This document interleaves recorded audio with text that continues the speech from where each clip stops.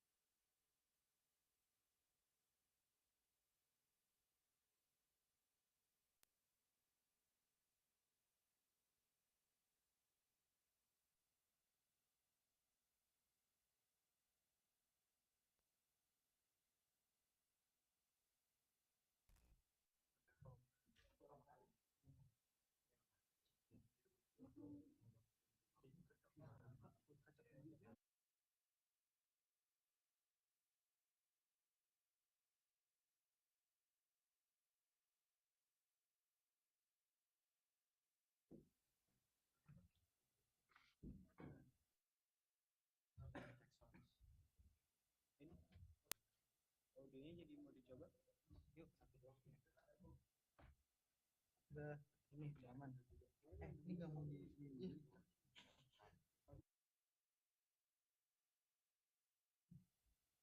Cek cek cek cek cek cek. apa? Kuping.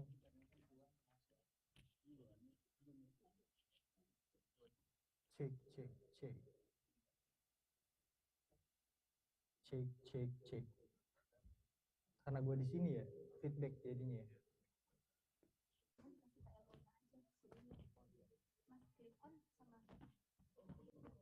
pegang satu aja kasih ujung. Pak Reza mana?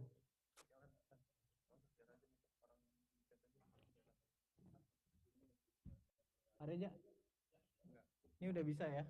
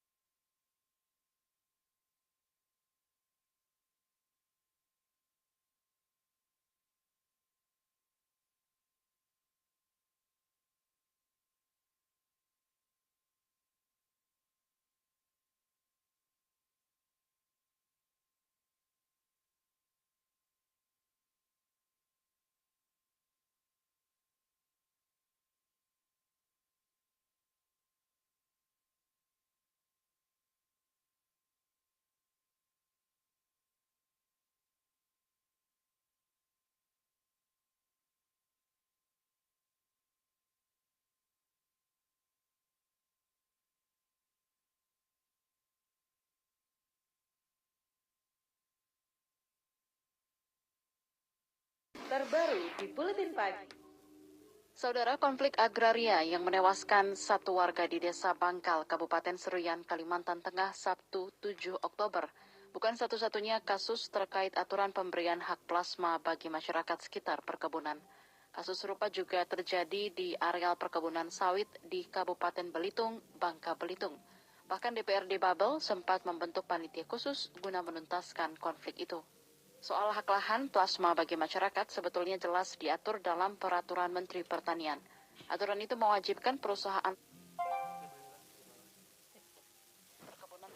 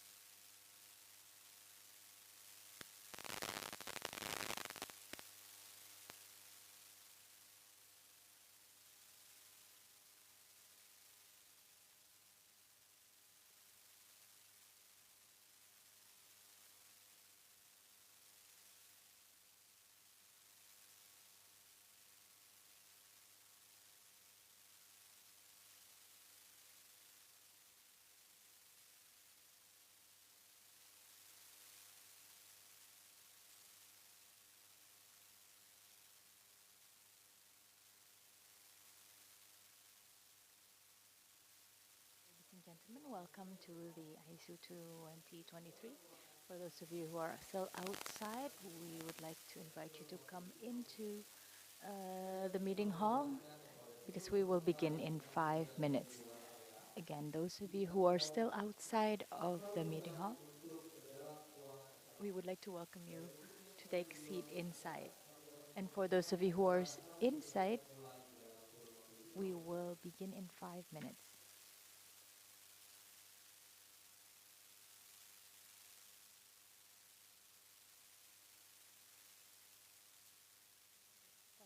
Cek sound channel 1, kedengeran?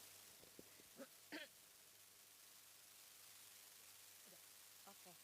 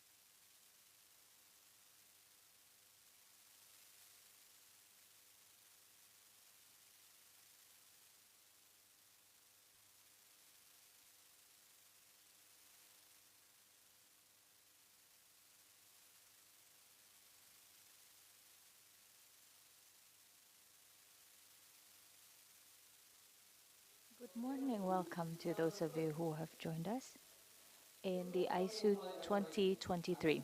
Before we begin, I'd like to share with you a safety briefing video to make sure that this event will be held according to the safety and security plans.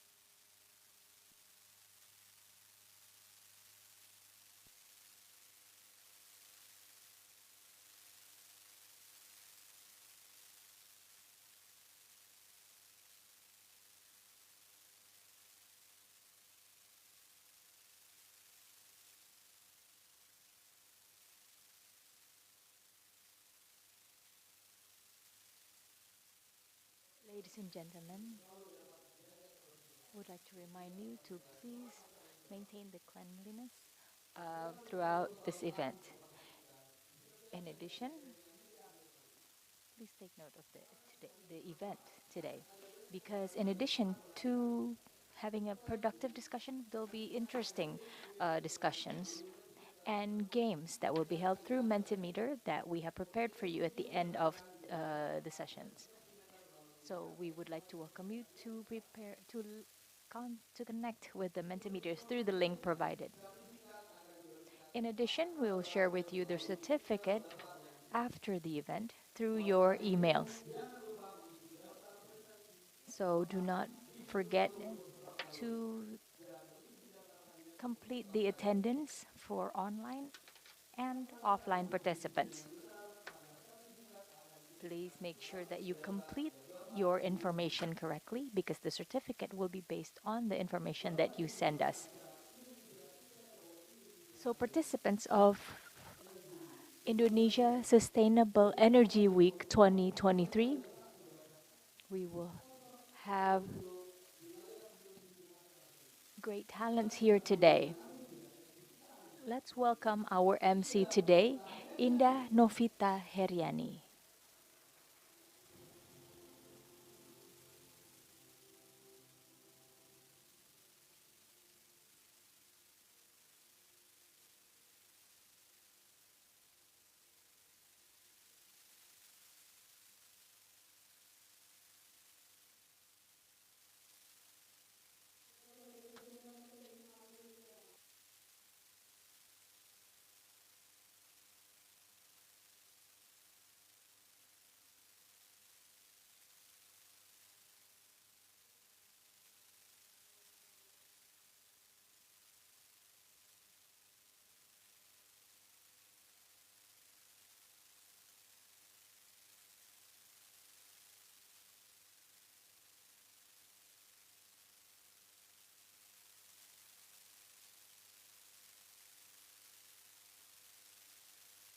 This event is also broadcasted.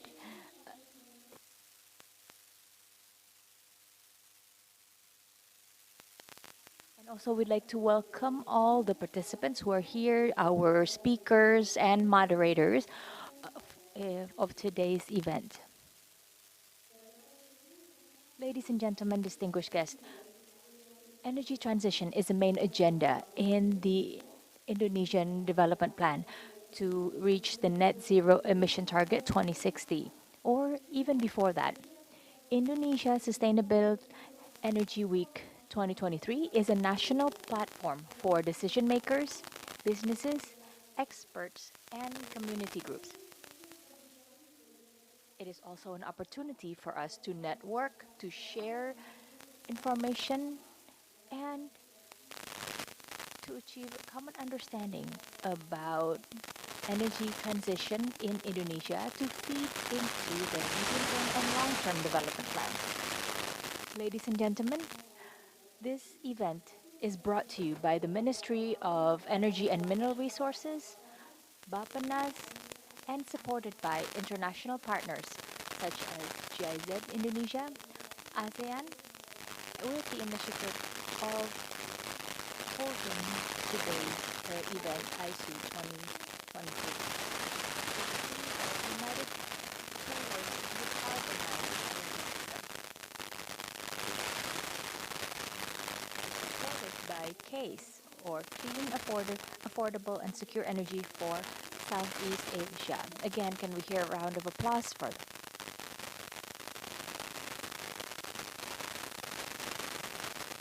Ladies and gentlemen, I would also like to greet the online participants.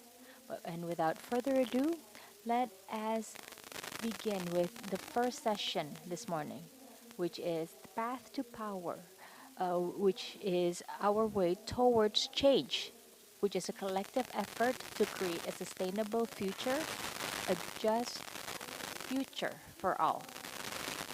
And this includes the efforts such as policy reform and individual actions so that we can change the world into a better place.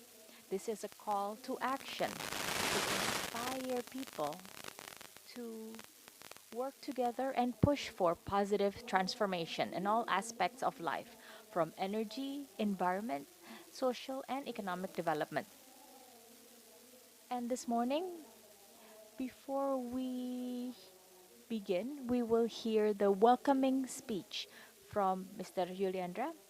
Ladies and gentlemen, please welcome Pak Yudiandra Yuwono.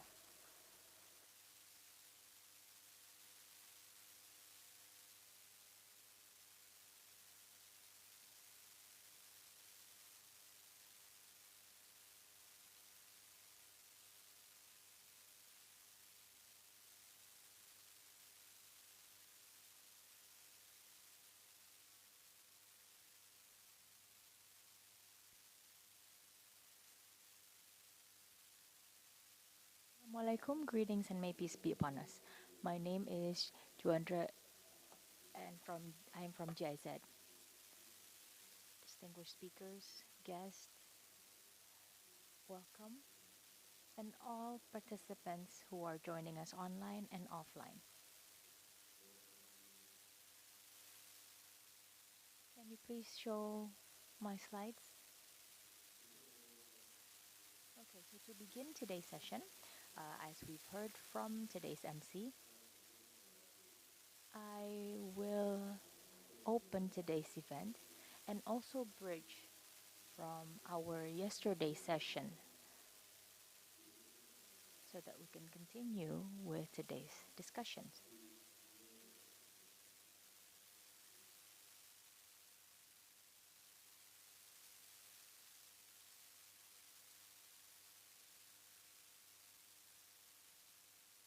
So I guess while we wait to see the screen, I know that we have had many discussions, frequent discussions about energy transition. Yesterday, we opened the ISEW event with various constructive discussions that have brought us today. We discussed vision,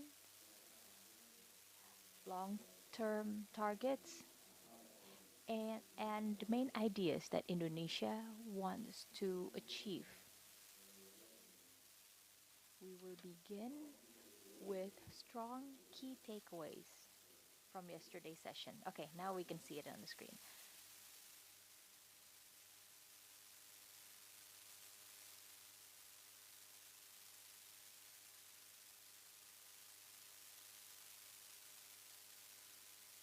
Okay, this is one of the things that we reached in our discussion yesterday, and this is a major point. Energy transition should not be in the way of economic growth. Again, energy transition should not be in the way of economic growth. A major global discussion that is taking place is, surrounding the question, is it possible? Can these two things happen?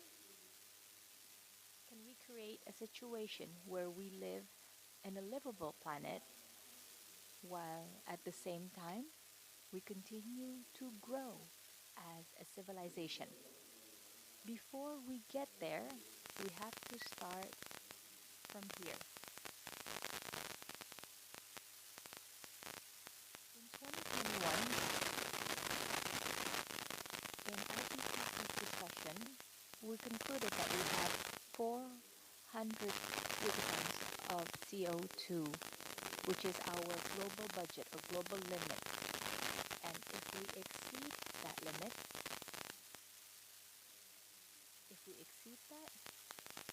then we will exceed the 1.5 degrees Celsius, assuming there's no systemic failure. And we have come very close to that.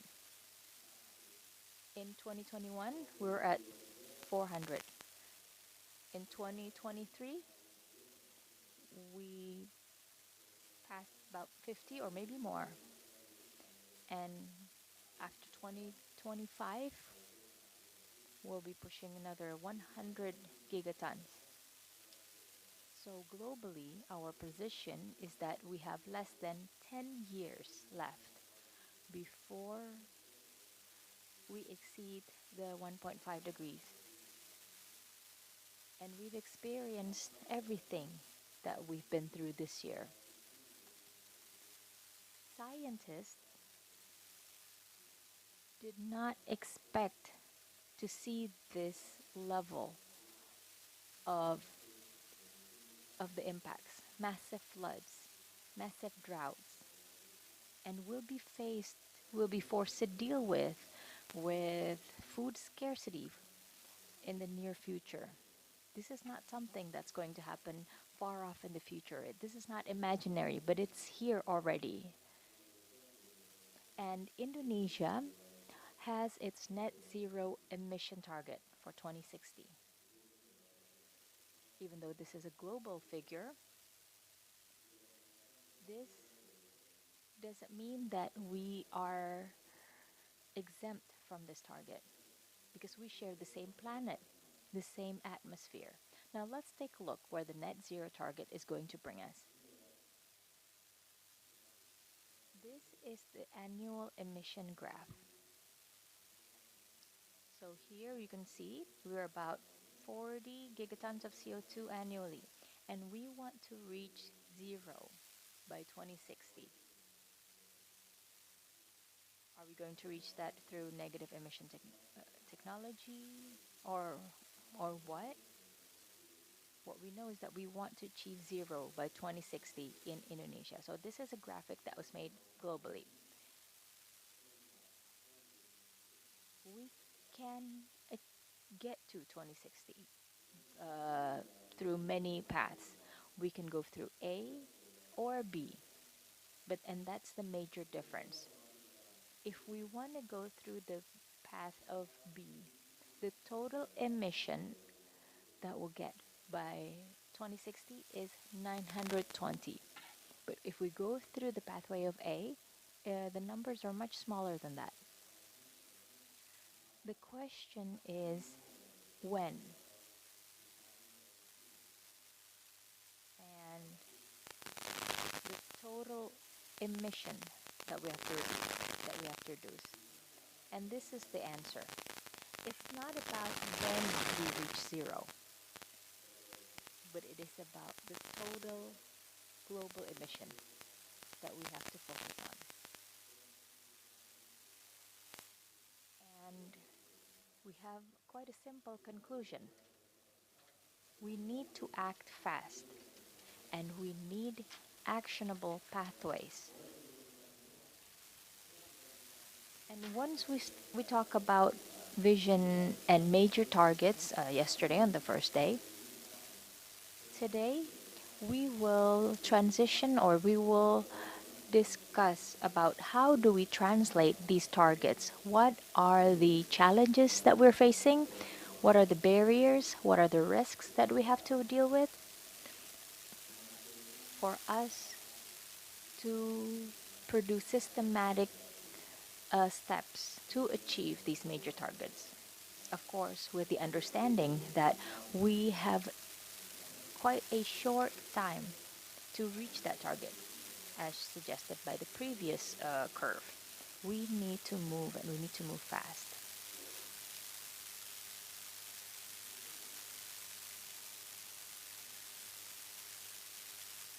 On our journey to reach zero emission, we will have to do with increased energy consumption. Energy consumption has grown from 2010 and is expected to continue to grow. This is something that has been happening historically, even though we talk about increasing efficiency, increasing the use of new and renewable energy, but this increase continues to happen, and that's something that we have to take into consideration. The majority of the energy we're using, the majority of the primary energy is fossil fuel energy. To create a change in the current system, we will need a major change. It will require major efforts. And that's something that has been discussed and concluded in our discussion yesterday and as well as previous discussions. And today we will continue to discuss that the adoption of renewable energy, low emitting sources of energy, this has to happen in across all sectors, across all demand and supply sectors. And we'll be talking about how the industry is one of the sectors to play an important role in energy adoption. We'll also be talking about the supply end as well, or the generating end. We'll be talking about a future where we want to use more renewable energy. Well, this is the situation at the moment. I think this is an overestimate where we have 15% or maybe less than that of our energy coming from low emission sources. Well, the rest comes from emission intensive energy sources. Theoretically speaking, we want to reach a future with zero emission. So we have to achieve the picture in the far right, where 100% of our consumption uses renewable energy or low emission energy sources. Unfortunately, a zero emission system as of today is not yet possible. This is from a technical and non-technical perspective. We can talk about, for example, aviation. At the moment, there is no alternative to jet fuel. For the industry sector, there are many energy and heat intensive industry with no alternatives. So we still have these technical challenges that we need to discuss. How much are we willing to acknowledge these obstacles? This will be important for us to decide what are the steps that we have to take, what are the consequences that we have to deal with. Because there will be a number of solutions, which will be our options, in addition to theoretical options, like, for example, cooking. It produces emission and footprint because the majority of us uses kerosene, biomass, or LPG for cooking. Theoretically speaking, we can replace all stoves in Indonesia with electric stoves. That will require a huge effort and coordination. And we have to acknowledge the challenges that we have to deal with if we want to create zero emission system. But that doesn't mean that we don't have any opportunities.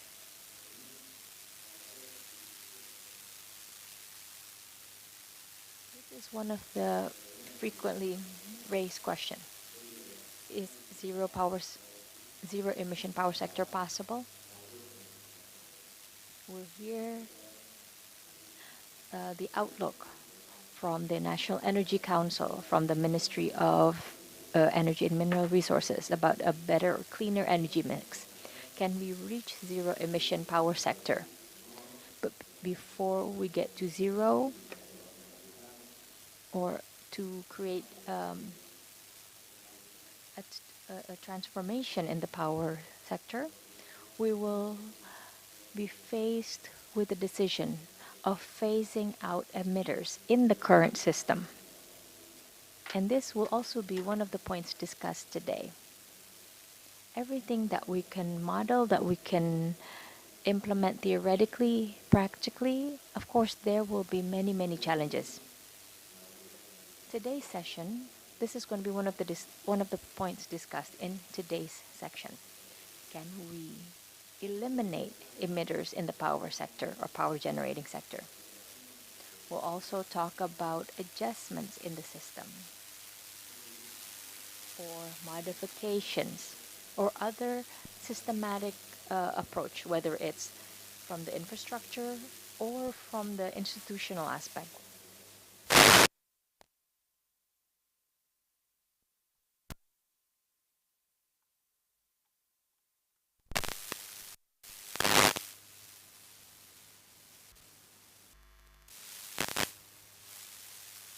We're back to this point.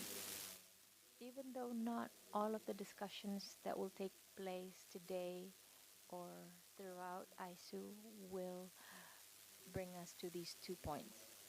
But when we can achieve these 2 points, net zero emission system,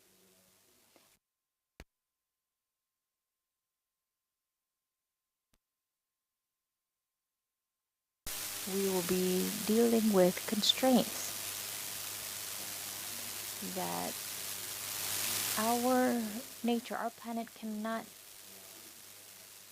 maintain itself. It's not sustainable at the moment. We are exceeding our planet's boundaries, our planet's limits. And this is something that we have to continue, we have to keep questioning. I'd like to go back to the points that was discussed yesterday, that energy transition should not be in the way of economic growth. One of the conclusions that we can emphasize, and this is a message this morning for all of us to continue to look into, to discuss throughout ISU's for the next 3 days. We have to understand that both can happen only if of these 2 points, energy transition and economic growth,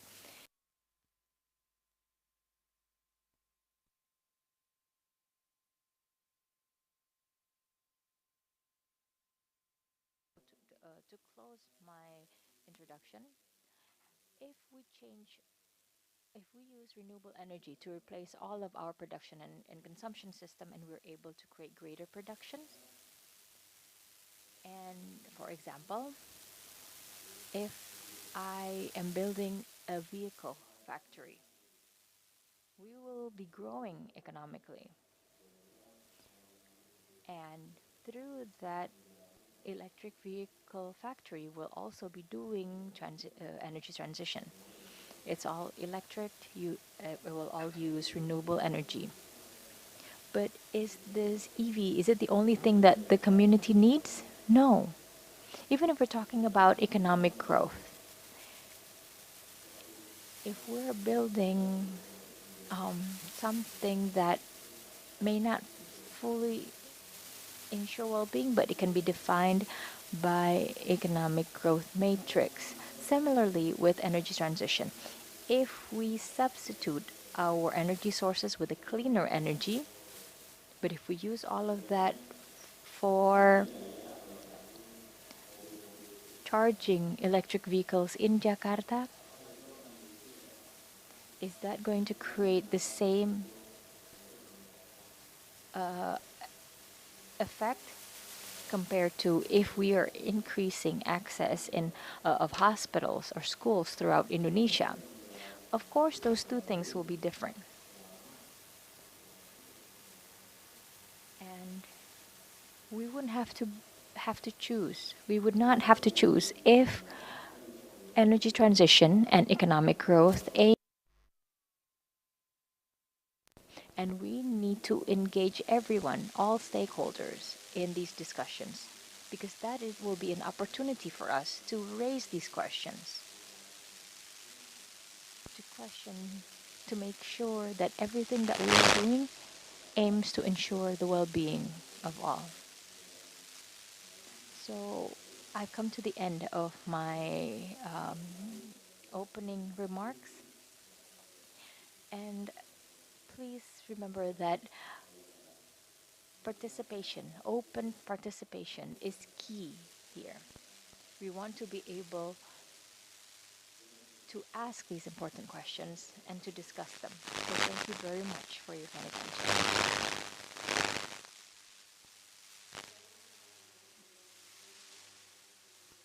Assalamualaikum. Thank you, Pak Yuliandra, for the welcoming remarks.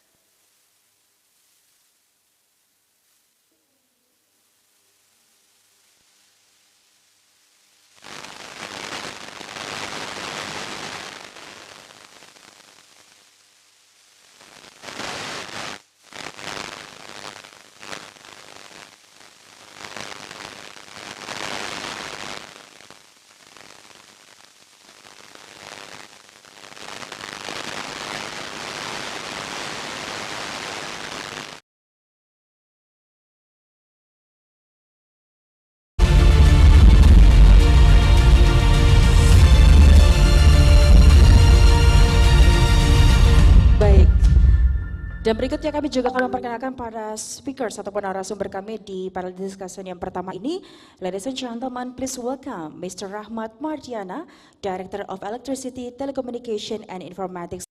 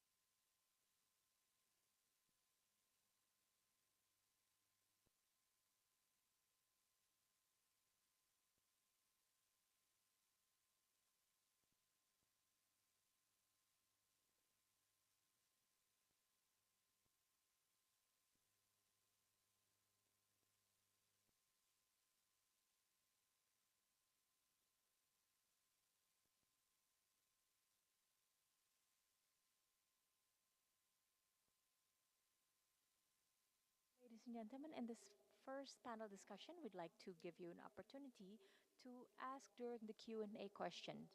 And our moderator will be Ibu Grace. Ibu Grace, we'd like to welcome you to moderate this first panel discussion. Thank you. I would like to thank our MC. I'd like to start by inviting our speakers to take a seat. I will take this seat over here, please. Ladies and gentlemen, take a seat.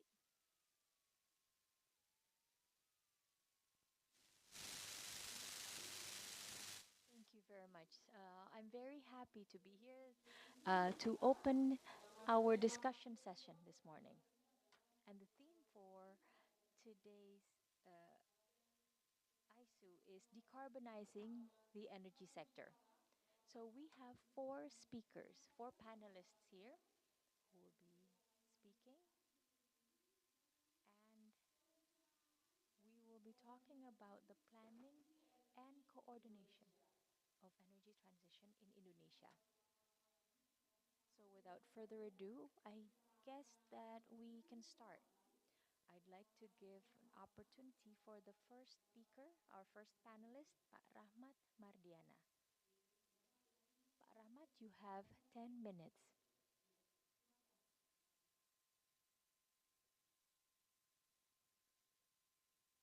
Thank you very much, Madam Moderator. Assalamualaikum, greetings and may peace be upon us. I hope that you are all in good health, and I'm very happy to be here in today's event, continuing from yesterday, which was the first day.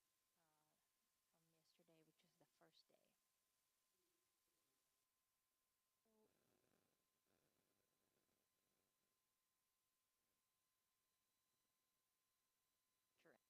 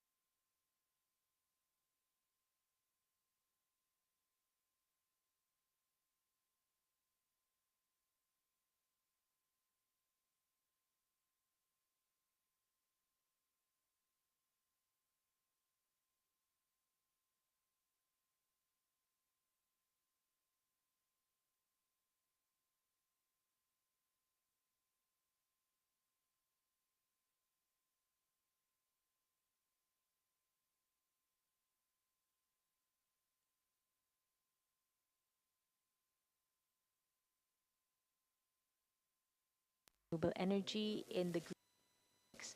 We are targeting to have 70% of new and renewable energy share. There are also indicators about energy, energy security, and food security. In addition, regional development has to be aimed to reducing inequality, especially between the western and eastern parts of Indonesia. And in the process, we need to achieve that through the various steps stated in the National Long-Term Development Plan.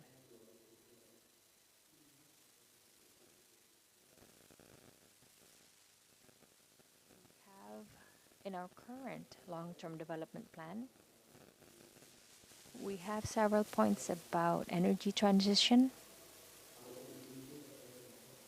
and technology use to reduce emission, specifically from coal power plants.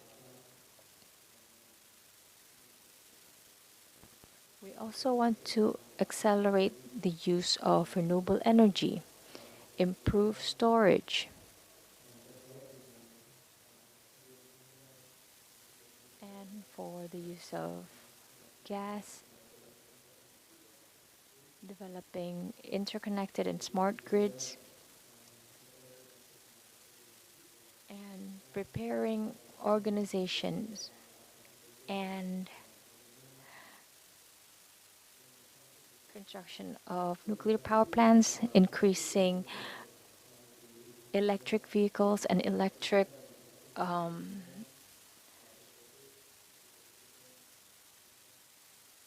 devices at home, and to shift away from fossil fuels to help accelerate the use of renewable energy.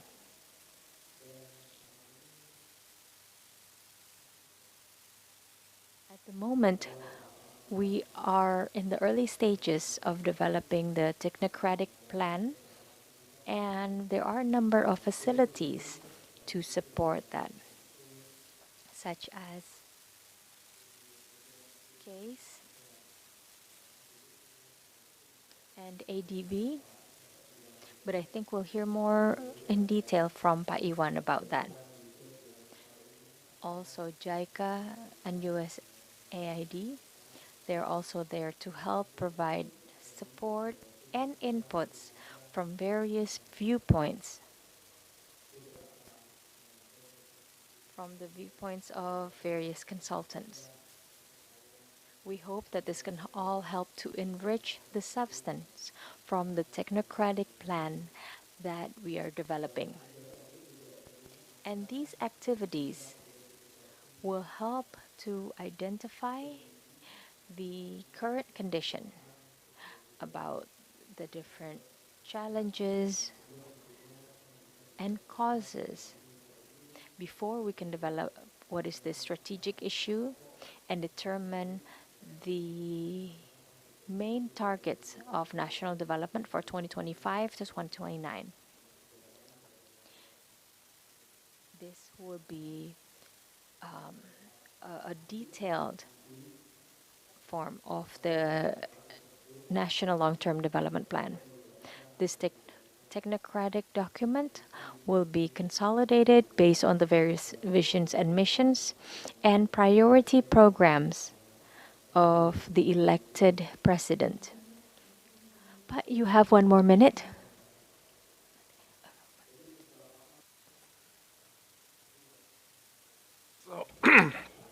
There are several things that will be discussed in general, because from the investment perspective for the renewable energy, it's still renewable energy is not competitive compared to fossil energy.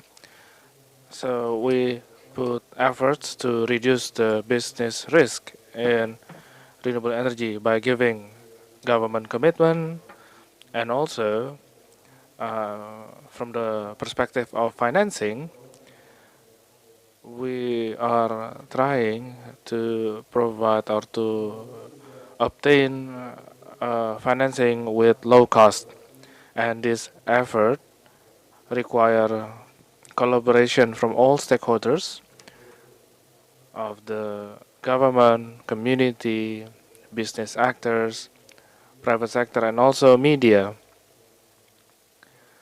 which all collaboratively work together to prepare the planning document that will serve as a basis or a reference to develop the planning document in the ministerial level, in the government agencies, and also by the local government.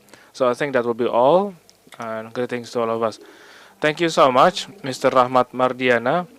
Next, we will go straight to Mr. Chris Nawan to deliver his presentation. Do you want to operate yourself, or okay, I will operate myself. So, greetings, good morning, and may peace be upon all of us. Thank you so much the invitation from Bapenas, JZ, Ministry of Energy and Mineral Resources, and hopefully by all of us are here, we hope and expect the document will be integrated. So allow me to provide insights on what we have to do. Some of the slides might be replicated from the previous slide. So this is the impact from climate change globally, and Indonesia also experiencing the rise of sea level.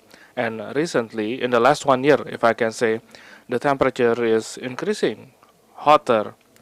There are many changes occurring that will affect to food and others. And this is real, that something actually happened globally, and it require a collective action by all, not only by state, by all of us. Like all of us are attending this event, we have to do something.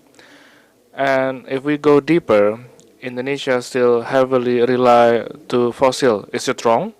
This policy was taken before this global threat happening, and at that time, Indonesia is in the course of development. That's why we choose the cheapest energy, which is fossil fuel or coal.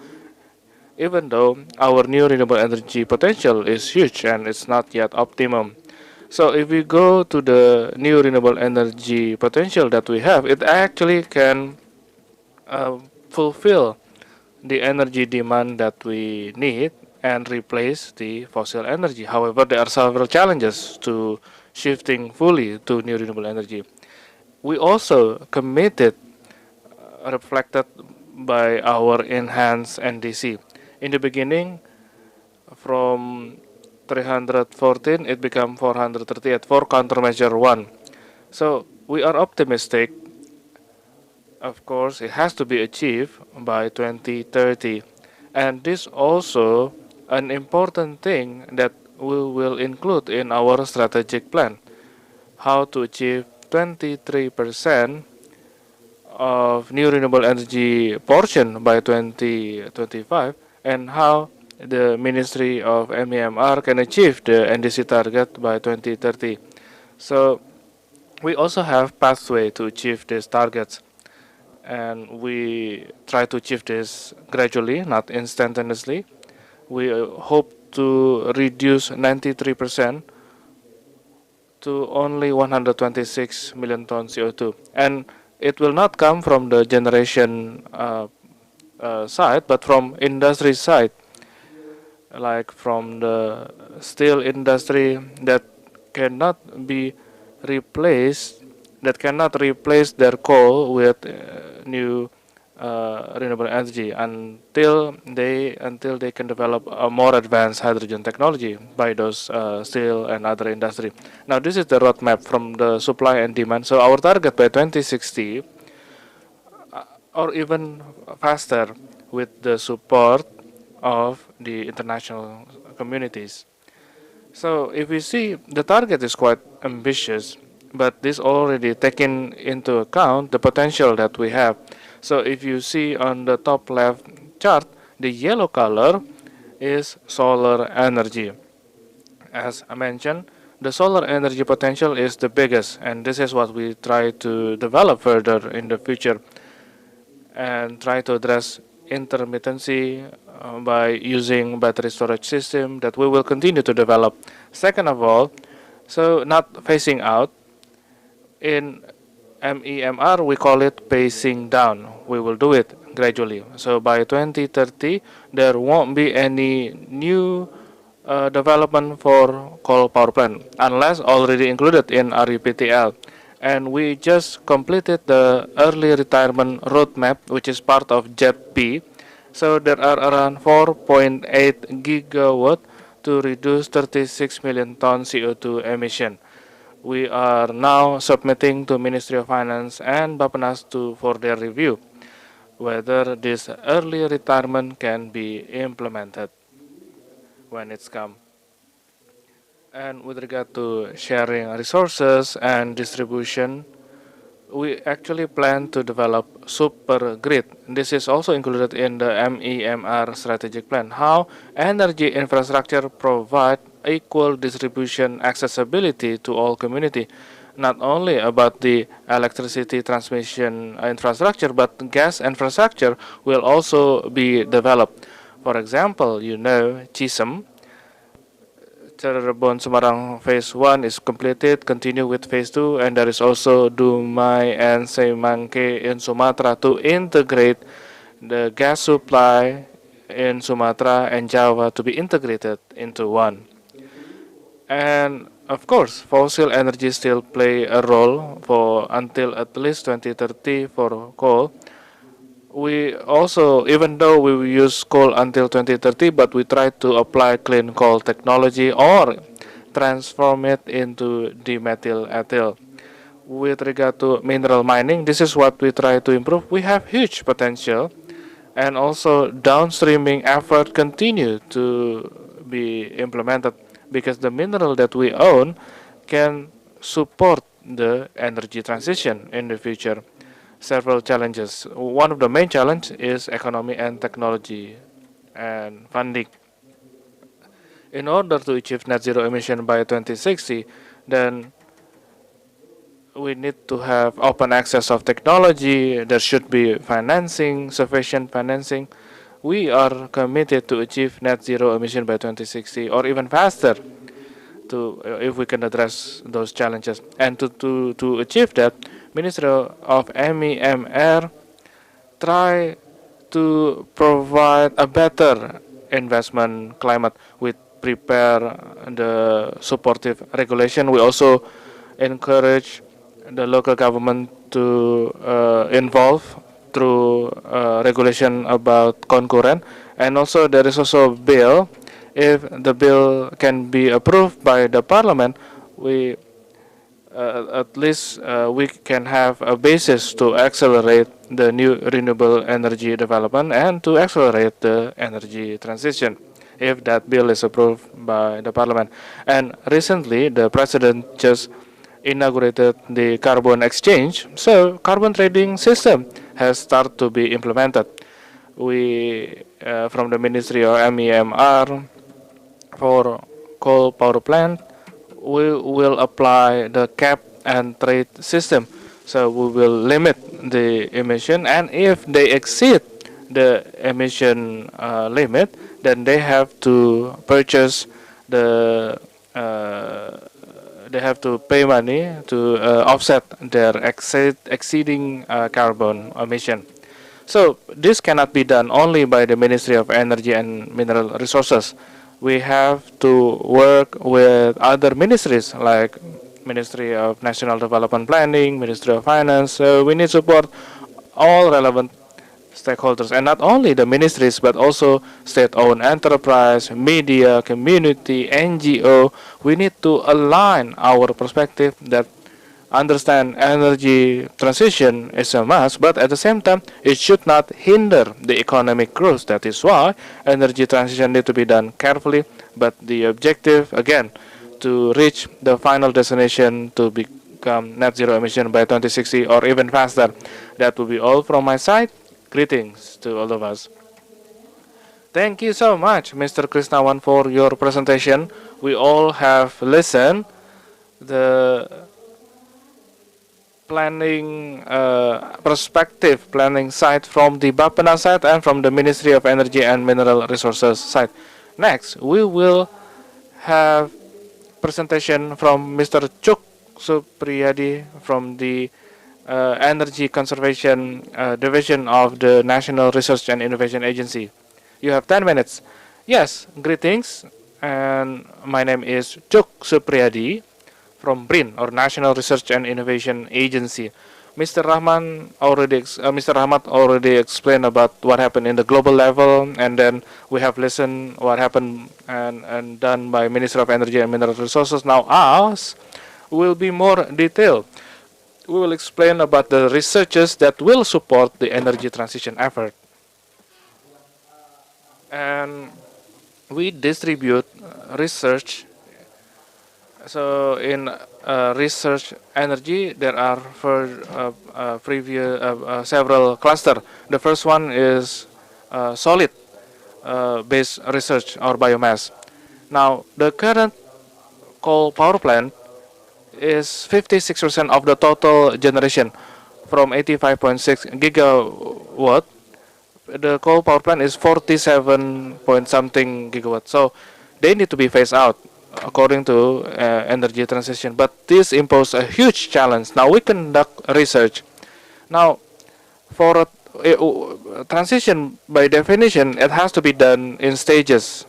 Now early retirement of coal power plant can be hindered, can be slowed by utilizing biomass. So we perform co-firing research, either coming from biomass or convert the coal power plant. So we have steps for that phase out, and there are 3 steps. The first one,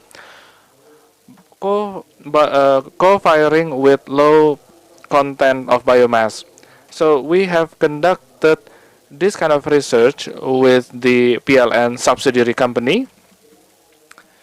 So by this low biomass, we don't have to perform any modification to the boiler, and we don't have to add anything to the boiler. So what is the maximum biomass that can be used for co-firing in the coal power plant without make any modification? Now PLN is conducted 36 research equal to 126,000 megawatt hour or 118,000 biomass, and it reduced around 124,000 ton of CO2 emission, and the source is PLN 2023, and this hasn't included IPP. Now for medium biomass content co-firing, now coal power plant boiler is developed for coal. Now if we put biomass, it will cause problem. So we try to add additive so that those kind of problem that may arise when we put biomass can be minimized. So what level of percentage, we are now conducting that research. Now for co-firing with high percentage of biomass, so additive will not be enough. We have to modify the big boiler. We have to perform big modification of the boiler. We need to treat the fuel, we need to add additive, and we are working with the manufacturer to perform boiler modification, especially for those already phased out. Now, what are the challenges? The challenges are raw material or feedstock. Now, biomass feedstock. Now, PLN, based on the regulation, they can purchase biomass with the price of coal DMO. So I think this is a challenge. Yeah, this is a hindrance. While international coal price is above 100, so biomass. So because of that low price, most of the biomass are exported. Now this is the first cluster of research, and second, is the VRE cluster, VRE research cluster. So as mentioned by the Minister of Energy and Mineral Resources, according to the scenario, the net zero emission roadmap, the biggest potential is from the solar energy. And we have issue with fluctuation, with intermittency. So we have to conduct research. The reliability of power grid when receiving that huge of VRE, what will be the maximum amount the current grid to accept VRE without energy storage. So we are trying to install online sensor in 54 location, and we do simulation. What will be the most optimum? Should we big huge in several points, or we distributed the solar source? We also perform smart grid research, as mentioned by MEMR, inter-island interconnection. Because at the moment, 70% of load is in Java. However, the renewable energy potential is outside Java, so we need to build a big transmission. And the next one, we have research on ocean energy. We have a huge potential on ocean energy, but at the moment, only 0 being utilized. This is a challenge. Of course, the challenge is because of high cost and in infrastructure. Now, development of ocean energy is the potential is isolated area, and there isn't any infrastructure. And second, the speed of ocean current at the moment, we only have maximum 2 meters per second. Now, with regard to the current research, we try to find research. We try to do research on how to improve the sea current efficiency turbine. We try to improve the sea current turbine efficiency. So it's still in the R&D phase. And this potential, this ocean energy potential, is located in eastern part of Indonesia. And next one, the liquid fuel cluster research. So we are supporting the B30 and beyond program. So there are huge opportunity in biodiesel because this is renewable energy. We have abundant of source. We can reduce import. However, there are several challenges. First, the quality of the fuel is not consistent because biodiesel is hygroscopic that absorbent to water. The calorific value is low, therefore, the fuel consumption relatively higher compared to diesel. And material compatibility. So we need specific material because material used for biodiesel and diesel is different, including the rubber seal, and also the metal is different between biodiesel and diesel, and easy for oxidize or filter blocking. So what research that we need to do, we try to reduce the impurity, and we also perform engine testing. We modified the engine so it can accept B30 or above, and we try to do research about how to handle and storage of the fuel itself. We also perform research on water removal because it has mixed with water, and we try to do research on reduce the water content. We also perform research on finding the compatible elastomer or rubber seal or metal that is compatible with the biodiesel, and we try to perform research on what absorbent and additive that can be added. And the last research, the last cluster research, is about gas. And we are focusing in hydrogen because, as mentioned by the previous speaker, that gas, starting of 2050, gas will be replaced by hydrogen by 2050. However, there are still many challenges with regard to hydrogen production. At the moment, the hydrogen production cost still high. There is still lacking on regulation and standard, and we still lacking on expert human resources.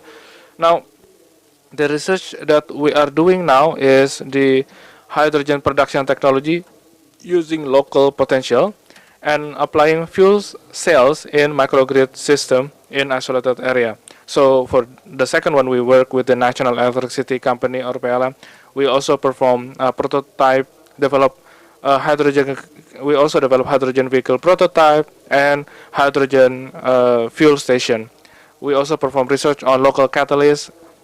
So we try to identify what catalysts can be used to reduce the hydrogen production cost, because at the moment the cost of hydrogen production is still expensive. What will be the trend? The future trend, hydrogen will replace gas. So MEMR has a roadmap to replace gas with hydrogen. And the second trend, hydrogen will also be used in the transportation sector, not only as battery, but for vehicle, they will powered by hydrogen. And second, the next trend is the hydrogen production costs will reduce over time, and the trend utilization of fuel cell in the smart grid ecosystem. So thank you so much, Mr. Supriyadi, for the presentation and deliver in 10 minutes. And next, we will listen to. We'll now hear from Pa Iwan about the 5-year roadmap. So, Pa Iwan, you have 10 minutes.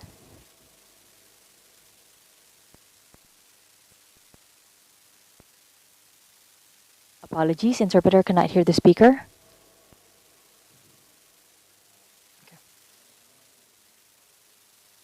First of all, thank you very much. I'd like to thank Bapanas and GIZ for the opportunity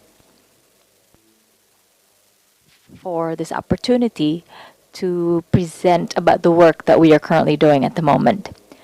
So we've heard from Pa Rahmat and Pa Krisnawan about the targets to achieve to reach 2030, 2045, 2060. And this is supported by BRIN, the Research and Innovation Agency. And these are all long-term work. So this morning, please allow me to share about the 5-year plan, especially from the 2025-2029 medium-term development plan document. We've heard from Pa Rahmat that the 2025-2029 National Medium-Term Development Plan is a foundation to achieve the targets that we've heard about, noting the various limitations and challenges that we have faced. We will now look into what are the plans for the next 5 years to achieve those targets. So for the energy sector, for the power sector, here we can see that power consumption has grown quite intensively in the past 20 years. We are at about, sales have grown by 140%, and we are also seeing an increase in household electrification and energy consumption per capita. I'm sure that you know this information already. Unfortunately, to meet this electricity demand, this has been done to meet this power demand. We have been using coal-fired power plant. Indonesia has abundant coal reserves, and that is why the use of coal for power generation has increased drastically. In addition, we can see that coal power plants have increased because of the demand. Meanwhile, to achieve our energy transition target, we have a number of commitments.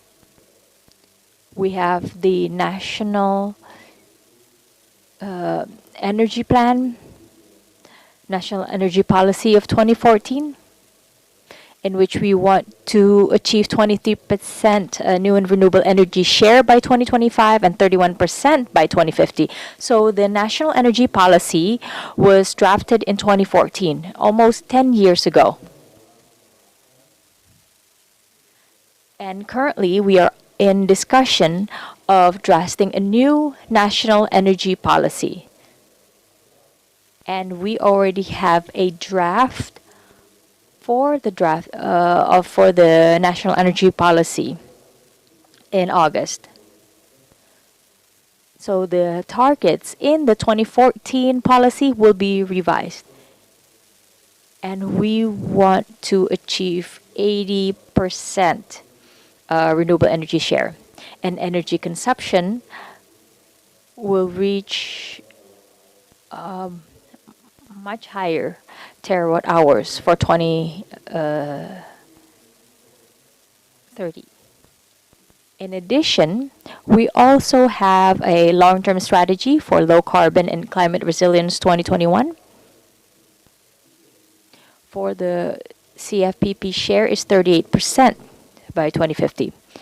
We also have our 2022 enhanced NDC, and we have presidential regulation number 112 of 2022 to limit coal-fired power plant constructions. And something that we are discussing quite frequently now is about JETP, Just Energy Transition Partnership, which was launched last year in 2022. It contains assumptions or predictions which may not always be entirely aligned with the government's previous plans, but of course there are justifications for that. And the renewable energy share is to reach 34% by 2030. And currently, JETP is finalizing its CIPP, which will be launched November of 2023.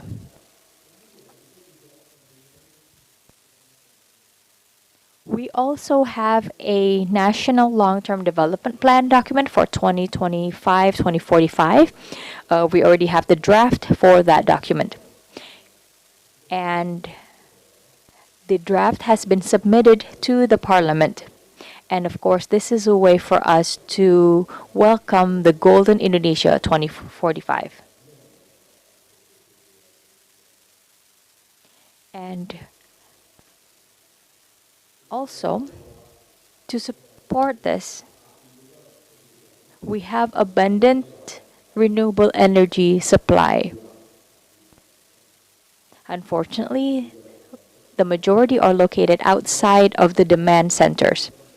So here we can see how Indonesia is still far behind in its renewable energy development. In the left-hand graph, we can see how Vietnam has many solar PVs way ahead of us. And on the right-hand side, on the right-hand graph, we can see that in the past 10 years,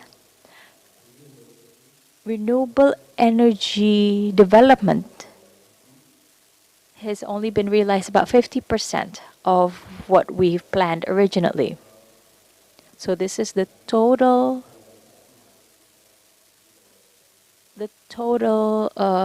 implementation is only less than 50% of what was planned. We also have the National Energy Plan for 2023-2060 as planned by the DG of Electricity. We have other new renewable energy sources such as hydrogen, ammonia, and others. But I will not talk about that in detail. So we have 5 priority areas for the next 5 years. Number 1, we want to accelerate mature clean energy technologies. These are proven technology. We are expanding clean energy, including energy efficiency. We have to strengthen the supply chain as well. We also have to look at the mismatch between supply and demand, the gaps. And we are planning to develop new clean energy technologies. As we've heard from Brin, there are a number of technologies that we are developing. This is because we are actively participating in energy. We want to be a global leader in technology for energy transition. The third priority area is supporting regional development. Number 4 is preparing for a just energy transition or just transition. And for that, we have to understand the impacts of this transition. And then lastly, we need to deliver sustainable financing. So these priority areas are in line with the 2045 Indonesia vision. The Vision 2045 targets are to increase per capita income, achieve zero poverty and reduce inequality, increase global influence, increase human resource competitiveness, and GHG emission reduction towards net zero. And here, just in brief, this is the work that we are doing for each region. This includes mapping the various challenges or problem areas, including challenges in eastern part of Indonesia. This is the timeline that we're working on. So we are developing white paper for, so we held an FGD to collect inputs about the medium-term development plan. So we have collected inputs. We have done consultation with various working groups, which is ongoing until December. In January, we are planning to have the draft for the National Medium-Term Development Plan document. In that draft, it will include investment, supporting regulatory reforms. Okay, one more minute. I'm on my last slide. And then public opinion survey, that's something that we're doing as well. And this will provide inputs for the newly elected president in 2024. On April and June, we plan to finalize the white paper for the National Medium-Term Development Plan. So thank you very much for your attention. I apologize for taking a little more time than allocated. Thank you very much. Thank you, Pat. Thank you. Let's have a round of applause for our speakers, our panelists. So now we will have a Q&A session. But before that, please allow me to ask a few questions to help trigger more questions from our participants. The first question I would like to address to Pak Rahmat and Pak Krisnawan. So we've heard that, of course, planning requires synergy and coordination. But like Andra said earlier, sometimes there would be an agenda, like a strategic plan for LPG, for clean cooking. However, these plans may not necessarily align with the energy transition agenda to reach net zero emission. Can you please share with us what is the strategy that has been implemented? What are the challenges faced by each ministry? So who'd like to respond? Pak Rahmat? Okay, thank you. Thank you very much. So looking at what we've heard about the policy direction, and well, not only for current ones, but also future policy directions.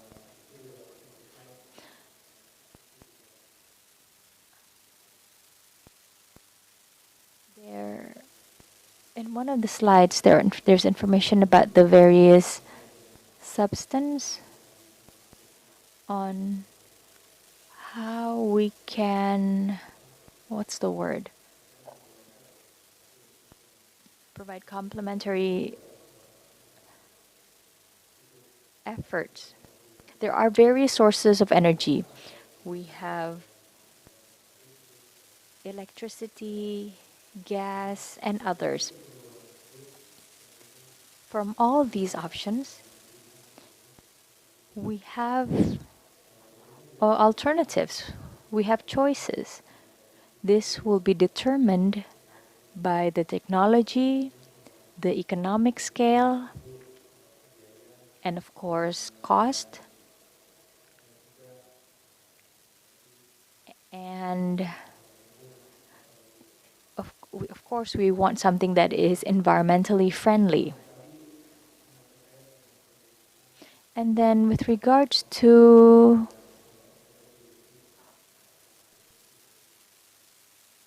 electricity, electric vehicles to replace fossil fuel, and also the use of electric stoves to replace gas stoves. The cooking devices that was mentioned earlier. Well, if we look at the process, the planning process and the budgeting, this depends not only on the substance itself, but not just the government, but also broader consideration. For example, various ministries. They are also in the planning process, the budgeting process as well.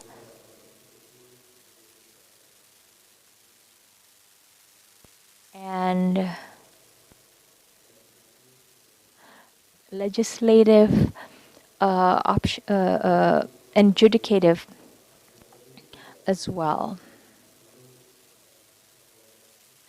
And this has to be done in collaboration so that we can ensure a collaborative governance. And for the stoves, of course, that depends on technology as well. For the cooking appliances, we need to think about substituting. If we want to substitute electrical appliances, we have to compare apple to apple. If we want to replace the gas stoves, for example, we have to compare them. And we want to make sure that the decisions can provide the utmost benefit, the greatest benefit to as many people as possible. Sorry if I'm answering in a roundabout way, ladies and gentlemen, but I do hope that the decision that is made can be beneficial to the public, to everyone. Thank you, Bob. So I would like, before we go to Pak Krishnawan, I'd like to emphasize the point about the need for inter-agency, interministerial coordination, improved infrastructure as well. For example, technology as well. To provide that technology, what kind of coordination do we need among different agencies and ministries? Okay. Thank you for the question. So in the ministry, we need to always coordinate and collaborate between ministries and agencies. And this is we talked about drafting the medium-term and the long-term development plans. So we have the long-term development plan, which will be broken down into medium terms. In Bapanas, we know that the long-term development plan includes energy transition and decarbonization for Indonesia by 2060, or even sooner than that. The Ministry of Energy and Mineral Resources have our targets as well. When we have the National Development Plan, our ministry will have to develop a work strategic plans, such as creating access infrastructure for the public. And also, we need to think about how to ensure the downstream end of our mineral and resources of our resources, energy and mineral resources. And we also will have to draft implementing regulations. For example, we have the National Energy General Plan. That is a long-term plan for 35 years. We need to have implementing regulations. We also have the National Electricity General Plan. That's also long-term. So all this is currently being developed. We have the RUAN, or the Energy General Plan, that is currently being developed by the National Energy Council. This will also include the energy transition. We also have the RUKN. So after the laws are passed, after government issues the regulations, this will help guide us so that we can create our work plan based on the net zero emission target, the National Energy General Plan, the National Electricity General Plan. Based on these long-term plans, our ministry will then develop our strategic plans so that everything will be in line to achieve the same target. And what we are discussing with Bapanas is the target for the energy mix, because we have quite a high target. In 2025, we have 20% energy mix target, but for 2045, it's 70% target for the energy mix. So we are currently discussing this internally. In addition, the National Energy Council aim to have 17% target. And for the 70% target, this is something that we're still discussing at the moment. So if there are different viewpoints, we are asked to provide our inputs and justifications. Thank you, Pak Krisnawan. Thank you very much. So I'd like to ask Pak Cuk Supriyadi and Pak Iwan. We've heard about technological development as a way to achieve energy transition. I would like to hear the comments of Pak Cuk Supriyadi and Pak Iwan. Is there a gap in technology development? Is this linked with interministerial, interagency coordination, which will help us to achieve energy transition? I'd like to first go to Pak Cuk Supriyadi about the technology development. Thank you very much. So for technological developments, we refer to the government, specifically the Ministry of Energy and Mineral Resources, about what are the priority developments to achieve this energy transition. The first gap is for solid fuels, in which we have a lot of work to do to change the coal boilers into biomass boilers. So that is a challenge for researchers. For solar PV, for solar energy, the question is about efficiency of the solar cells. This is a challenge. This is something that we have to address, that we have to work on. And with this huge target for solar PV, what is the land area that we need? If we can create efficiency, then we'll require less land area. What about floating solar PV that we can place on water bodies? These are some questions that we are addressing. And then reducing costs.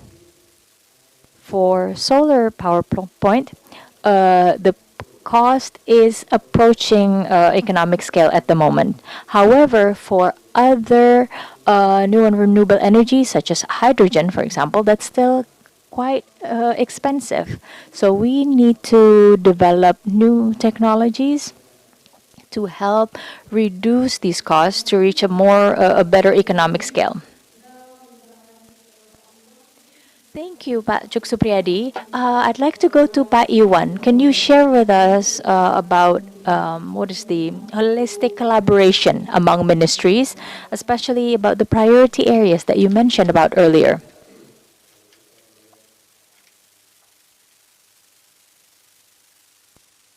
Well, if we look at the government policies, the government targets, there are a lot of targets that we talked about.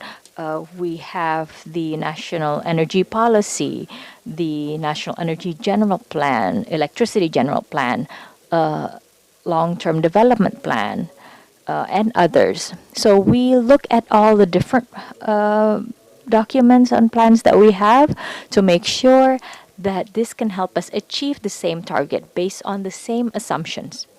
It is not easy to coordinate among ministries or organizations and other stakeholders because all have different models. However, we are talking about the long term. What we're doing for the next 5 years is to create a foundation about what needs to be done. If we're talking about technology, we look at for priorities 1 and 2 is the first is to look at mature technology, to accelerate this mature technology. And these are proven technology. There are a lot of proven technology for example, geothermal. Geothermal, that takes a long time, like 7 years maybe, but that's proven technology. Solar PV as well. Hydro power plant as well, for example. However, renewable energy or some are very site specific. And then if we're talking about developing new technology, we are preparing to create new technology that can be implemented maybe in the next 5 or 10 years. For that, the main problem is cost.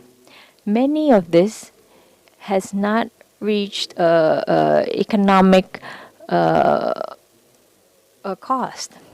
And to do that, we engage many ministries and agencies, such as Ministry of Bapenas, MEMR, also the Ministry of Industry.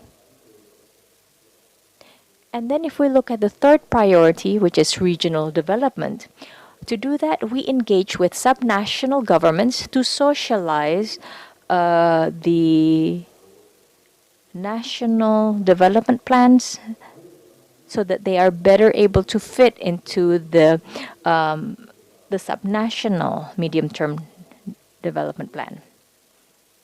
And then for energy transition, we engage JETP. That's also another innovation. For that, we have to sit together with other ministries and agencies to achieve the target that we want to achieve. Like, for example, the 2030 target, 2045, and 2060 targets, so that we can get out from the middle income country trap.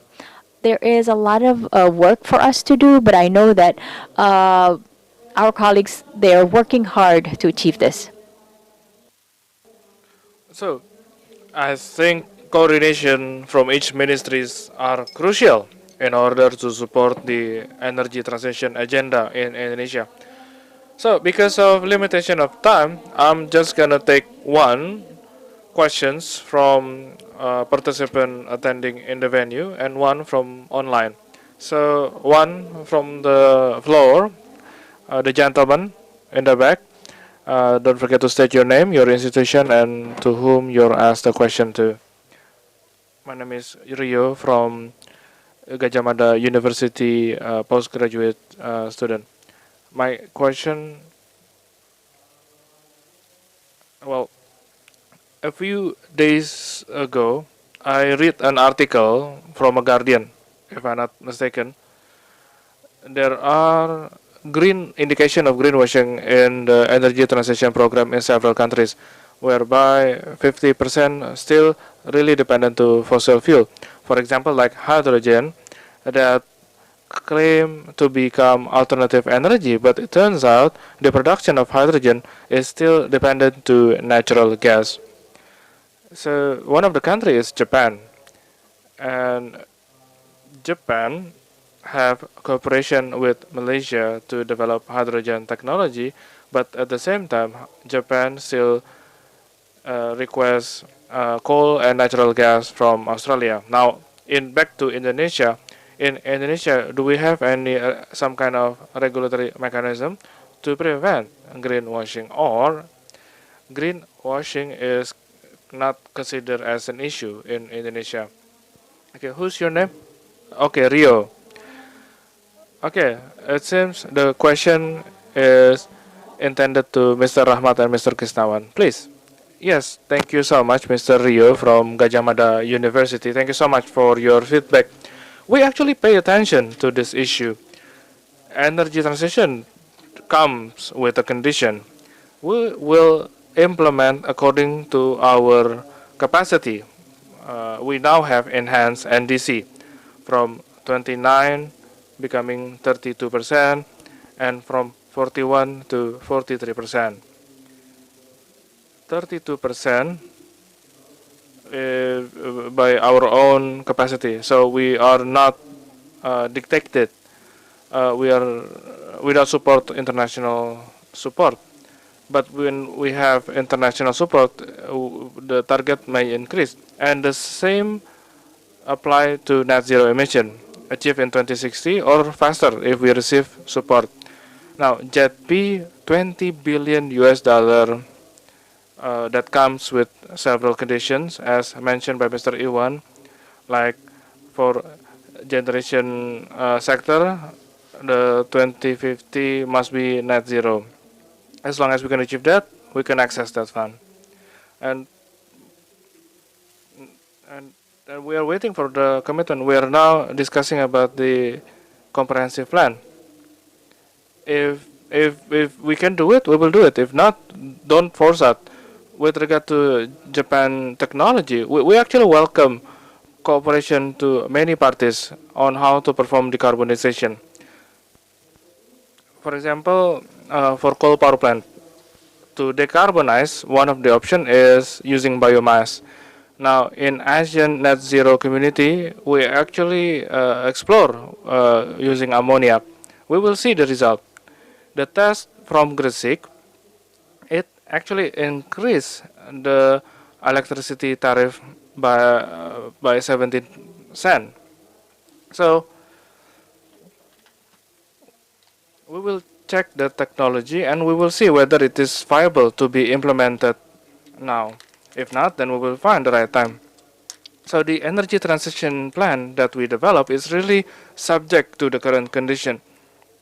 It can be faster, like JETP, but where the fund is, if we can access the fund, we can do it faster. And we welcome any technology, but we will check the readiness of the technology first.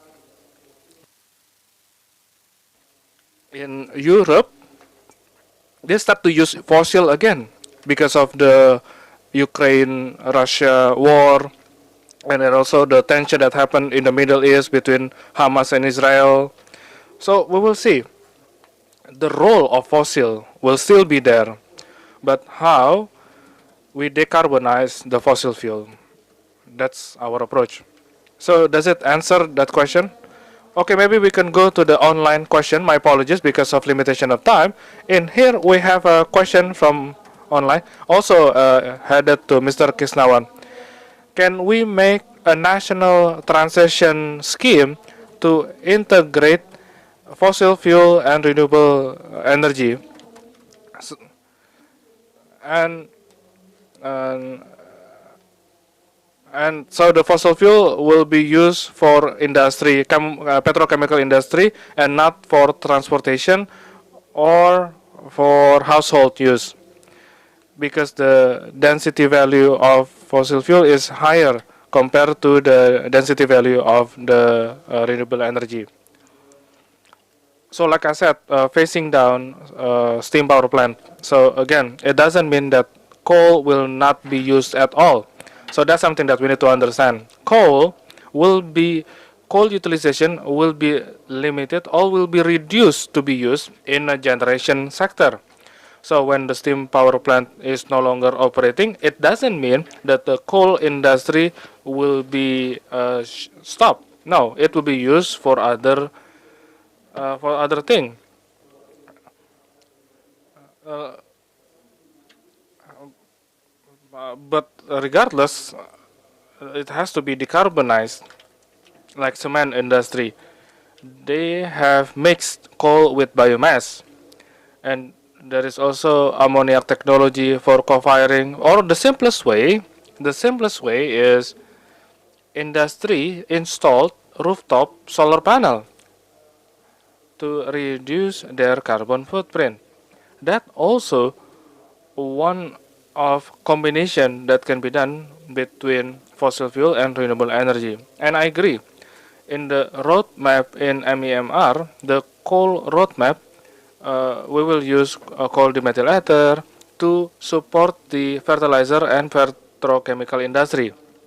And what also important in that roadmap, we also plan to implement CCS technology, carbon capture and storage technology. When the technology becomes available, then we will see. But what mentioned by Mr. Cucu from BRIN, from the National Research and Innovation Agency, coal power plant combined with biomass is that one alternative without modifying the boiler. That's low-hanging fruit. And also, coal power plant to reduce their carbon footprint is by planting mangrove trees. Usually, the coal power plant are located in the coastal area. So by planting mangrove, it may reduce their carbon emission. And we also encourage those coal power plants to install solar rooftop. And by implementing or applying cap and trade policy, we hope. Well, at the moment the cap is still high, but over time it will go down, go down, go down. So they will have option, either buying carbon from other power plant that has emission bonus, or slowly they will apply technology that is more efficient in order to reduce their emission, or totally change it into a new renewable power plant. Okay, thank you so much, Mr. Krisnawan. And because of limitation of time, we will close our first discussion session. I think if I can summarize the panel, first, energy transition is a collective responsibility, is a shared responsibility, and has to be incorporated into the planning document, which in this regard, the medium-term development plan. Second, planning issue is a holistic issue, and we have to continuously coordinate with all the relevant stakeholders. Okay, thank you so much. Let's give a round of applause to all of the speakers. Allow me to close the first session. And as moderator, thank you so much. If there and my apologies if there is any wrong words, but I will give the opportunity back to the MC. Thank you.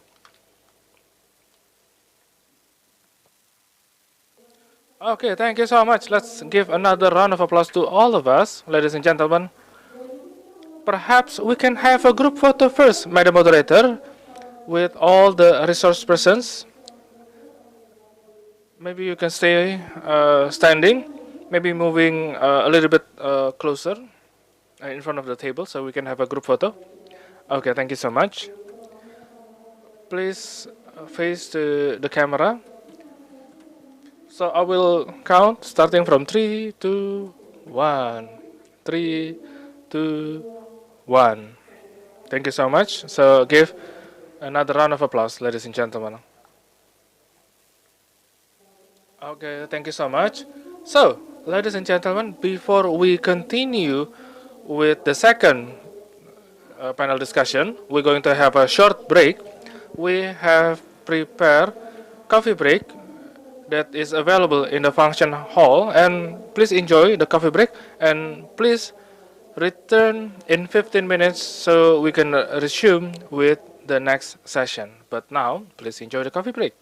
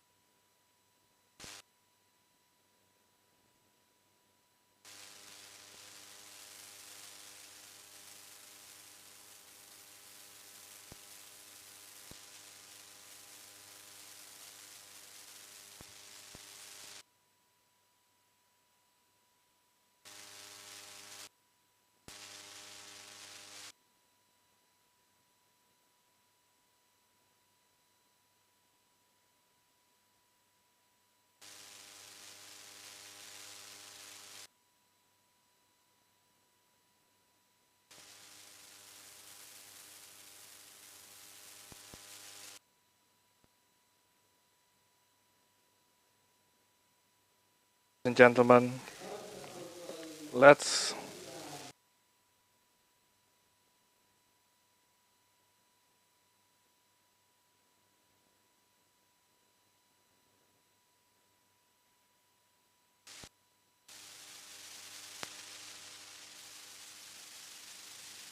Indah Novita.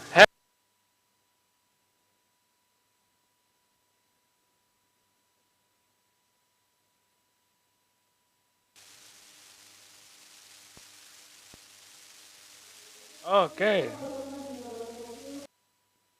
Good afternoon, and thank you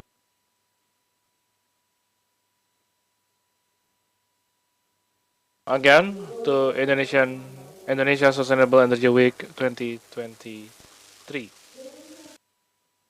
Further ado, in this opportunity, we will continue with the second panel discussion session. We will talk about navigating potential impact of decarbonization in region. It is a very interesting topic for today.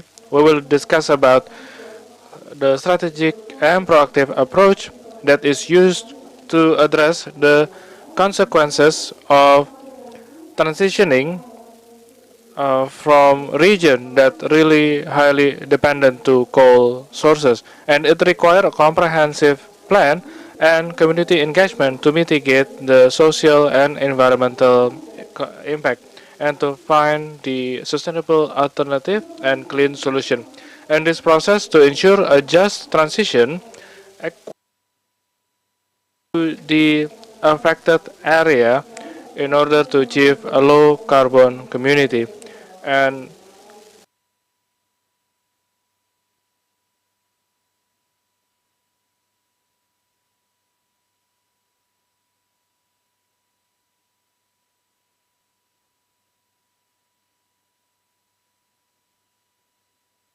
introduce each and every panelist for today. But first, I would like to invite our moderator that will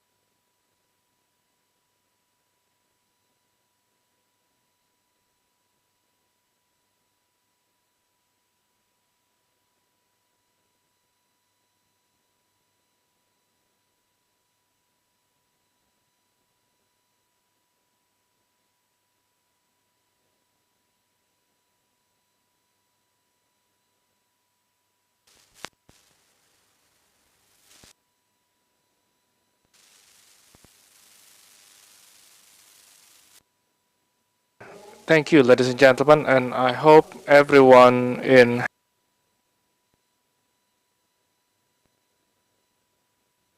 this venue and also those who join virtually.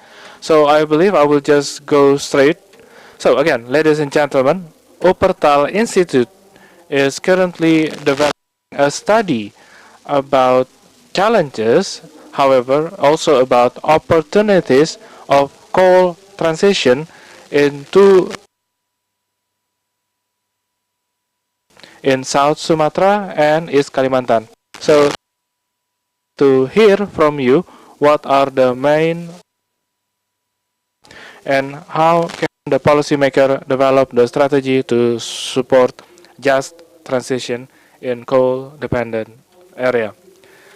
So over to you. You have 20 minutes sharp, please.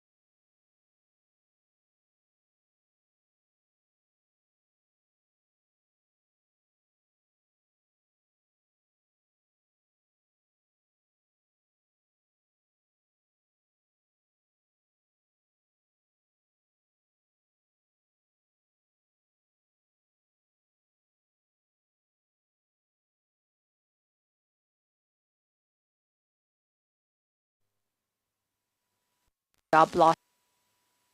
So how do we prepare ourselves, especially for coal production areas such as East Kalimantan, South Sumatra, for example?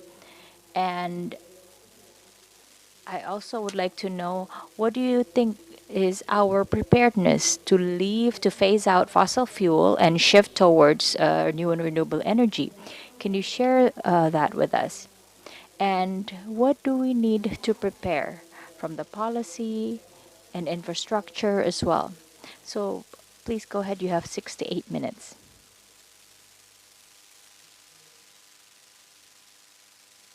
Thank you very much, Ibu, for our moderator. So I was actually asked to respond to Pak Timon's presentation about what it is that we need to do, that we need to prepare. So, ladies and gentlemen, because I'm talking about energy transition, in Sumatra and Kalimantan, which are coal producer areas,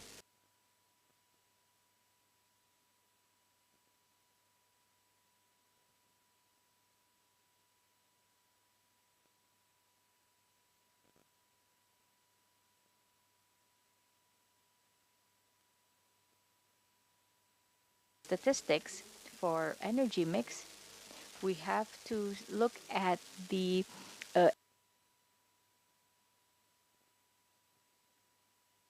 export. And earlier we heard from Pak Timon about there are several scenarios. For 2030, there will be a reduction, and looking at this graph, a reduction of about a quarter or a third of the export values. So we need to prepare for that.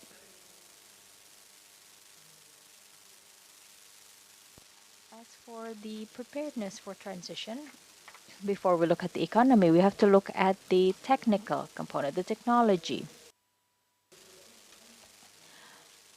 To illustrate, the coal-fired power plants, these are large-scale power plants, 300 megawatts, which is the smallest. Some are 1,000. So we know that we have a lot of potential for hydropower plants, especially in North Kalimantan. But we also know that there are other. We also know that the potential for hydropower plant is about 200, 300. For geothermal, the potential is only about 55. And as we heard in the previous session, that the reliance will be on solar PV. The question is, how do we prepare solar PV so that, I'm sure we can have large scale and smaller scale projects. And how can we rely on public participation through rooftop PV? How do we strengthen the grid? That is the issue here, right? Expanding and strengthening it. For Java, we're doing pretty well there, even though the condition there is, of course, far from Europe, but relatively more advanced compared to, let's say, Sumatra and Kalimantan, especially Kalimantan. In Kalimantan, there's still a lot of, we still have to improve the connectivity to increase new and renewable energy. And of course, if we look at the eastern part of Indonesia, so the issue is creating a more equal distribution. So we have to prepare the energy storage and distribution to support the PV penetration. The economic strategy is something that we also have to prepare. We have to shift and we have to look for sectors that have a similar added value compared to coal. This is one of the analysis that was carried out by a researcher, Octaviana, based on 2015, maybe Pak Gatot or Ibu Regina, you know that the coal prices had to be corrected. And this is a very important analysis. It reflects that it is not affected by high cost disparity. This has been corrected about 20 or $30 per ton. And this indicates the real situation in East Kalimantan. The sector, one of the priority sector is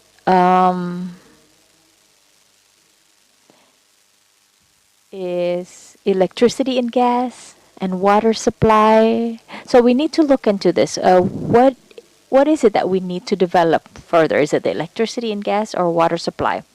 We hope that these are some of the sectors that can help replace coal, especially if there's a global reduction in demand. For South Sumatra, this is similar to what Pak Timon said. For East Kalimantan, it's quite dominant, 55%. But for South Sumatra, the figure is a bit more balanced among the various sectors. So mining can be reallocated to construction, building and construction, or industry.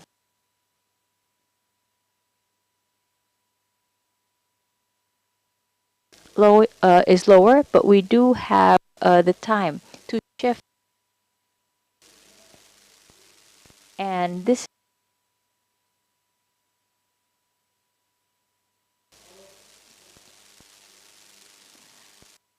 personal opinion is that if we force, that would be easier rather than the jobs lost in the coal sector.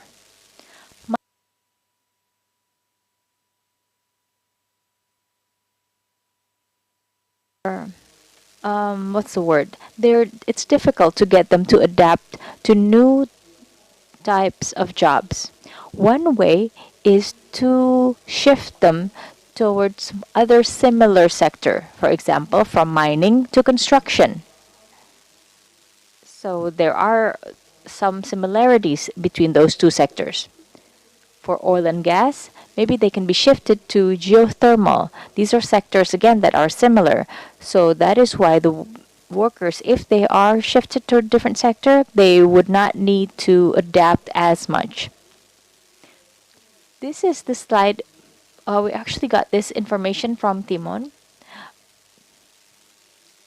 This is data from 1945 to 2017. Our coal resource and reserve. I think that in the next 60 to 70 years, we have to prepare ourselves. If we look at the timeline from Germany, it's about 60 to 70 years of the timeline. It seems that we need to have consistency. We have to be consistent. We can move slow as long as we do it consistently. So for that, we will need to understand the experiences, also the political dynamics. We have to have a better understanding of the social and political context as well. And in addition to that, there are other dynamics contributing to the situation. So thank you very much. I do hope that we can have time during the Q&A session to dig deeper into this topic. Okay, thank you, Pak Dedi from Bapenas. So we do have this task at hand to expand the grid, to look at other sectors that provide added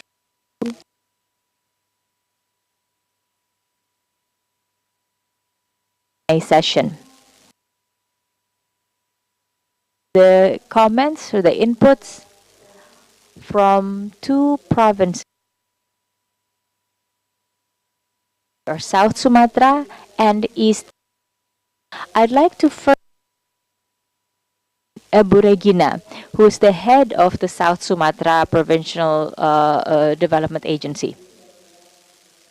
So, Ibu Regina, we talked about coal's contribution to the regional income and also the workforce in the sector.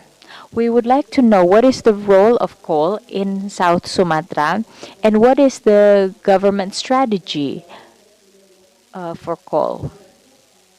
And we have hopefully one more question, which is provincial governments are currently preparing the provincial long-term development plans. What is the update that you have?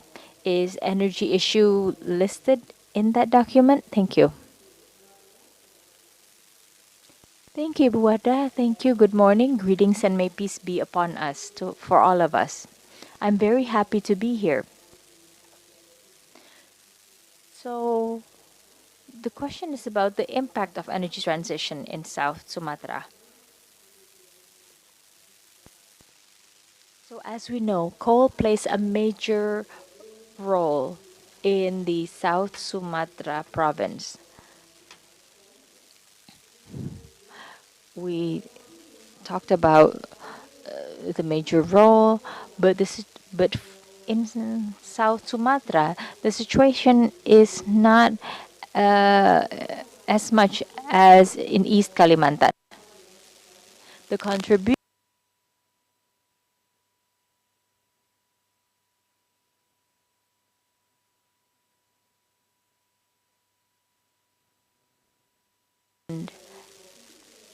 if we look at local income of the provincial government, its income from coal royalty is only 16%. The manpower is about 78,000 in 2022, which is 1.8% of the total workforce in South Sumatra. So only 1.8% works in the coal sector.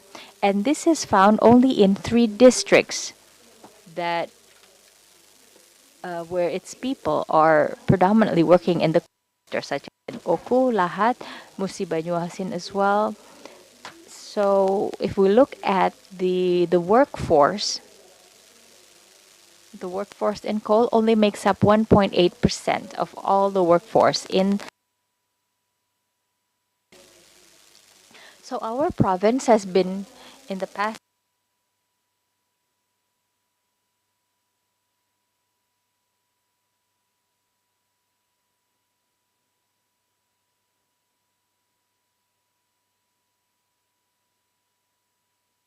under construction, and another 4 is being planned in the pipeline. On the coal transition, reduce the local government income.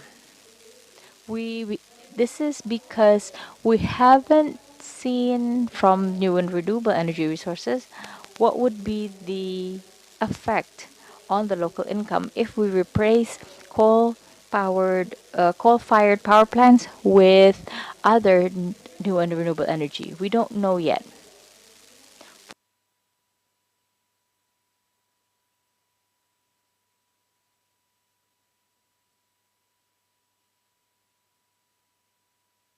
Increase in export compared to other export commodities. In addition, coal plays an important in local export, maybe export of coal.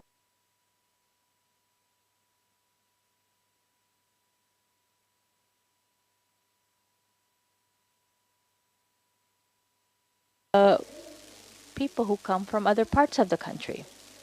If there is an energy transition, the workforce can potentially shift to other provinces. For example, is the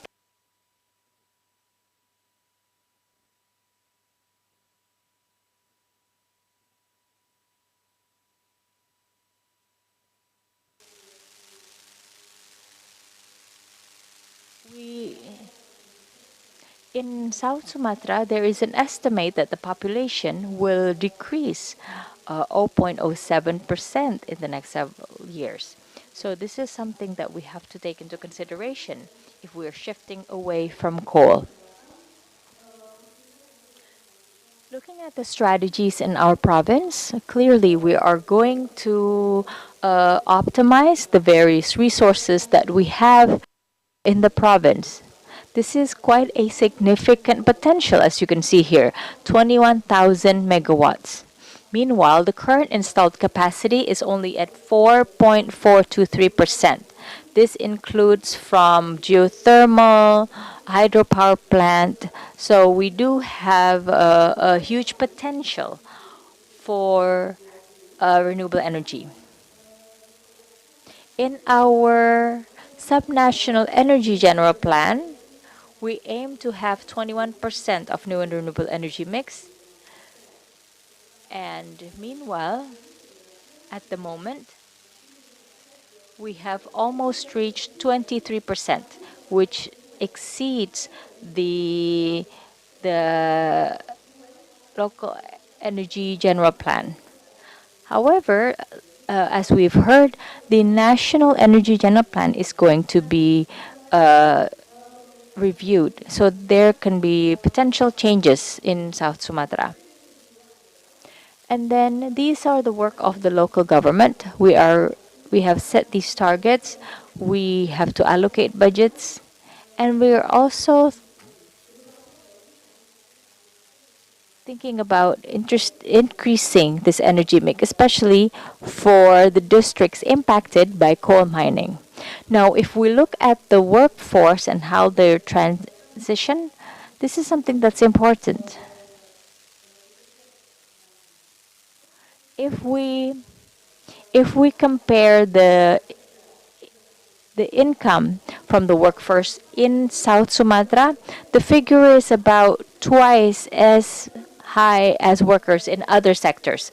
Of course, the number is smaller than compared to agriculture sector, but the income from the sector is greater compared to that of the agriculture sector. So this is a challenge about how can we get the workers to shift, to change their works. That's something that we need to address. In the first 5 years, we prepared for transition. We focused on transition, especially focusing on the community social and economic condition.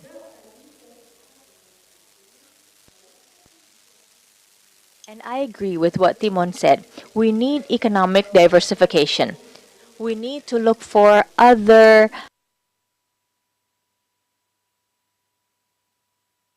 province, the agriculture plantation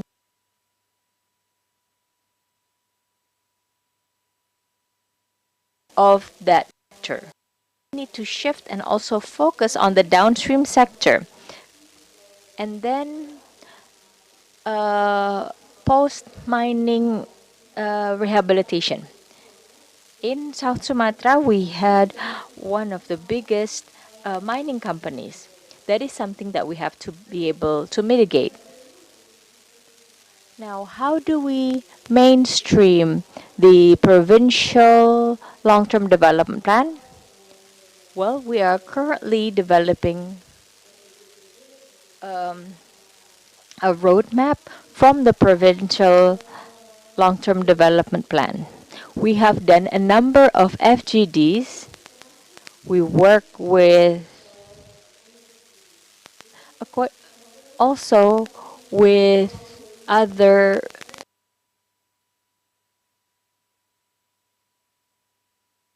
millennials. They ask us about what are the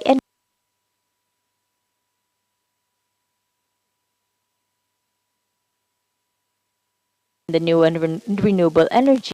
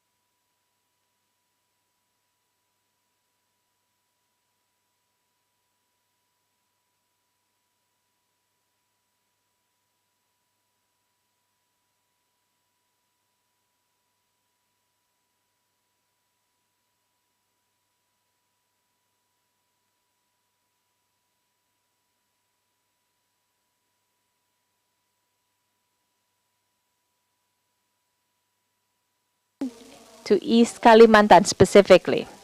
So East Kalimantan has developed a green economy a strategy to help anticipate. We would like to hear from you. What is the current,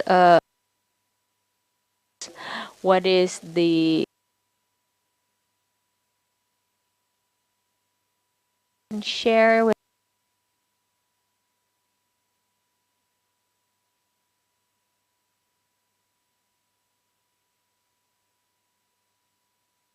Assalamualaikum. Thank you. Good afternoon. Thank you very much, ladies and gentlemen, for inviting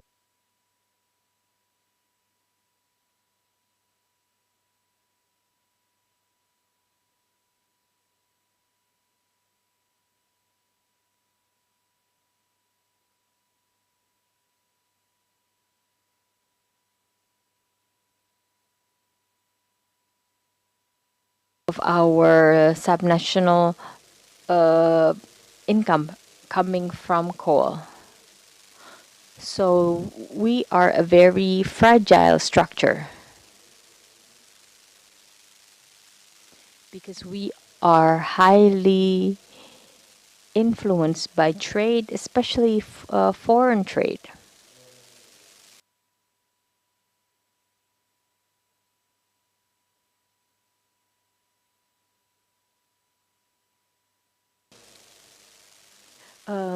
Well, is this something that's already done in East Kalimantan?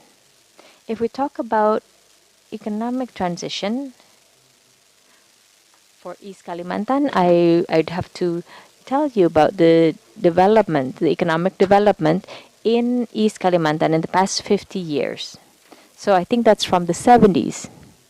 From the 70s, East Kalimantan province have relied greatly in the forestry sector. In the 1980s, then we shifted to oil and gas, but at the time there were no mines yet. In 2000, we started to see investment for mining. At the moment, there were actually we were able to predict that the mining sector is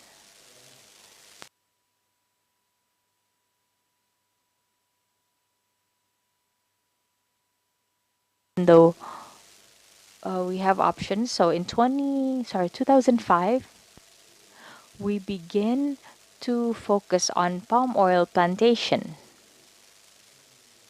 We hope that this would be able to balance the mining structure, even though we can see there's continuous increase in coal production in East Kalimantan.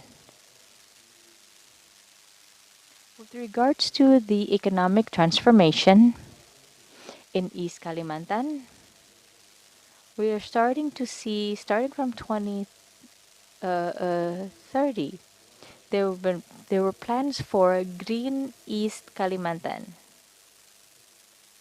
We try to do transformation, economic transformation, social transformation, so that we don't rely too much on coal.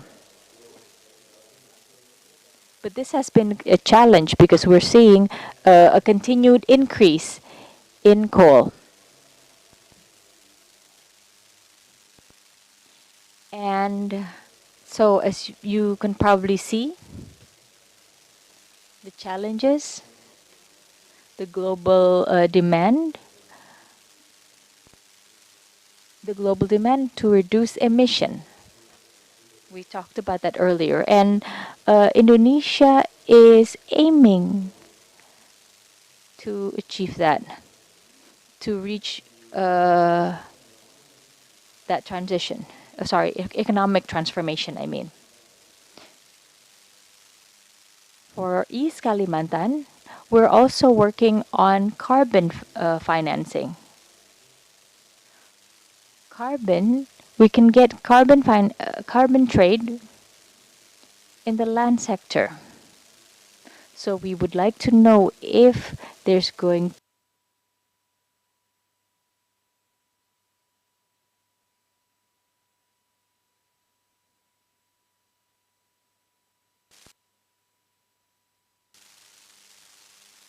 So this slide is situation in East Kalimantan, because new and renewable energy is very broad.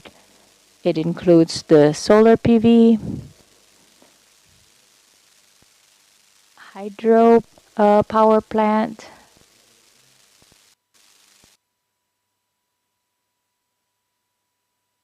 because East Kalimantan is also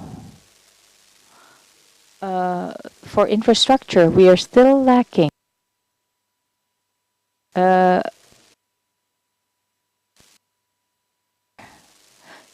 we are still at the moment trying to push to increase solar PV to help electrify villages, especially those that are not yet electrified.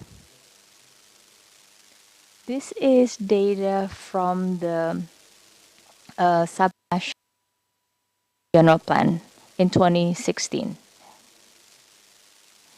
We can see that there's a huge potential for renewable energy, and reaching up to 23% potential capacity. And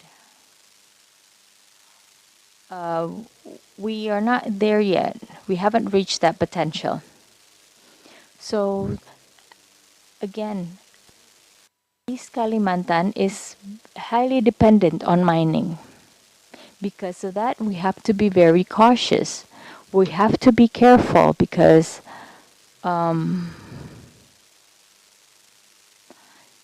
this is for 2060. It's until 2060, right? Is it able to shift coal so that it's not the main thing that East Kalimantan relies on? In the National Long-Term Development Plan, East Kalimantan is still stated as energy producer province. So we don't know if that's the case. Are we still focusing on coal, or can we push for others like oil and gas, for example? For example, gas for new and renewable energy. In addition,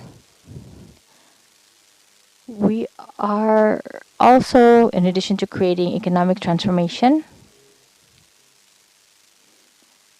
you can see that the production for East Kalimantan is up to 27 T, but that is so we are also pushing to increase the local income. Local income includes taxes, and taxes come from, among others, the mining sector. So we can see that there's a loop there.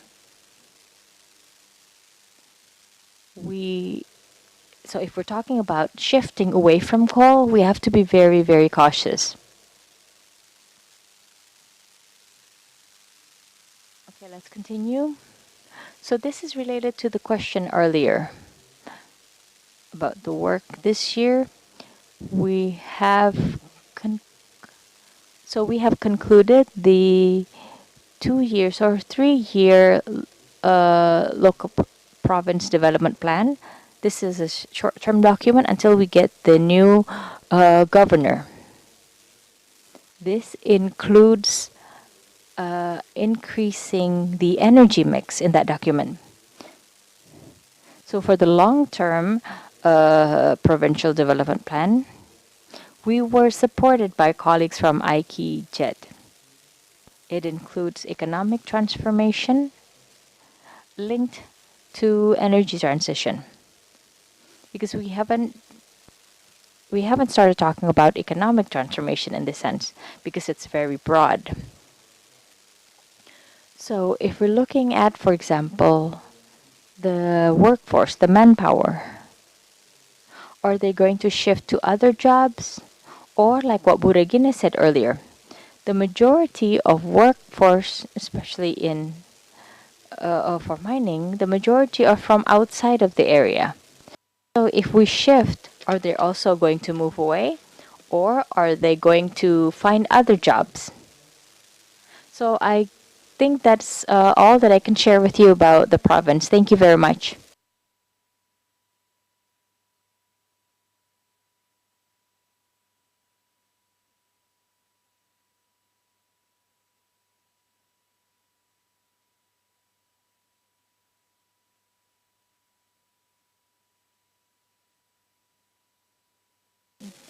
But he's also my boss. So I think the panelists, the important factors that require our joint attention to coal transition is economic transformation. In your opinion, what are the sectors or the potential sectors to be the driver of local economy, and what are the elements that we have to include? Thank you, Pa. You have 8 minutes. I don't take 8 minutes, but I just would like to highlight what Simon said earlier and to share the challenges encountered when we start communication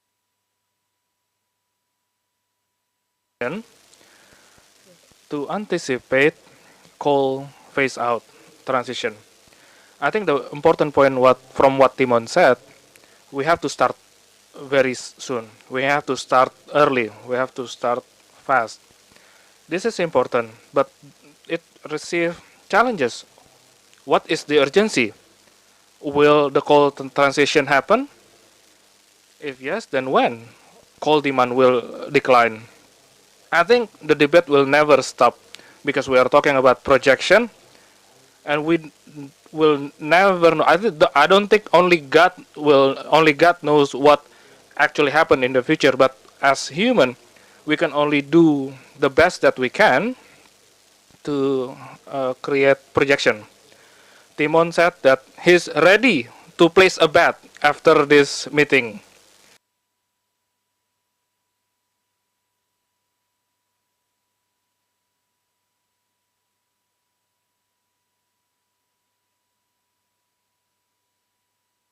East Kalimantan and South Sumatra, they plan to do this transformation. Now, my opinion, the question perhaps, will this happen, is not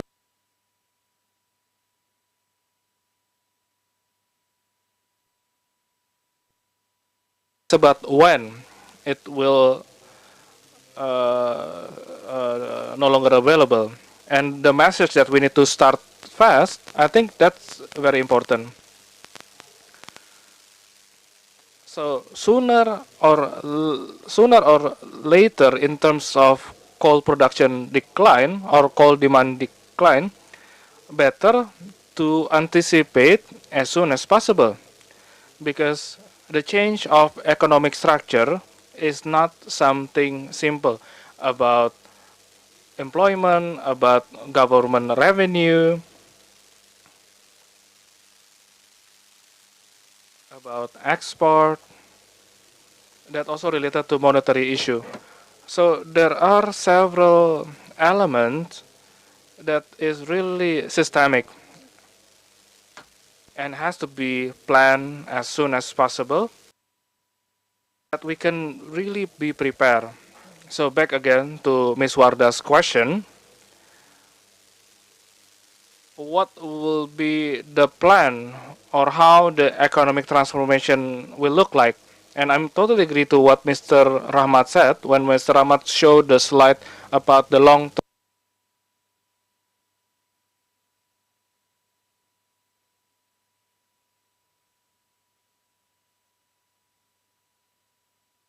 development plan, and already confirmed by Ibu Regina and Pak Katut that it will also be incorporated in the long-term development plan, local development plan in South Sumatra and East Kalimantan. So this is what I would like to show you. I believe this is not the not exactly correct, but okay, back again, back to East Kalimantan and South Sumatra. The question is, what is the driver of economy? What is the economic drivers in these two coal region? So we have to understand that in the beginning. After we have the understanding, then we will try to find, and this is reflected in the cooperation. The intervention will be improving the business model of those economic drivers. Now, if the business model is improved, then it will transform the economic drivers, so it become a green economic activity, or there will be a new economy activities in South Sumatra and East Kalimantan until 2045. So in more detail, based on the discussion in South Sumatra and East Kalimantan, it's quite clear, even though the proportion is different in terms of their economic activity against the regional GDP proportion.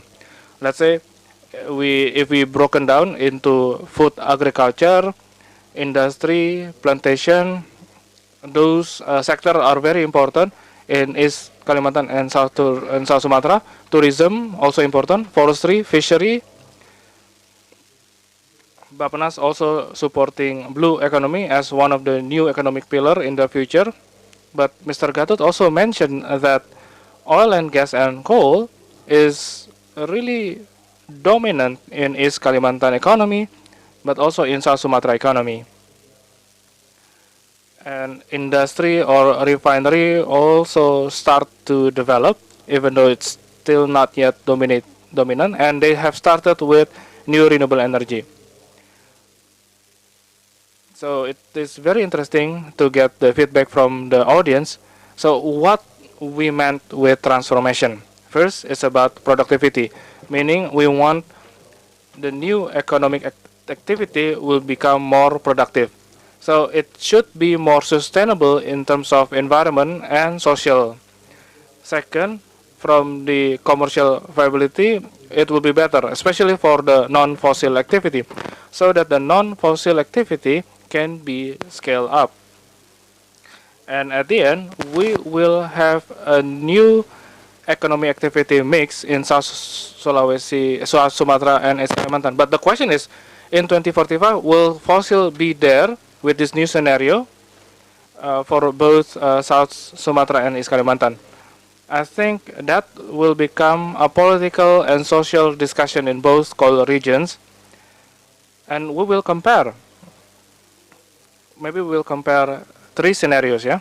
Business as usual, net zero emission 2060, we will follow the national target, or perhaps the people in this both coal region would like to be more ambitious, net zero emission by 2045. Will that be selected by South Sumatra and East Kalimantan? So we will see. We will see what the decision is based on the cooperation between Indonesia and JZ until 2026. So let's give a round of applause. Mr. Ade, it is very interesting. I believe there are many questions and responses, but my apologies because we have past 10 minutes from the allocated time. I will not open Q&A, but I hope all of the panelists will stay until the afternoon session. So for those who would like to ask question, just approach each of the panelists during the lunch break. So briefly to close the session, so it was stated that the earlier the better, and there's a need for comprehensive approach considering the social, economic, and environmental aspect in order to prepare the right measures for coal phase-out transition. I think that will be all from my side. I, as moderator, would like to apologize for any shortcomings in this session. Assalamualaikum warahmatullahi wabarakatuh. Thank you so much, and I will give the microphone back to Miss Indah as the MC. Okay, let's have a round of applause. So, please, we're gonna have a group photo first. Okay, I want to thank all of the resource persons and the moderators uh, for your participation in this second panel. So let's have a group photo. Focus your sight into the camera. I'm gonna have photo 3, 2, 1. So let's give a big round of applause. So that concludes the second session. I hope it provides many insights and inputs. And my apologies if there isn't any opportunity for Q&A. Perhaps we're going to have that in the third discussion panel. Ladies and gentlemen, because now is a 12:15, we're going to have a lunch break. So enjoy the lunch. I have a prayers break that is provided in the pre-function. The lunch is provided in the pre-function area, and I hope you can return to this room exactly at 1 p.m. and please visit the exhibition booth during the lunch break. So thank you so much, and until we meet again in the afternoon exactly at 1 p.m. Assalamualaikum warahmatullahi wabarakatuh. Thank you so much.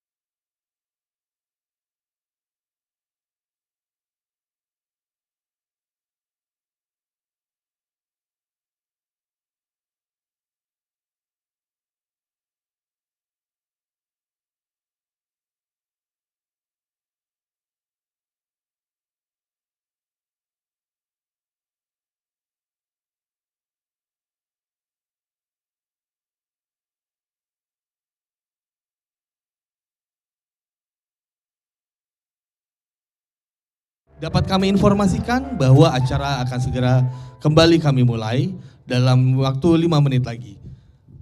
Jadi kami himbau untuk seluruh peserta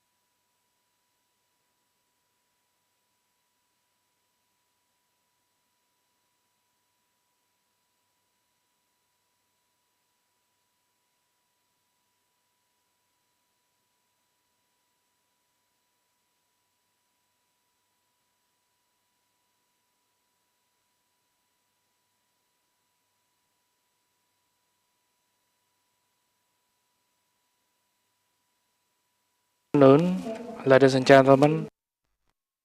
I would like to welcome, ladies and gentlemen, to the Indonesia Sustainable Energy Week 2023. And as we have witnessed the first and the second session, we will continue with, we have listened to the first and second session. We also would like to continue now with the third session, and I would like to welcome participants to the panel, and thank you for staying with us. In the third session, we will discuss understanding the feasibility of coal-fired power retirement, whereby we will invite resource person that will deliver their own topic and theme, and moderated by a moderator. And please, during the Q&A session, we invite you to ask questions to our resource person and to our moderator. And we also invite participants to join virtually to raise your question. Ladies and gentlemen, we would like to inform you that we have a survey around a survey on the event that we organize here. So please scan the barcode and fill the survey. Starting from yesterday up until the last day on this Friday. So we'd like to invite the moderator to come to the stage along with all of the resource person. So let's welcome Mr. Dr. Raditya Widyanagara, Senior Analyst and Senior Analyst for the Institute for Essential Reform.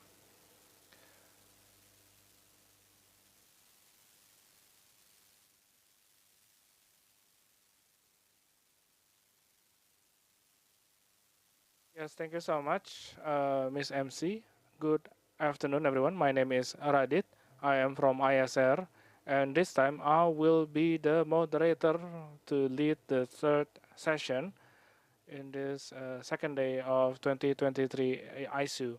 With the topic for this panel discussion is understanding the feasibility of coal-fired power plant retirement. To start with this event, allow me. And this is a typical ISR moderator. So I'm going to read a poet to start the session after lunch break. And I understand after lunch break, some of us will feel a bit sleepy. So to refresh you again, I will read a poet. And please participate by replying saying, "Cakep." So traveling to Kenya, returning, purchasing bricks. Good afternoon, everyone. Let's welcome our panelists. Okay.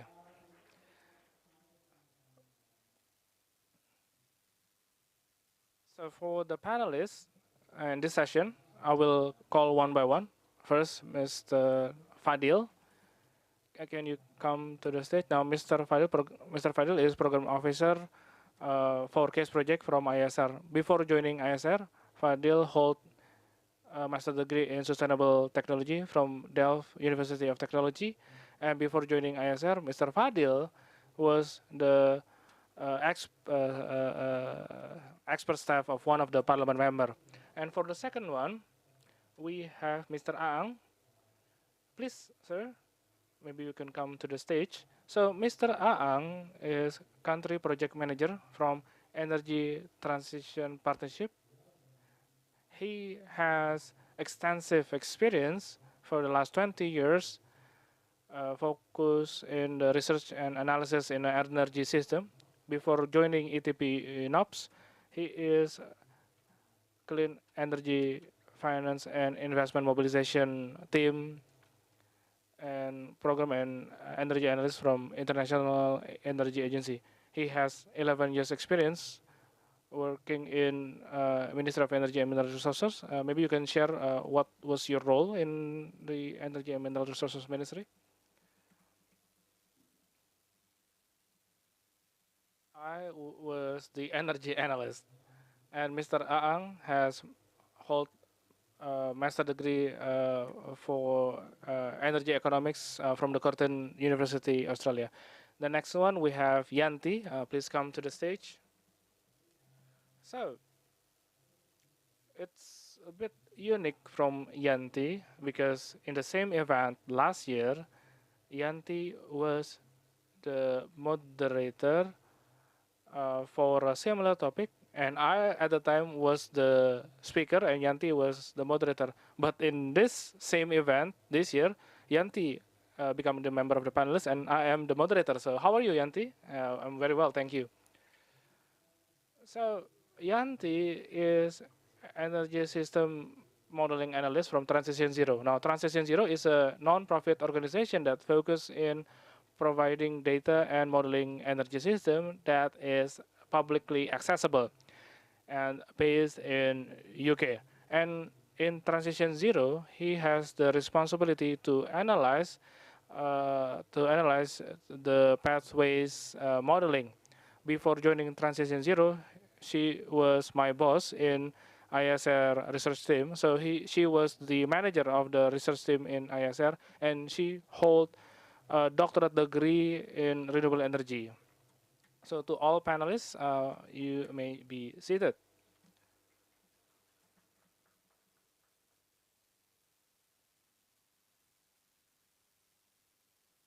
Okay, for this session, we will open with presentation from Fadil about the study that he is done with regard to the cost and benefit analysis for retiring the coal power plant early, in contrast if by retrofitting the coal power plant and installing CCS technology.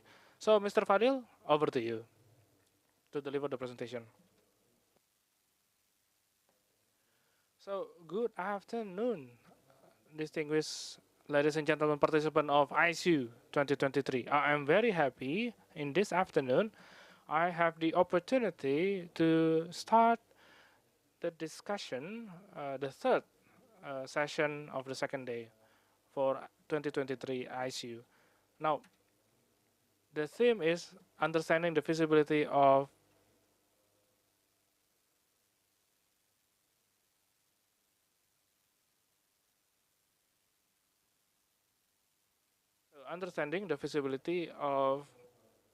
coal-fired power plant retirement. In this opportunity, as mentioned by Mr. Radit, I will share the study that currently developed by Indonesia case team, which is cost and benefit analysis for coal-fired power plant early retirement versus CCS retrofit. However, before we go deeper into the presentation, I would like to inform you, ladies and gentlemen, that this study is still in the stage of development.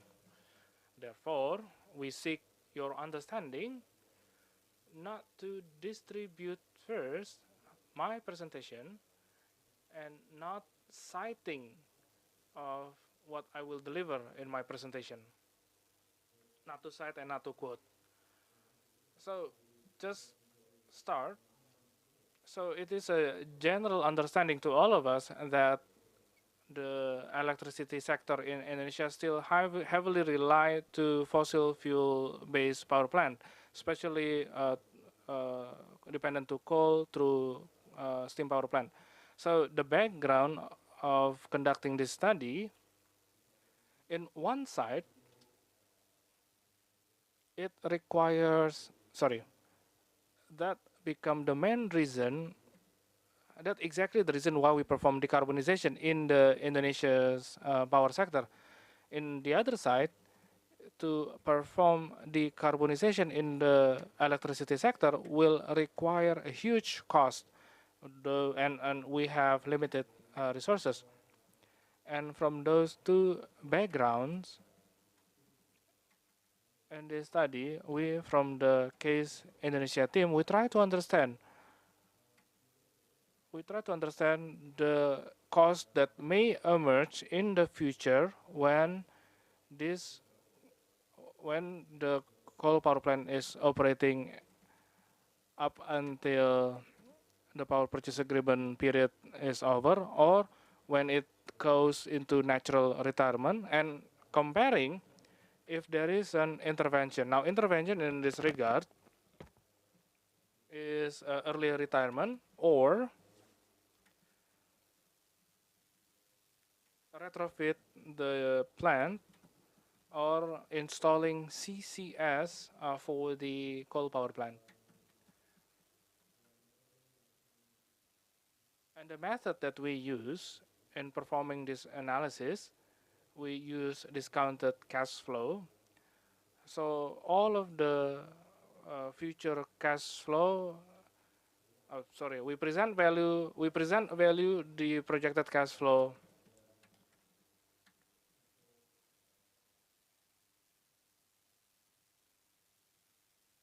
with regard to the scenario where this plant operating during the PPA period, which is until it is retired naturally, there will be a cost emerging over time until it is retired naturally.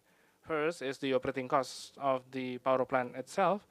In addition to that, there will be budget required for electricity subsidy because electricity in Indonesia is still subsidized. So perhaps in this slide, if you can see from this slide, in the chart, in the graph, you may see a gray color. That is the period where the electricity is supplied by the power plant, and after that there will be the commissioning cost, a cost to disassemble the retired power plant. In this study, we also assume that the retired power plant, both naturally and early, will be replaced by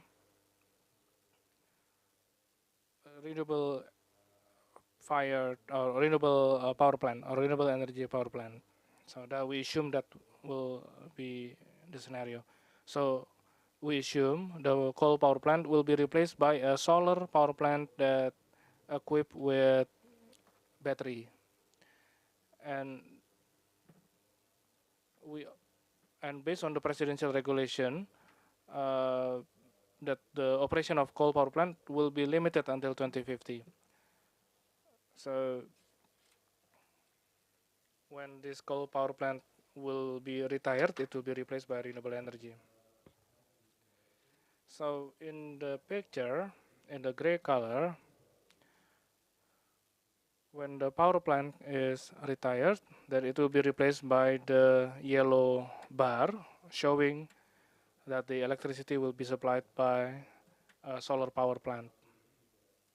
In this study, the time frame analysis that we use is from present day or from this year until the year of the coal power plant finish their operation or when the PPA is over. So we will analyze all of the costs that may arise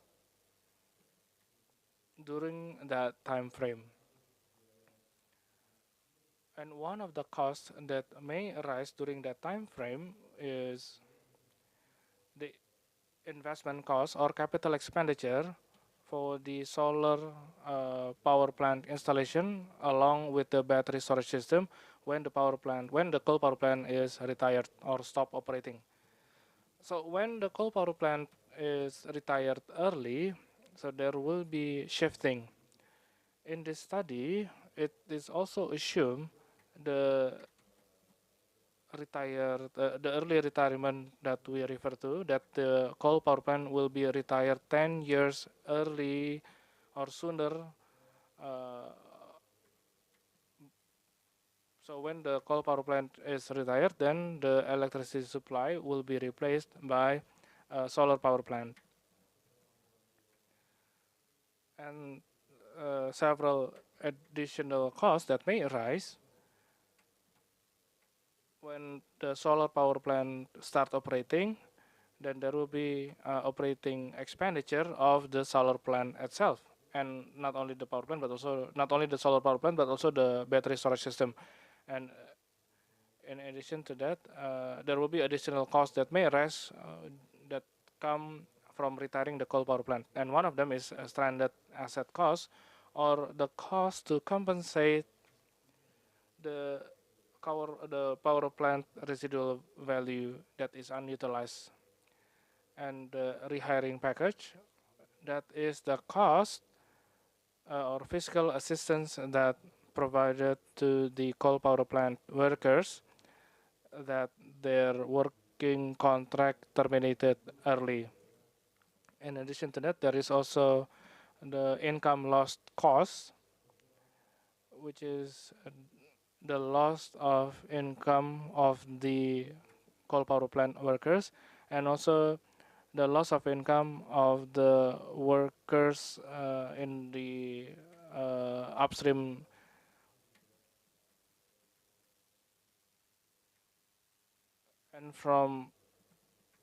And there is also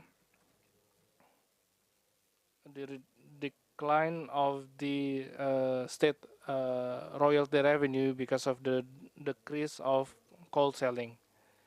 And the next scenario will be if the coal power plant still operating until it is retired naturally. However, we installed CCS technology. So after the construction,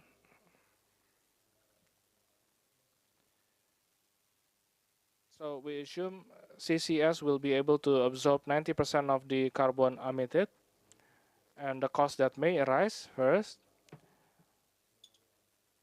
the cost to procure the CCS system, and second, when the CCS is operating, there are also operating costs. In addition to that, there is also the energy penalty cost, because when the coal power plant installed with CCS, then they need additional electricity to operate the CCS system itself. So they will need additional auxiliary unit, if I can say, to supply that additional electricity for the CCS. With regard to the case study, in here we select a coal power plant. Now this power plant has an optimum condition to apply CCS. The coal power plant still have a long operation period, and for that we select Cilacap Power Station, which is Jawa 8 still steam power plant, and this is a ultra critical power plant. Sorry, ultra supercritical power plant, and the technology of ultra supercritical has the highest efficiency, so it will be the least to retire early. And compared to other ultra supercritical power plant, this power plant has the longest operating period. There are also other criteria that we factor in to select this power plant. Now, with regard to the key result, as you may see here, and overall, the uninterrupted operation, which will retire naturally, it will give the lowest cost, and the cost that you may see here is expressed in present value. So this is the present value of the cost that may arise from 2023 until 2049. 2039 is when the PPA is over. Mr. Fadil, can you go faster? Yes, thank you so much, Radit. So in here, you all can see, so the comparison between retiring early the power plant compared to applying CCS, the difference is quite far. Applying CCS, the cost is very high, and one of the reason is the capital expenditure and the operating expenditure of the CCS technology itself. So if we see now, if we check the carbon emission potential, we can see that the implementation of CCS is giving the highest emission reduction. So because the CCS is applied the fastest compared to early retirement, the emission reduction by applying CCS is actually yield a bigger emission reduction. And if we make it more ambitious, like 13 years earlier retired, it will produce the same emission reduction compared to CCS technology. And if we compare the cost, early retiring 13 years is way cheaper than compared to applying CCS since early on. And because my time is almost over, I'm just gonna go to the last part. So in high level, the benefit from implementing these two intervention is we see the benefit from several aspects. First, like how big the emission reduction is compared to the reference case. Reference case is operating the coal power plant until it retired naturally. And in order to realize the benefit financially, it needs the implementation of sufficient carbon pricing. So this will be my final slide.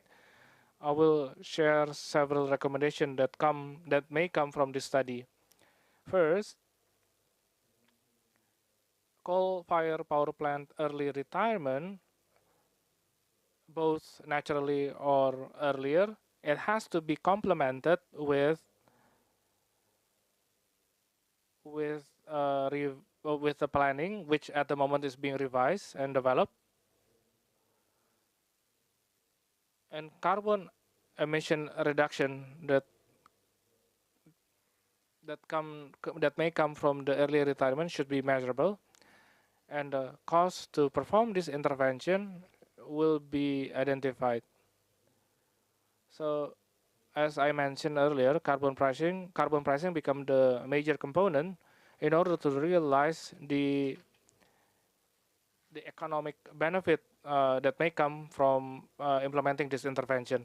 And the last one, because of that additional cost that may come from early retirement the coal-fired power plant, so that the additional costs will not burden the state financial situation, so it will not add the subsidy burden, then the government must find a more innovative source of funding that may come from the international level, so that the emission reduction may realize, so that the emission reduction may be realized with the least cost. So my apologies if I'm exceeding the allocated time. So thank you so much to Mr. Fadil. Let's give a round of applause to Mr. Fadil for his presentation. Before we start our discussion with Pa Aang and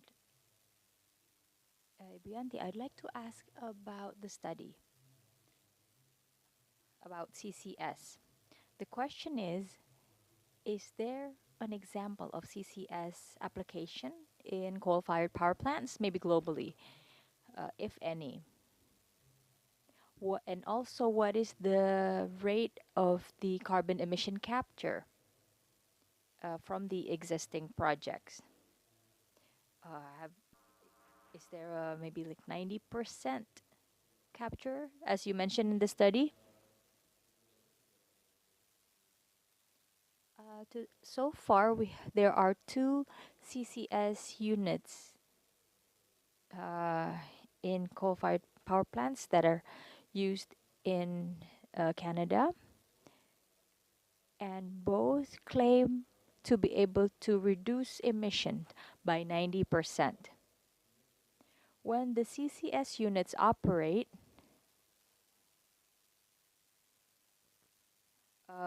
at 100%, operation, that can help reduce emissions by 90%. However, this is a relatively new technology. So based on the technical report published by both CCS units, the capacity factor or the time of operation of the CCS is only about 60%.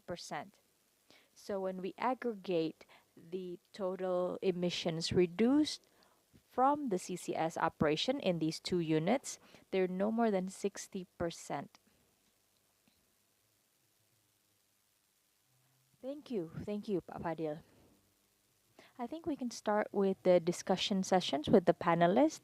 However, we want to do a more interactive discussion session.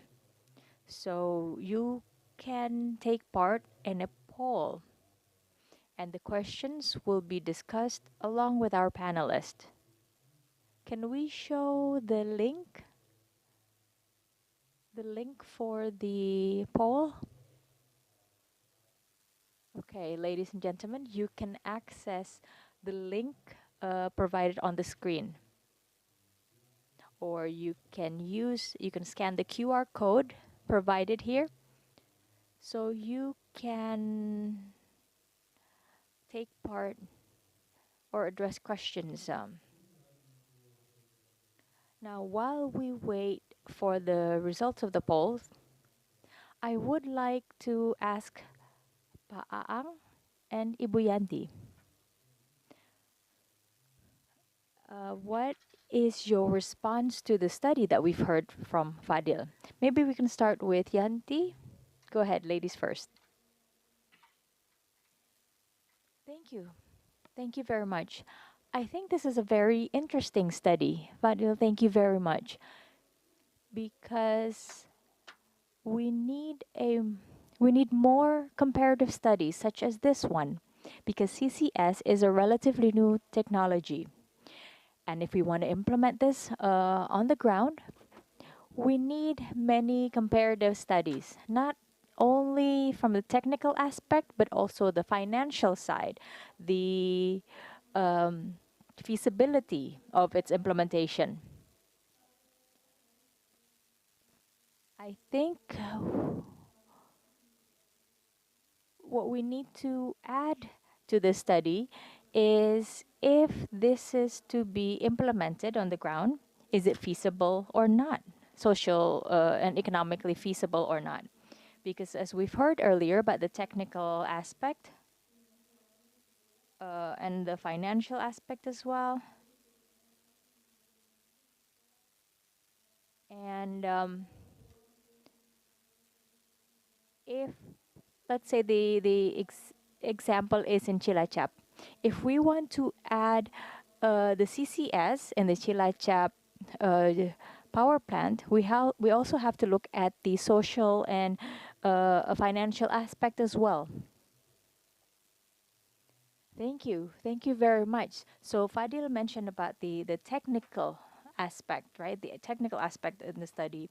So maybe the social and economical component can be further studied, looking at the social carbon cost.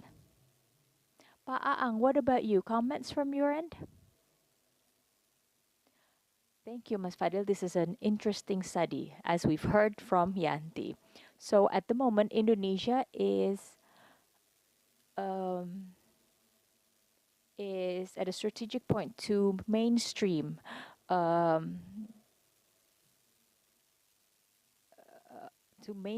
this issue. And so we need to focus on emission reduction.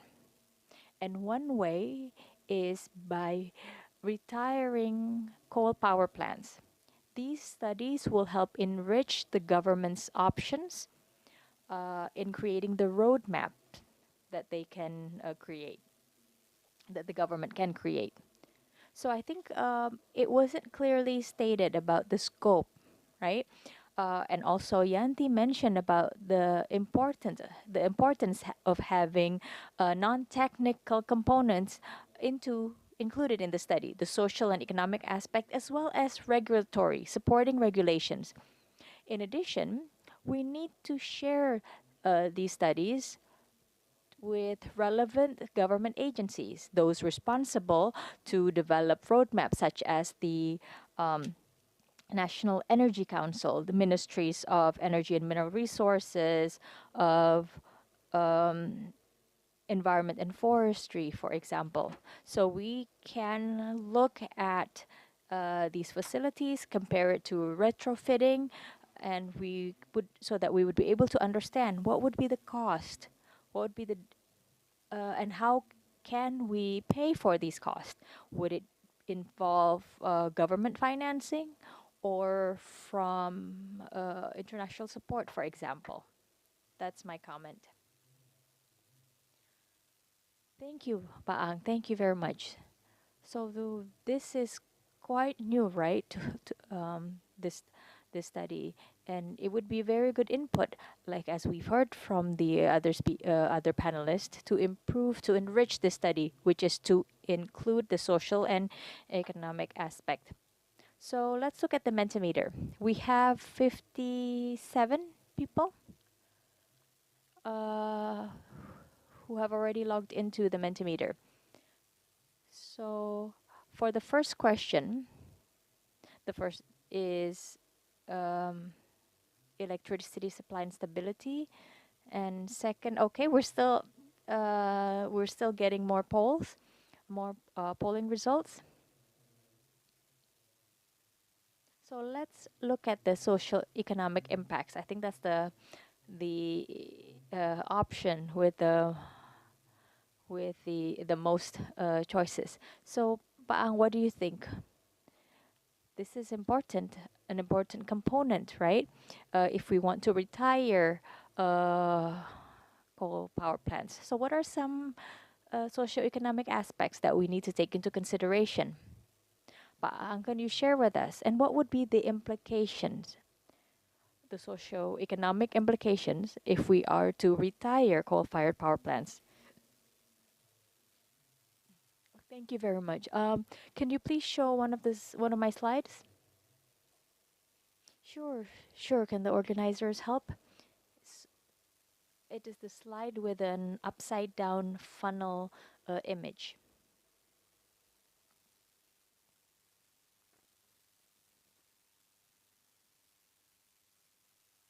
Okay, so while we wait for the slide, we need to take, so like I said earlier, we need to take into consideration the socio-economic impacts. This is in line with, sorry, the third slide, please. Okay. So this is in line with the viewpoint of the final dissemination of ETP study about early coal power plant retirement. It refers to government regulation number 112. So there are a number of indicators that we need to look into when we're retiring power plants. First is the capacity. Second is utility. The third is flexibility of the system. And four others are more non-technical, including the economic aspect. So there it includes financing mechanism, regulatory mechanism as well. And this study by ETP aimed to map the indicators in the presidential regulation that is still currently used by stakeholders, government, as well as PLN. So if the coal power plant is to be retired, is the system ready? And what is the capacity of its replacement? This is of course different to the viewpoint that we saw earlier. Now, when we show the results to stakeholders, which we did about 2 months ago, there were a lot of questions about this. For example, from the Ministry of Finance, they asked, does this study also look at the impact on surrounding communities? What is the safeguard that government have to provide to surrounding economies if this power plant is retired? What is the financing simulation? So the Ministry of Finance asked us to do a more detailed uh, uh, the impact on surrounding communities, the socio-economic impacts. If we look at power plant distribution, the majority are in Java and Bali. And if we look at the condition of the surrounding communities, like Suralaya complex, for example, how many people depend on the coal power plant? So this is a gap area that is not yet included in such analysis. In our study, we've observed this as the category 4, which is what is the impact on poverty of these retirements and what is the added value to where that power plant is operating. So we looked at the input and output assessment, similar to what Pak Dedi said earlier this morning. And so we agree with the polling result that we cannot ignore the socio-economic component. We cannot just focus on the technical aspect, but we also have to look at the impact of the plant retirement on surrounding communities, and we also have to include this in the analysis. Thank you very much, Pa Ang. Pa Ang, in your experience when you were doing the study, what economic activities were carried out by surrounding communities that by communities who are dependent on the power plant? What economic activities would be lost if the power plant is retired? Can you give us an illustration? To be honest, our survey did not go to that extent. We didn't do a detail of the economic activities. However, along with the Ministry of Energy and Mineral Resources as owners of these plants, they know about the economic activities. So in general, these economic activities are small, medium, and micro enterprises. They provide, for example, lodging for plant workers, food for the workers. So that these are economic activities that support the power plant workers. So the question earlier from the Ministry of Finance is highly relevant because SMEs they're informal workers. They do not have specific skills as opposed to the plant workers. So what are the social safeguards available for them? Would it be, for example, training for them? If there are going to be trainings, these trainings might be focused instead on the plant workers, but we need to look at the rest of the community. And this needs the support not just from the government, but maybe development partners as well. Thank you. Ms. Fadil, do you have any comment about the potential impact or how to quantify this in the future? Well, the social impact, of course, there are positive impacts, like what Ba Ang said. Of course, the retiring of the power plant will also create negative impacts, and we hear about this. The operation of power plants create negative impacts like air pollution, for example, and that's something that we hear more and more about lately, and that's important for us to consider. So early retirement of power plants will affect local communities. However, we may forget that the operation of the power plants is impacting communities. For example, the emissions. The emissions are impacting local communities. For example, increasing diseases like dengue, for example. That's one of the results that we found in Bapenas. And pollution from particulate matter has created added social cost in the form of health expenditure from the local communities around these coal power plants. And they have to pay to compensate. So again, one of the things that can be done here to level the playing field is to create a more level playing field. What we need to do is, one way is to develop the appropriate carbon pricing that can help so that the social impact can be clearer to calculate.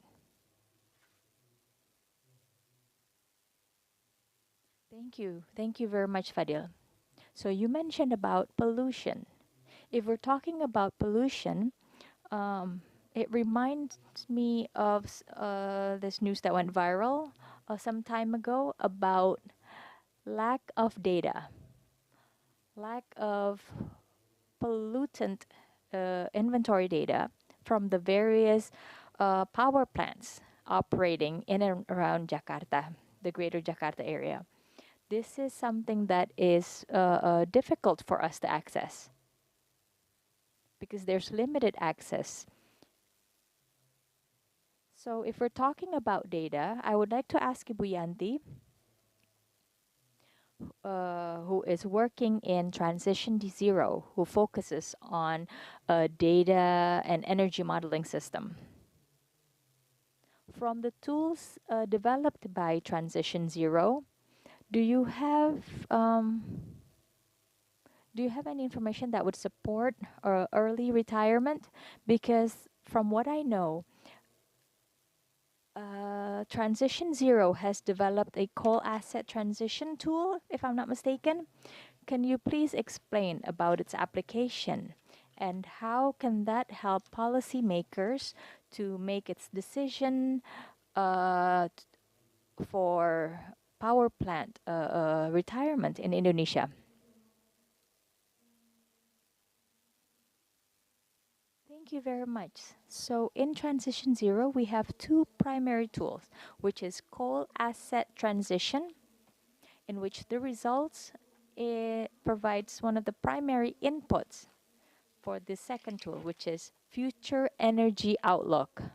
Now, if we refer to the first question about the socio-economic impact, in the coal asset transition, we have several matrices, social economic matrix.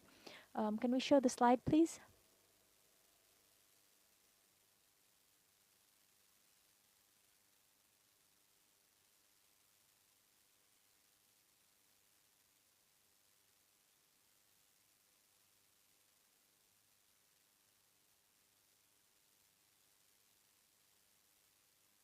So these are publicly available tools. And the data, the assumption, it's available for all users. This is the matrix that I mentioned about earlier, which is about the socio-economic matrix. Here we have the water stress, the social cost of air pollution, job losses and added jobs. These are what would be impacted if there is early retirement. The question is, where's the data coming from? So Transition Zero is based in London. Transition Zero has aimed to collect data, publicly available data, which is then validated by local stakeholders, which are stakeholders in Indonesia, and analysts based in Indonesia, such as myself. In the coal asset transition, tool, we have included the PPA price estimate because we have the cost buyout as well. Now, once all the matrices included in the calculation, the data can be downloaded by the users in our website. The result shows what are the least profitable power plants and which can still be profitable in the long run. So for the 3 least profitable power plants that we found, the first is this first Suralaya 1, 2, and Python 1 power plants. The results are then fed into our second tool, which is the Future Energy Outlook. Because if we're talking about phasing out something, we have to phase in something else. Because of course, we want to have 24-hour electricity. So if we retire the coal power plant, we have to find a solution. Now, how do we find that solution? We use our second tool, which is the Future Energy Outlook.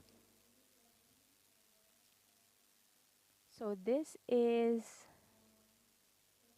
an example from the website for coal asset transition. So if any of you would like to access this, for Future Energy Outlook, to operate this, there are 2 objective functions. So here I'm talking as an energy modeler. There are 2 objective functions used by Future Energy Outlook, or FEO, after we use the coal asset transition tool, the CAT tool. First is the Future Energy Outlook chooses a system that has the least cost of actual generation. Afterwards, the technology with the least cost is selected. So we're not just looking at cheapest technology in the sense of capex only, but we also look at the lifetime cost, which is also selected by the model, which has the lowest lifetime cost. This includes OPEX, fuel cost, carbon costs, and all costs associated to the grid to absorb the new plant that will replace the previous power plant, the coal power plant.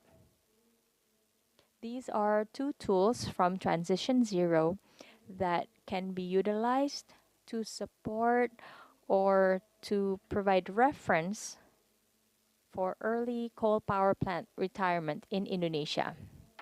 Again, all data, assumptions and results can be downloaded by users. For the FEO, in FEO, users can input their own data and assumptions, and they can compare the results with that of other users. For example, one user wants to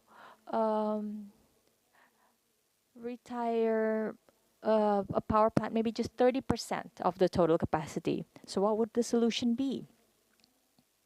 And that result can be compared with that of other users.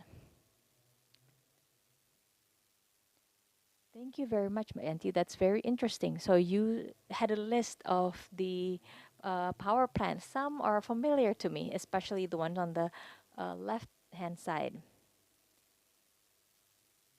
Many of the coal-fired power plants on the left-hand side are older plants, which should be retired. We should be considered for retirement. So, do we have time for Q&A?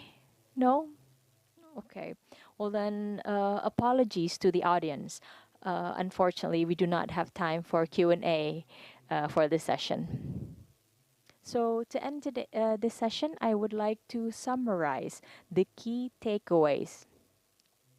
The first would be the presentation that we heard from Fadil. There we are able to see that the decarbonization option for retiring coal power plant compared to retrofitting with CCS, that would be cheaper if we compare the cost, the abatement cost of the CO2 emission. So maybe in the future we can compare this with other decarbonization options. The second important point is that if we are going to do early or natural retirement of coal power plants, well, we've heard a lot about the technical aspect of that retirement. However, the socio-economic aspect is one that is less known. What is the socio-economic impact of coal power plant retirement on surrounding communities? Like what we've heard earlier, maybe there are disruptions to economic activities if the plants are closed. For example, the effect on small and micro enterprises. If the plant is retired, plant workers who would previously require the services or the goods offered by the SMEs, they would no longer engage those SMEs, for example. So when formulating policies, data plays an important role. And we also have the tools developed by Transition Zero that can be used to provide input for policymakers when creating plans about the coal power plant retirement so that we can have a better targeted retirement. So again, thank you very much, ladies and gentlemen. Let's give a round of applause to our panelists today, Fadil, Buyanti, and Aang. So I hereby end the third session of today's event. Thank you very much.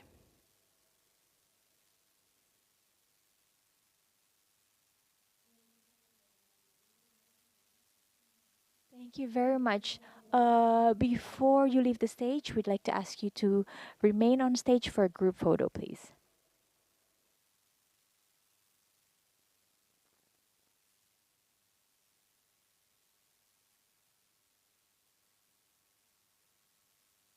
Please stand in the middle of the stage, in the center of the stage. So that concludes the third session, and as mentioned earlier, we hope it provides many insights.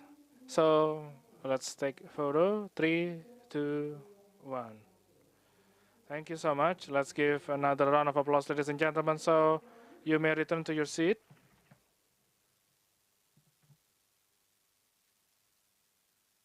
Thank you so much, Mr. Moderator, and all resource person who have filled the third panel discussion.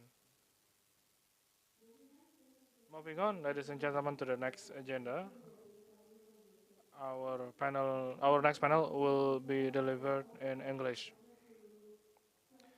Dan kita akan menerjemahkan semua diskusi dalam bahasa Indonesia. Dan untuk sesi ini kita akan membahas mengenai desain pasar ketenagalistrikan di Asia Tenggara untuk meningkatkan pertumbuhan ekonomi. Kami akan memperkenalkan moderator untuk panel diskusi saat ini, dan Bapak Ibu sekalian, mari kita sambut Bapak Dimitri Asia, Mari kita berikan tepuk tangan yang meriah.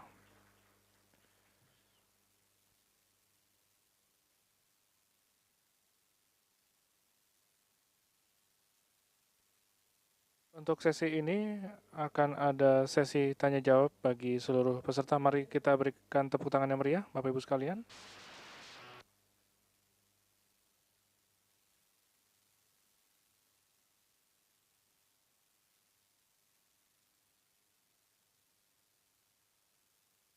Terima kasih banyak.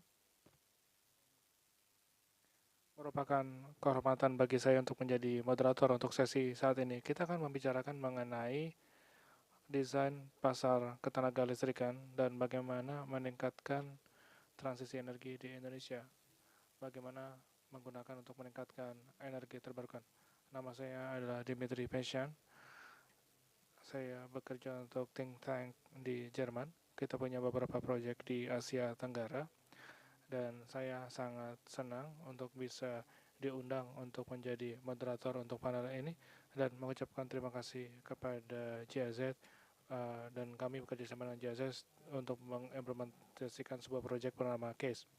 Kita punya waktu untuk membahas mengenai tantangan mengintegrasikan energi terbarukan ke dalam sistem ketenaga listrikan di Indonesia dan juga membicarakan mengenai investasi energi terbarukan di Indonesia dan bagaimana kita bergeser dari batubara ke energi yang bersih. Dan menarik bagi saya untuk melihat bahwa pemerintah Indonesia menetapkan target yang sangat ambisius di jangka panjang. Kalau tidak salah, 70% energi terbarukan di tahun 2045 dan juga 23% energi terbarukan pada tahun 2025. Indonesia masih jauh untuk mencapai targetnya. Tapi apa artinya untuk meningkatkan secara signifikan di dalam sektor ketenaga listrikan di sini? Dan kami bekerja sama dengan beberapa mitra kami untuk melakukan analisis dan harus sejalan dengan skenario jangka panjang dan harus memasang 10 gigawatt panel surya atau PLTS sebesar 10 gigawatt harus terpasang untuk mencapai target ini. Dan ini berbiaya rendah, tapi seperti fiksi ya, karena saat ini Indonesia masih di bawah 1 gigawatt untuk PLTS-nya. Oleh karena itu, apa yang kita harus lakukan untuk mempercepat perkembangan PLTS? Bagaimana kita bisa bergeser dari kurang dari 1 gigawatt ke investasi yang besar di PLTS dan juga di PLT Bayu. Dan Indonesia sudah melaksanakan reformasi yang penting. Anda semua tahu Perpres 112 merupakan milestone yang penting supaya kerangka investasi energi terbarukan menjadi lebih stabil dan tidak cukup, masih lebih dibutuhkan.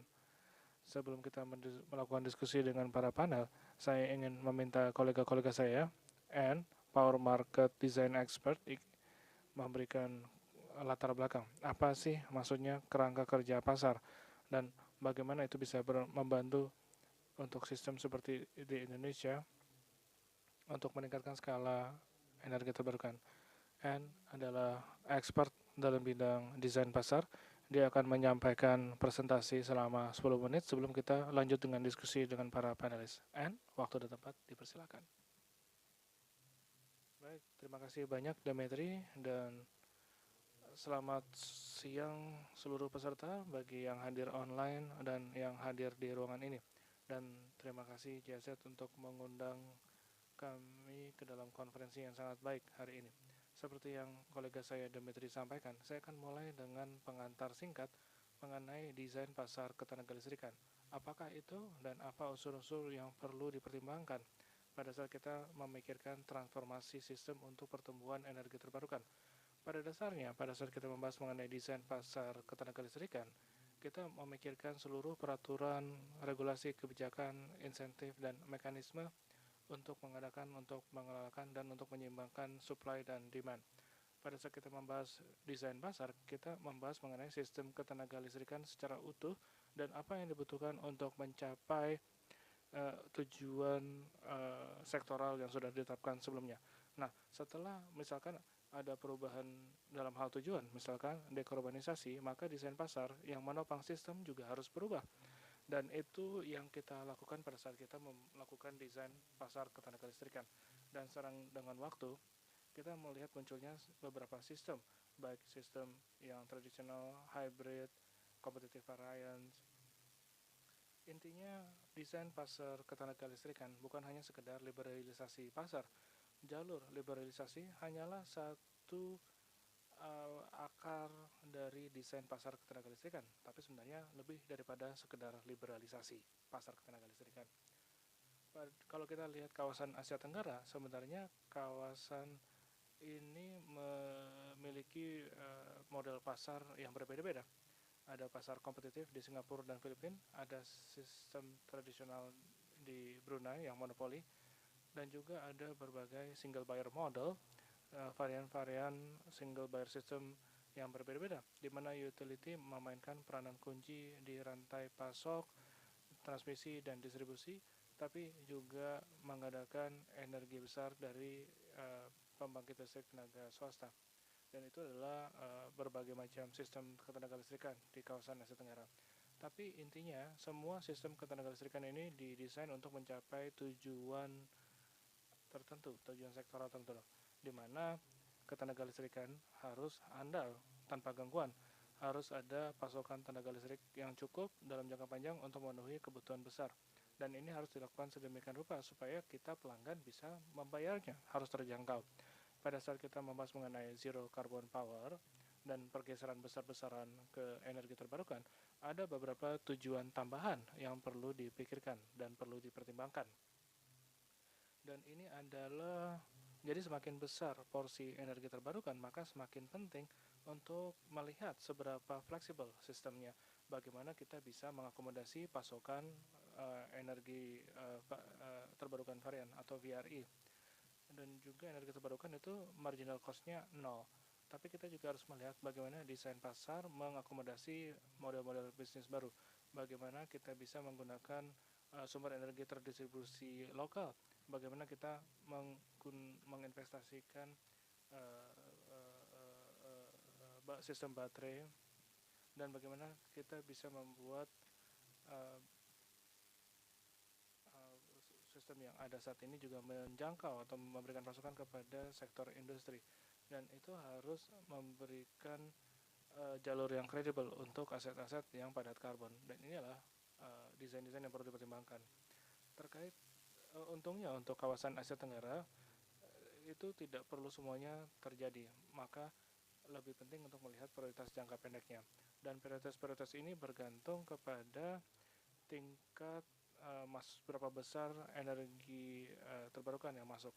Dan kalau di ASEAN itu rata-rata baru fase 2 dan fase 2. Artinya bahwa sangat penting saat ini untuk menempatkan mekanisme yang tepat untuk mempercepatkan investasi rendah karbon atau kepada energi terbarukan, dan juga dilengkapi dan beberapa studi menunjukkan bahwa membutuhkan jalur yang hemat biaya untuk bergeser ke energi terbarukan yang rendah biaya, dan ini harus dikomplementasikan dengan membuka fleksibilitas laten yang ada di sistem.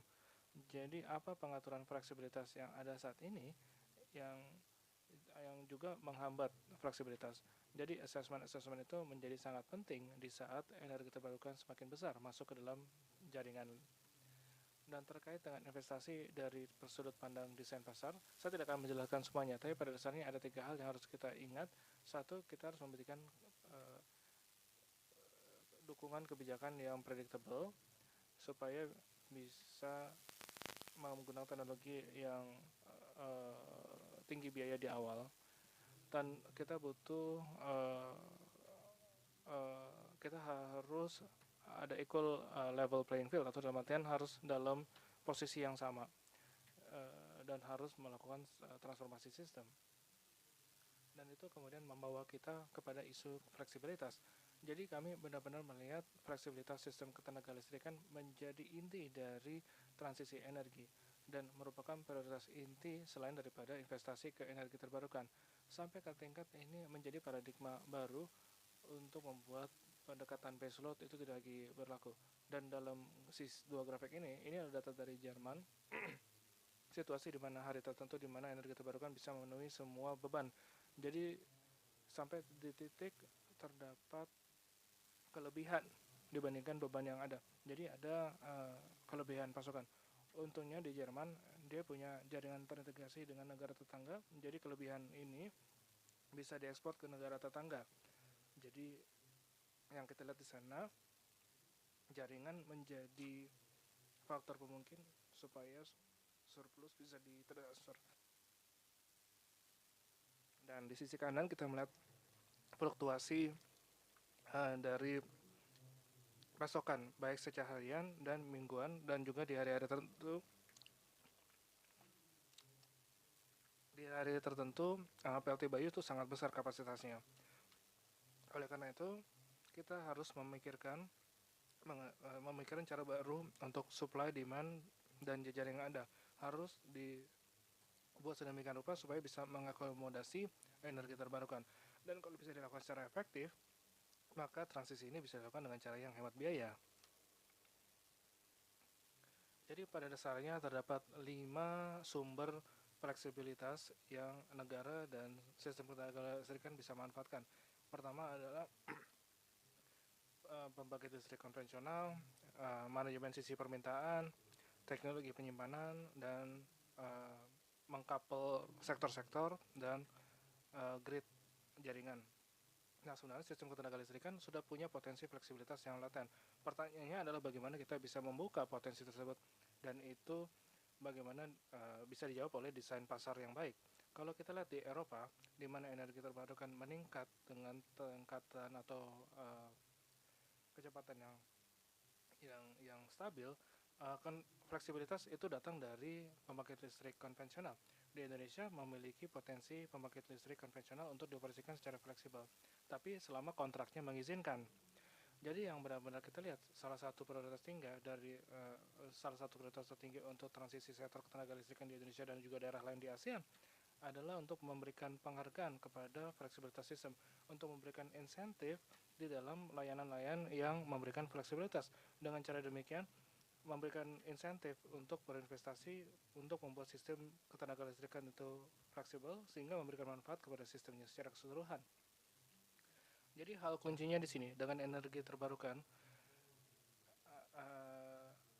nilai energi temporal itu menjadi lebih penting daripada energinya sendiri, dan oleh karena itu kita butuh produk baru, kita butuh layanan ancillary tambahan dan juga pasar untuk membeli layanan tambahan tersebut.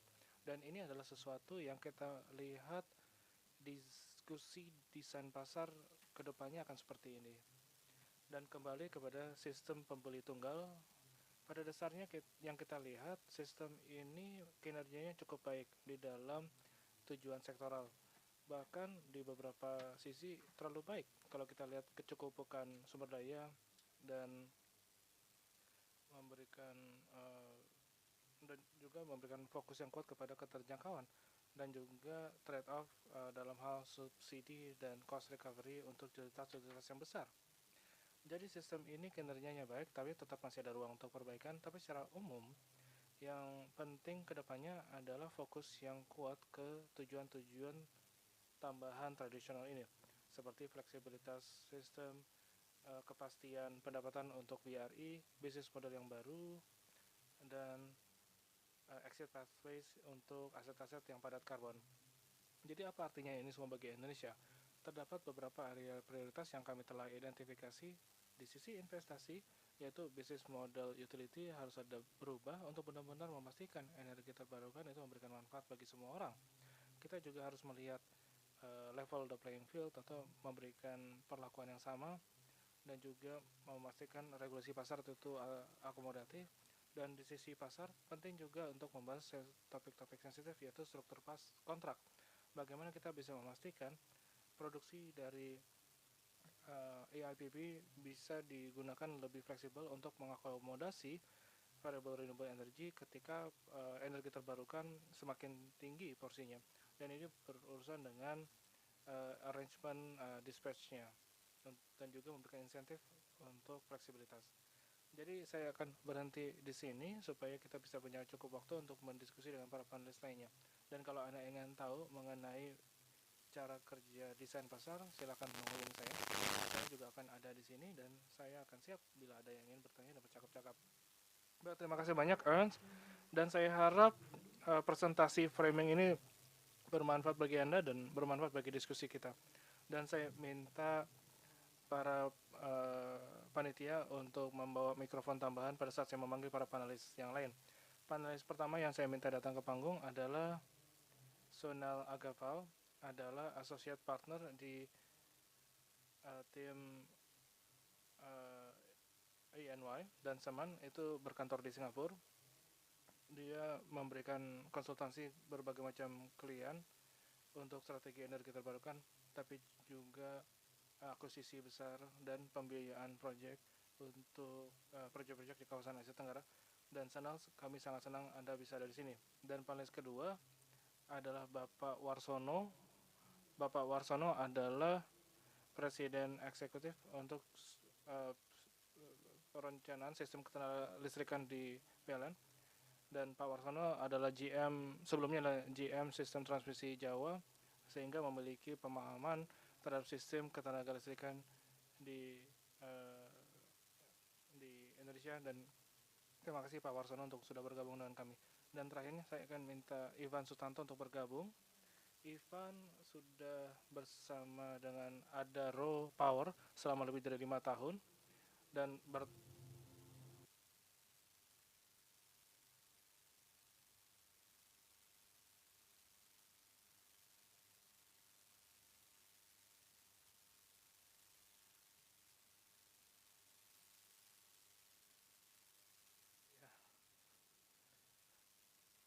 Bapak Sutanto bertanggung jawab untuk pengembangan bisnis di Adaro Power dan kemitraannya lebih luas di Indonesia dan juga di kawasan yang lebih luas. Dan sebelum bergabung dengan Adaro, dia bekerja dengan beberapa perusahaan internasional di sektor energi dengan pengalaman lebih dari 20 tahun bekerja di sektor ini. Dan yang juga menarik, dia juga belajar di Jerman, di Esslingen. Dan sangat senang bisa mendapati Anda semua bertiga bersama kami di sini.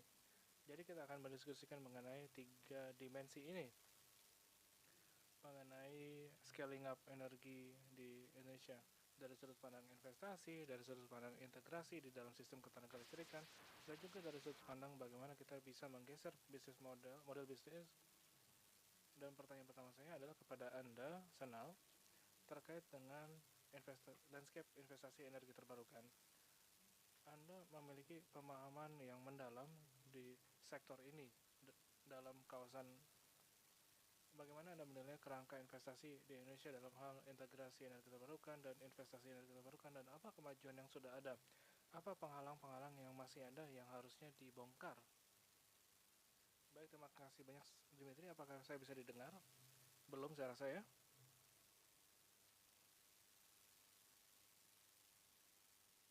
Apakah lebih baik sekarang? Mungkin lebih dekat kali ya. Baiklah, pertama-tama saya ingin mengucapkan terima kasih kepada tuan rumah atau host dan penyelenggara untuk mengundang saya kemari. Jadi terima kasih kepada Kementerian Bappenas, Kementerian ESDM, kepada JRZ, dan juga organisasi pelaksana Jerman lainnya termasuk Agora. Dan terima kasih untuk sudah mengundang saya dan menjawab pertanyaan Anda, Dimitri, mengenai kerangka investasi di Indonesia dan bagaimana investor dan sektor swasta melihatnya. Saya ingin memecahnya ke 4 dimensi, tapi sebelum saya melakukannya, saya mau bilang bahwa kita tahu Indonesia memiliki potensi energi terbarukan yang besar.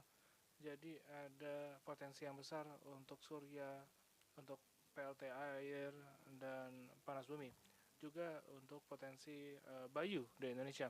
Daya saing harga dari teknologi-teknologi ini sudah membaik dalam beberapa dekade terakhir. Jadi pertanyaannya, kenapa Indonesia masih belum menggunakan teknologi-teknologi ini yang ada dalam skala yang besar? Nah, 4 dimensi yang saya ingin jelaskan alasannya adalah: 1, karena business case, belum ada business case untuk energi terbarukan di Indonesia. Kedua, regulasi atau bagaimana sektor swasta melihat regulasi untuk energi terbarukan itu mempengaruhi. Dan yang ketiga, apakah ada cukup kesempatan bagi sektor swasta untuk berinvestasi ke energi terbarukan? Dan yang keempat, apakah ada modal cukup untuk membiayai peluang-peluang tersebut? Mari kita masuk yang pertama, business case ya, mengenai business case. Menurut saya di Indonesia bisnis case untuk energi terbarukan itu bergantung sangat berat kepada pensiun dini dari proyek-proyek PLT batubara. Dan kita dengar dari kemarin dan hari ini bahkan desain sistem dari pasar ketenaga listrikan dan juga untuk bagaimana struktur yang ada, kapasitas berlebih dari sistem tidak memberikan ruang cukup untuk energi terbarukan untuk masuk ke dalam. Jadi beberapa jaringan utama di Indonesia itu pasokannya berlebih, pasokan ketenaga listrikan itu berlebih. Kecuali PLT batubara itu dipensiunkan lebih cepat atau permintaannya naik. Tapi permintaan naik itu masih cukup lama. Oleh karena itu energi terbarukan jadi tidak punya ruang untuk masuk. Tapi kita lihat Indonesia itu fokus ke JETP, ATM, menggunakan instrumen-instrumen seperti carbon tax, carbon trading, dan itu sudah terjawab. Tapi menurut saya akselerasi dari inisiatif-inisiatif pertama itu lebih penting. Hal kedua terkait dengan regulasi. Bagaimana sektor swasta melihat regulasi di Indonesia itu tidak sekondusif dibandingkan dengan pasar-pasar lain atau pasar negara tetangga untuk berinvestasi ke energi terbarukan. Oke, ada kemajuan perbaikan dilakukan melalui Perpres mengenai tarif pembangkitan yang sangat bergantung kepada batu bara, namun terdapat hal-hal lain sebagai contoh persyaratan TKDN untuk membuat proyek sehingga membuat proyek lebih mahal, isu pembebasan lahan, isu perizinan dan lain-lain, dan itu membuat waktu pengembangan menjadi sangat panjang bagi sektor swasta untuk benar-benar merealisasikan investasi ini. Dimensi yang ketiga menurut saya adalah apakah ada peluang yang cukup di dalam pipeline. Ada beberapa proyek, namun masih sangat beberapa. Terdapat potensi yang besar dan ruang untuk membuka pipeline tersebut di Indonesia. Jadi PLN sebentar lagi akan membuka tender dan bernegosiasi dengan sektor swasta. Namun pandangannya adalah bila kita punya proses yang membuat negosiasi dan proses tendernya lebih cepat, maka akan ada lebih banyak aksi ya dari sisi peluang. Kembali ini berhubungan ke dimensi pertama, apakah ada cukup business case untuk energi terbarukan, karena bila tidak itu akan menjadi beban tambahan seperti bagi PLN untuk membanjiri sistem dengan terlalu banyak pasokan. Dan terakhir mengenai permodalan, apakah kita punya cukup modal untuk mendanai transisi dan peluang-peluang energi terbarukan. Sejauh ini proyek-proyek yang di tahap pembiayaan tidak punya tantangan untuk mengakses sumber pembiayaan. Ada pembiayaan dari sisi equity dan hutang, dan juga ada cukup banyak fokus modal bagi Indonesia. Jadi ada kesempatan-kesempatan besar di kawasan Asia Tenggara untuk proyek-proyek energi terbarukan. Sehingga dimensi terakhir saya tidak melihat sebagai tantangan untuk kawasan Asia Tenggara, khususnya juga untuk Indonesia. Dan saya akan berhenti di sini. Baik, terima kasih banyak Sunil dan sangat membantu Anda menekankan 4 dimensi yang Anda sebutkan baru saja. Mungkin saya akan kembali ke Anda, ke Bapak Warsono, karena sebagai pemain utama untuk integrasi energi terbarukan di Indonesia dan sebagai karena sistem ketenaga listrikan itu adalah monopoli secara vertikal, maka Anda memiliki peranan penting untuk investasi. Anda memegang pengaruh penting untuk investasi. Nah, Sunil menjelaskan 4 tantangan. Bagaimana dengan Anda, sudut pandang dari PT PLN, tantangan-tantangan besar? Apakah Anda setuju apa yang disampaikan Sunil, atau Anda melihat beberapa yang perlu diangkat dan bagaimana caranya? Baik, terima kasih banyak Pak Dimitri. Pertama-tama saya ingin menyampaikan bahwa PLN adalah perusahaan listrik negara di Indonesia dan berkomitmen untuk net zero emission dicapai di tahun 2060. Dan komitmen ini juga diekspresikan oleh pemerintah. Dan sebagai perusahaan negara dan sebagai bagian dari BUMN, kami mendukung peta jalan untuk mencapai net zero emission pada tahun 2060. Jadi kami sudah menetapkan peta jalan untuk net zero emission hingga tahun 2060.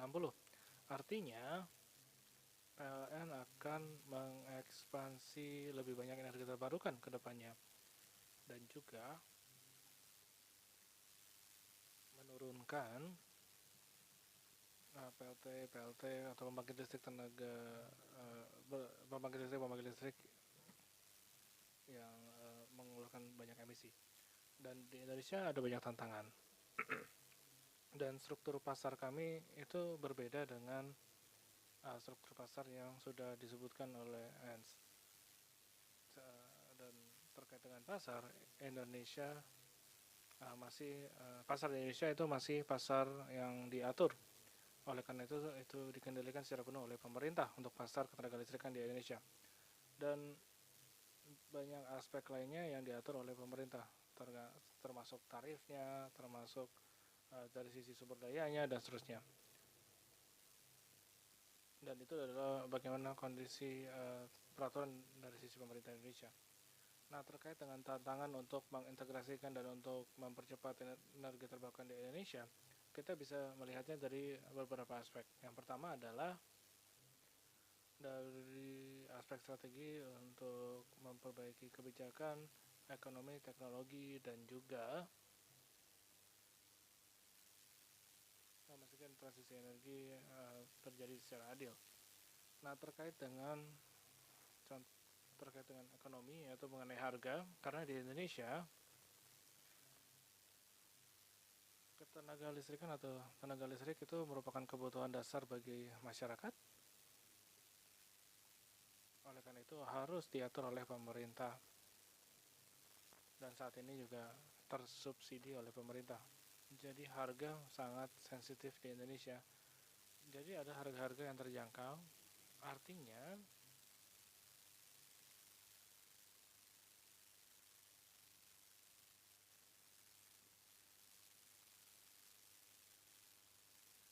harus beroperasi dengan cara yang sangat efisien.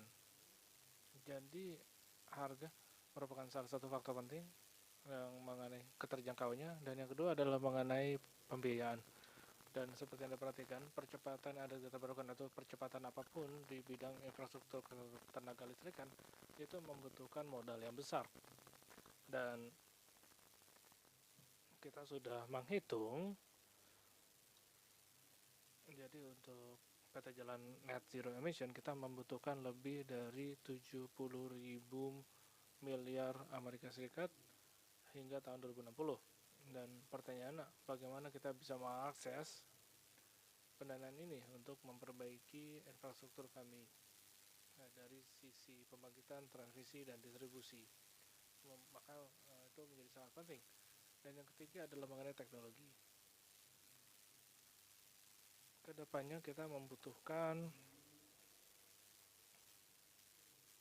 banyak penyimpanan,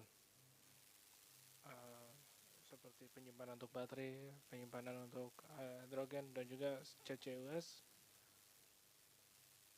yang walaupun masih di tahap awal,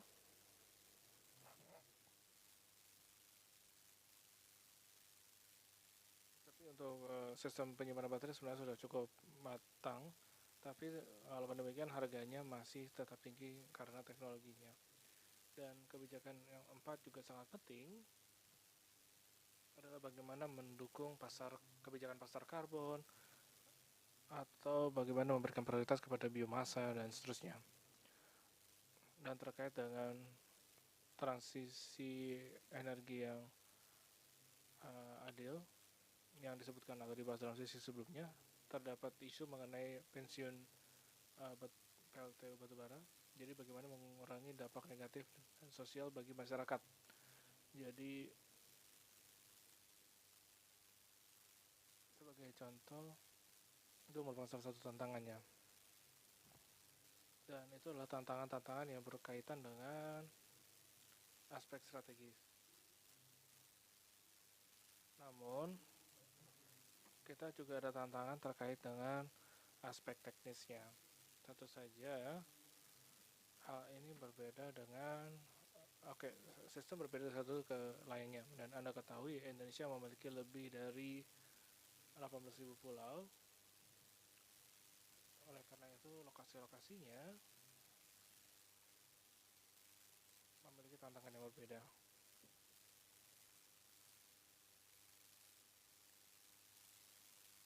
Dan kita bisa membagi sistemnya menjadi 3 kategori. Yang pertama adalah sistem yang besar dan sudah cukup matang di Jawa dan Bali, sudah cukup matang.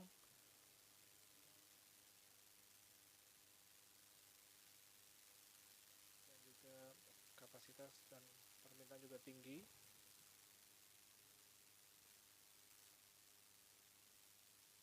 Oleh karena itu kita bisa membangun energi terbarukan dalam skala besar. Namun demikian, di sistem Jawa Bali juga punya tantangan yang spesifik. Karena sebagian besar saat ini datang dari batu bara dan kita tahu PLTU batu bara itu memiliki fleksibilitas yang lebih rendah dalam hal operasi. Oleh karena itu kita harus menghitung lebih banyak kalau kita ingin mengintegrasikan lebih banyak energi terbarukan variabel atau variabel energi saat ini. Ya, pertama-tama menurut saya Anda sudah mengidentifikasi tantangan yang sudah disebutkan oleh Sunil, tapi Anda menambahkan dimensi-dimensi lain seperti integrasi teknologi dan juga pertanyaan mengenai model pendapatan dari PLN, dan itu merupakan suatu pertanyaan yang fundamental bagi perusahaan Anda. Tapi saya juga ingin bergeser ke perspektif dan sudut pandang ke Anda, Ivan, karena Anda pemain yang sangat penting di dalam pemangku kepentingan, di dalam landscape pemangku kepentingan energi di Indonesia. Tapi kami ingin dengar Anda sebagai stakeholder dari energi terbarukan, dan Adaro itu sangat aktif di sektor batubara. Tapi saya tertarik bagaimana Anda kemudian memutuskan ke bidang atau ke usaha energi terbarukan sebagai sebuah usaha, dan apa peluang-peluang yang Anda lihat, dan juga melihat apa yang sudah diuji cobakan saat ini baik oleh Sunil dan Bapak Warsono. Apakah Anda sudah mengidentifikasi apa tantangan utama dan apa yang Anda sarankan untuk mempercepat penyusunan atau pengembangan energi terbarukan ini? Betul, Adaro adalah salah satu IPP terbesar untuk PLTU di Indonesia. Kami suka dengan batu bara. Ini adalah pendapatan utama kami. Ini adalah bisnis yang stabil. Jadi kami ingin mentransfer Adaro menjadi pasar renewable. Kami juga baru mendirikan pilar baru, yaitu Adaro Green. Jadi saat ini kita punya 3 pilar. Ada Adaro Energy, terus Adaro Mineral. Anda mungkin tahu kalau kami juga membangun estate industri di Kalimantan Utara. Itu disuplai oleh PLTA, tetapi itu tentunya butuh waktu. Kemudian Adaro Green, ini adalah proyek renewable atau energi terbarukan yang sedang kita kembangkan. Saat ini kami sedang mengembangkan tanah laut. Proyek PLTB tanah laut itu diselenggarakan lewat tender terbuka. Kami bekerja dengan mitra di Eropa. Kami sudah menandatangani PPA-nya. Kami sudah punya lendernya, dan kami akan menargetkan financial close-nya tahun depan. Seperti Anda ketahui, Adaro adalah salah satu perusahaan lokal yang merupakan bagian dari konsorsium Inspera. Di sini kami mengekspor solar PV ke Singapura. Ini perjalanan dan tantangan yang sangat menarik sekali untuk kami mendukung pemerintah Indonesia untuk menyuplai listrik ke Indonesia. Selain itu, kami juga berpartisipasi dalam tender terbuka PLN, di mana tarifnya itu sangat menantang ya. Kami juga mengembangkan pembangkit captive variabel kami di Kalimantan, di perusahaan tambang kami. Dan kami juga mengekspand PLTS. Kami saat ini sudah punya PLTS apung sekitar 500 kW untuk pemanfaatan kami sendiri. Dan saat ini kami sedang mengembangkannya untuk menjadi lebih besar, sampai 8 megawatt yang akan hybrid sistemnya dengan baterai. Jadi Adaro bergerak, ya bisa dibilang pelan atau mungkin cepat untuk sektor hijau. Kami mendukung PLN dan pemerintah. Kami juga terbuka untuk opsi kerjasama lain di region ini. Terima kasih Pak. Anda sebutkan bahwa proses tendernya itu cukup menantang ya. Bisa dijelaskan apa yang menantang? Tapi mungkin itu nanti saja ya. Sebelumnya saya ingin bertanya Ibu Sonal. Tadi Anda sebutkan overkapasitas batubara, di mana ini menyulitkan masuknya bisnis energi terbarukan. Menurut saya ini menarik. Bisa tolong dijelaskan lebih lanjut? Dan saya juga ingin bertanya tentang komponen regulasinya. Anda menyebutkan bahwa ada regulasi baru Perpres yang sebenarnya lebih suportif, tetapi masih belum cukup. Jadi bisa tolong dijelaskan apa sih yang masih kurang, apa yang perlu ditambahkan untuk benar-benar bisa mendorong kerangka investasi yang suportif. Oke, saya jawab dulu pertanyaan tentang modalnya dulu ya. Kalau kita lihat modal dan kita lihat misalnya proyek tanah laut, di situ banyak sekali minat investor untuk memberikan pinjaman dan banyak yang ingin mendanai proyek tersebut karena tidak banyak proyek di Indonesia serupa untuk energi terbarukan. Jadi itu tidak ada masalah saat ini. Indonesia sudah mendanai banyak proyek infrastruktur besar sebelumnya. Jadi kita berasa akan semakin dengan meningkatnya proyek energi ke depannya, akses ke modalnya juga akan serupa. Yang kita miliki saat ini cukup untuk proyek yang kita punya. Yang kita harapkan adalah pada saat kita sudah membuka dimensi kasus bisnis, regulasi, pendukung, dan maka modal-modal itu akan mengalir. Banyak dana yang didirikan berfokus pada transisi energi, iklim, dan lainnya, dan ekuitas dan pinjaman. Dan jujur mereka kesulitan mencari peluang-peluang. Jadi banyak yang tanya ke saya, coba kalau untuk Asia Tenggara tidak terlalu banyak yang bisa diinvestasikan. Jadi kami mencoba menawarkan skala kepada peminjam, tetapi masih banyak yang perlu dipelajari. Kita bisa dianggap pasar yang menarik dalam hal skala gigawatt untuk pasar ini. Ini sekarang bagian regulasinya. Saya rasa tantangan yang dilihat adalah mahalnya biaya energi terbarukan, tarifnya itu tarif di Indonesia itu tergantung pada supply-nya dan terkait dengan BPP. Tetapi pemerintah punya regulasi baru di mana diberikan tarif untuk 10 tahun pertama dipisahkan berdasarkan ukuran proyek, kapasitasnya, lokasinya. Nah, ini berguna, tetapi kita harus lihat apakah cukup banyak peluang-peluang untuk memberlakukan tarif-tarif itu. Dan apa yang bisa dilakukan untuk memperbaiki kerangka regulasi ini. Satu contoh adalah persyaratan konten lokal, di mana walaupun memang untuk jangka panjang Indonesia ini akan bermanfaat, tetapi ini dianggap sebagai salah satu hal yang bisa membuat biaya energi terbarukan menjadi lebih tinggi ke depannya, menjadi lebih tinggi. Jadi para pembuat kebijakan harus mengingat hal ini. Kalau kita apakah kita bisa bikin caranya lebih bertahap, lebih lokal, apa kita bisa mendorong perusahaan-perusahaan yang bisa mencapai NCR lebih tinggi, berikan insentif, tapi bisa tetap melakukan pendekatan bertahap. Itu yang pertama. Kemudian kalau untuk dari sisi developernya, negosiasi dan PJBL itu butuh waktu. Alasannya karena tidak ada template PJBL standar. Jadi mungkin kita perlu template standar yang tidak akan mengejutkan developer dan investor. Ini akan memudahkan juga untuk PLN menegosiasikan masing-masing situasinya. Ini juga akan mengurangi waktu yang dibutuhkan.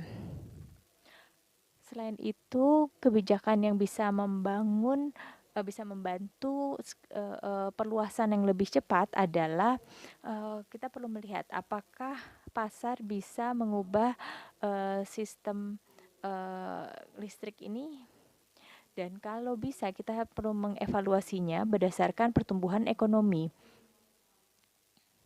Mungkin akan ada biaya bagi PLN, di mana mungkin ada konsumen yang akan hilang. Tetapi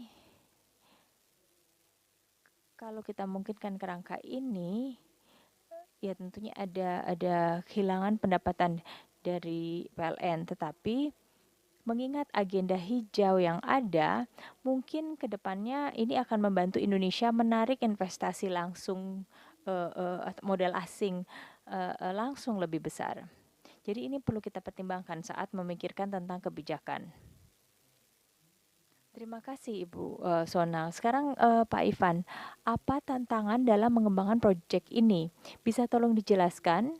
Dan apakah Anda setuju dengan yang disampaikan Ibu Sonal tentang komponen utama yang perlu diperbaiki? Ya, sebenarnya saya setuju. Ini saya juga tadi sudah mencatat standarisasi PJBL. Kami senang bisa mendukung PLN untuk menstandarisasi PJBL. Setidaknya ada beberapa poin yang mengenai isu-isu peminjam yang atau lender yang perlu disesuaikan. Jadi masing-masing tender itu sistemnya bisa diulang, bisa direplikasikan. Jadi metodenya ini juga sistemnya juga akan lebih mudah buat PLN. Selain itu, tarif PLN juga akan menjadi lebih kompetitif. Kalau di sistem tender di PLN kan itu ada tidak terbuka, itu tertutup, ada financial envelope misalnya. Dan saya rasa akan baik untuk PLN. Dan kalau PLN punya dan biaya kompetitif. Jadi ini tergantung pada PLN. Kita mulai melihat proyek seperti misalnya PLTS Apung, kami juga punya biaya yang cukup kompetitif ya. Tapi untuk standarisasi PJBL saya setuju, saya sangat setuju.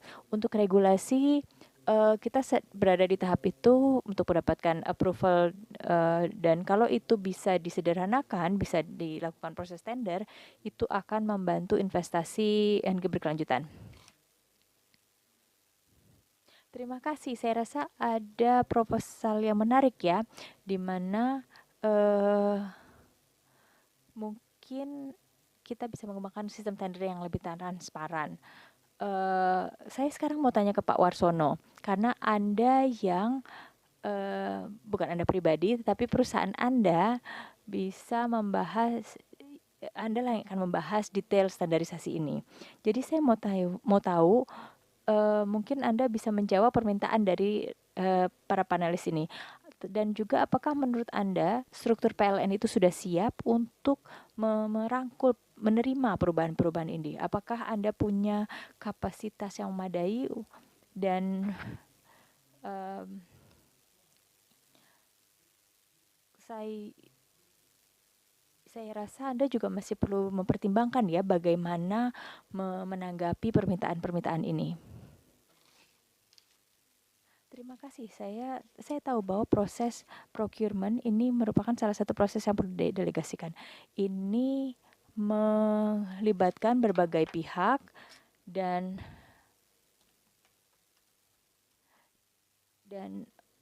kalau untuk kapasitas PLN,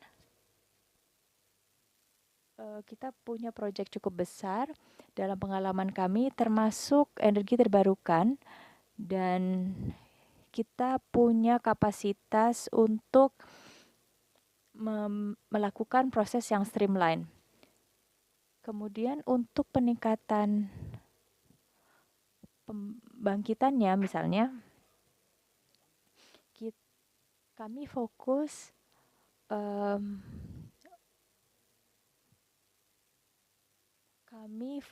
untuk pembangkitan.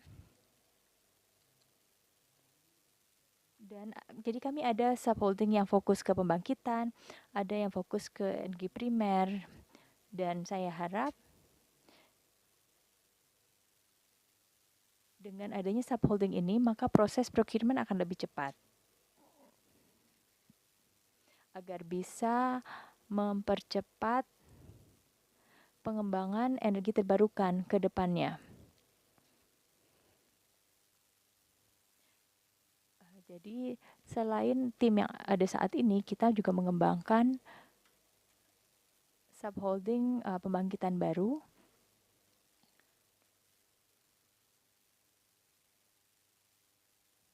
untuk membantu perencanaan, konstruksi, procurement, dan lainnya. Terima kasih Pak. Saya ingin bahas lagi tentang revenue model PLN, dan ini mungkin nyambung ke pertanyaan saya sebelumnya, yaitu menurut Anda apakah struktur PLN saat ini dapat mengatasi masalah ini, atau seperti kan ada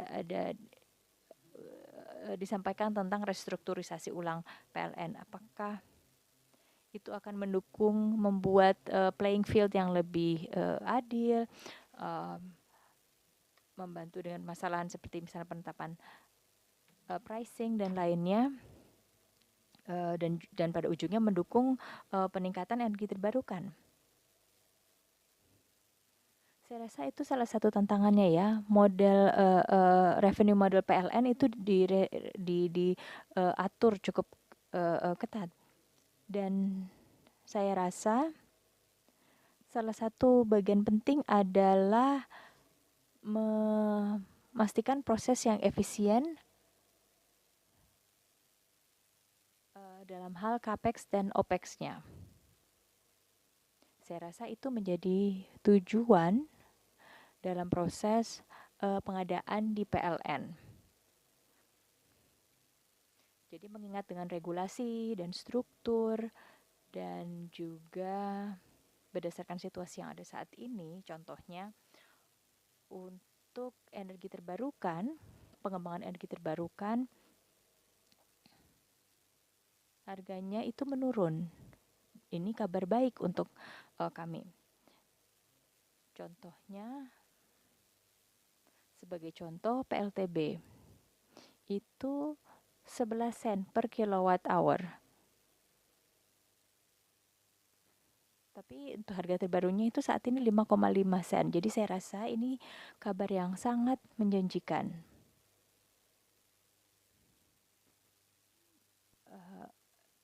Dan kedepannya akan lebih mudah untuk mengembangkan energi terbarukan.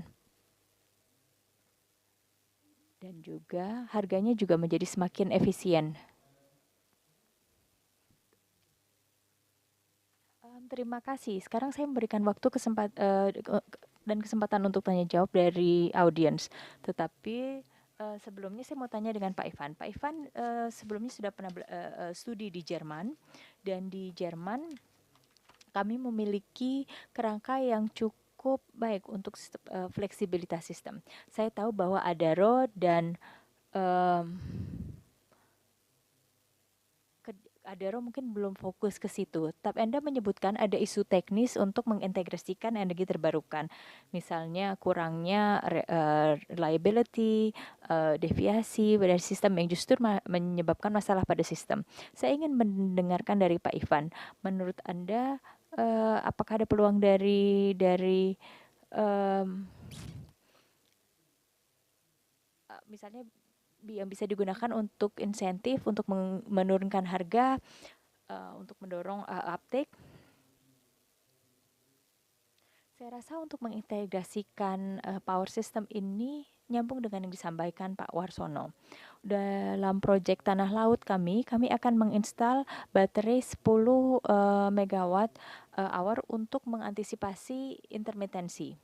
Tentunya PLTB itu tidak krusial seperti PLTS. Kalau ada PLTS, kalau ada awan itu ngedrop.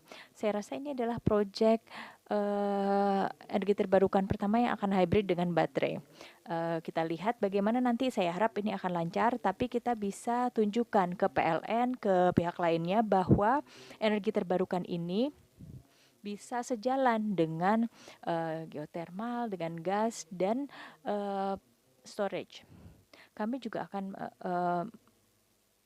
kami akan memasang baterai ini untuk mengantisipasi intermitensi sistem. Terima kasih. Saya rasa proyek Singapura juga akan fokus ke baterai ya. Jadi saya rasa ini akan membantu mengatasi isu baterai di Indonesia. Karena dengan struktur tender di Singapura, di situ harus disediakan, harus memungkinkan baterai. Indonesia sebagai mitra ekspor yang kita harus lihat kalau ada baterai untuk skala seperti itu akan menjadi studi kasus yang menarik. Saya rasa Indonesia juga punya potensi besar untuk pump hydro storage, dan ini carbon neutral, tidak ada isu supply chain, tersedia secara domestik, dan ini bisa ditelusuri lebih lanjut oleh Indonesia. Saya tahu bahwa PLN juga ada beberapa rencana pembangunan pump hydro storage, tapi ya, ini menunjukkan bahwa masa depan 100% energi terbarukan itu bisa dilakukan. Untuk pump hydro storage, Indonesia ini bisa sekali. Jadi dalam hal storage ini potensinya luar biasa. Terima kasih Pak Warsono, saya mau berkomunikasi dengan Nanda. Jadi saya mau tahu tapi sebelumnya saya mau tahu apakah ada pertanyaan dari audiens atau mungkin dari peserta online. Tapi mohon maaf saya tidak bisa lihat ya peserta online. Kalau ada pertanyaan yang mengganjal, silahkan diajukan.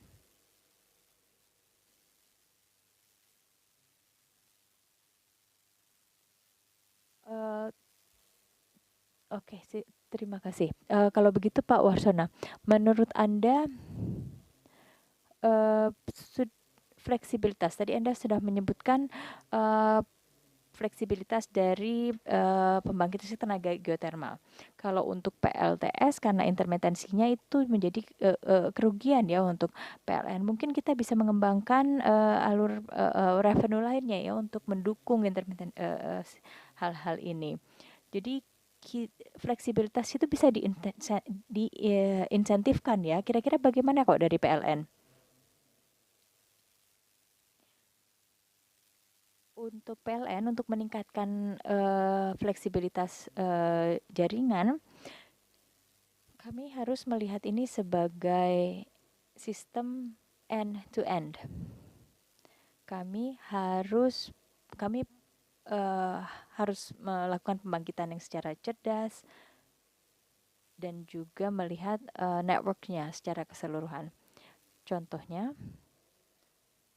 untuk supply di PLN, kami berencana membangun storage. Contohnya untuk Jawa, Bali, dan Sumatera. Kami berencana membangun pump storage di sana. Untuk baterai ini sudah mulai menjadi wajib ya untuk semua pengembangan energi terbarukan yang variabel. Seperti yang tadi Pak Ivan sampaikan,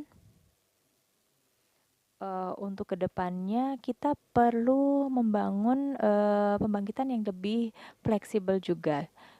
Contohnya turbin gas dan lainnya. Kita juga perlu membuat sistem kita menjadi lebih fleksibel. Dan juga smart grid ini menjadi sangat penting. Kami punya pengalaman di Sulawesi,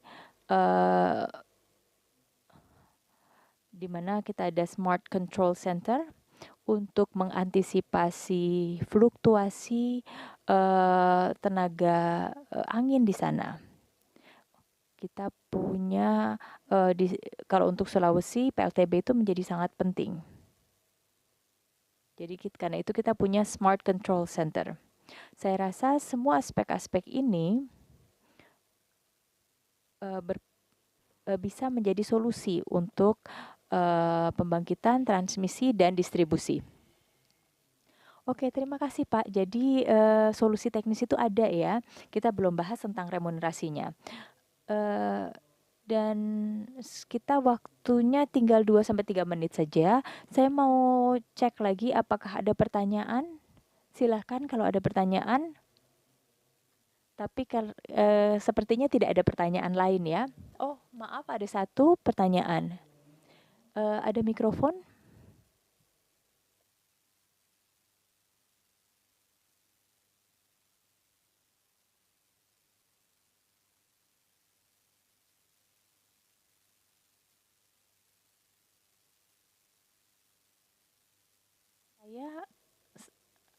Saya ingin bertanya ke siapa saja yang bisa menjawabnya. Untuk listrik lintas batas antara Batam ke Singapura dan Kalimantan ke Brunei, apa tantangan utama untuk menjalankan proyek ini? Terima kasih atas pertanyaannya. Silakan Bapak, mungkin Anda yang paling tepat untuk menjawab pertanyaan ini. Oke, terima kasih. Kami di negara Asia, karena kami punya yang disebut ASEAN Power Grid yang terhubung. Ini terdiri dari beberapa proyek, tentunya antara mainland ya atau daratan besar Vietnam, Laos dan negara lainnya. Tapi kita juga berpengalaman untuk di Indonesia antara Indonesia dan Sarawak. Di situ transmisinya sudah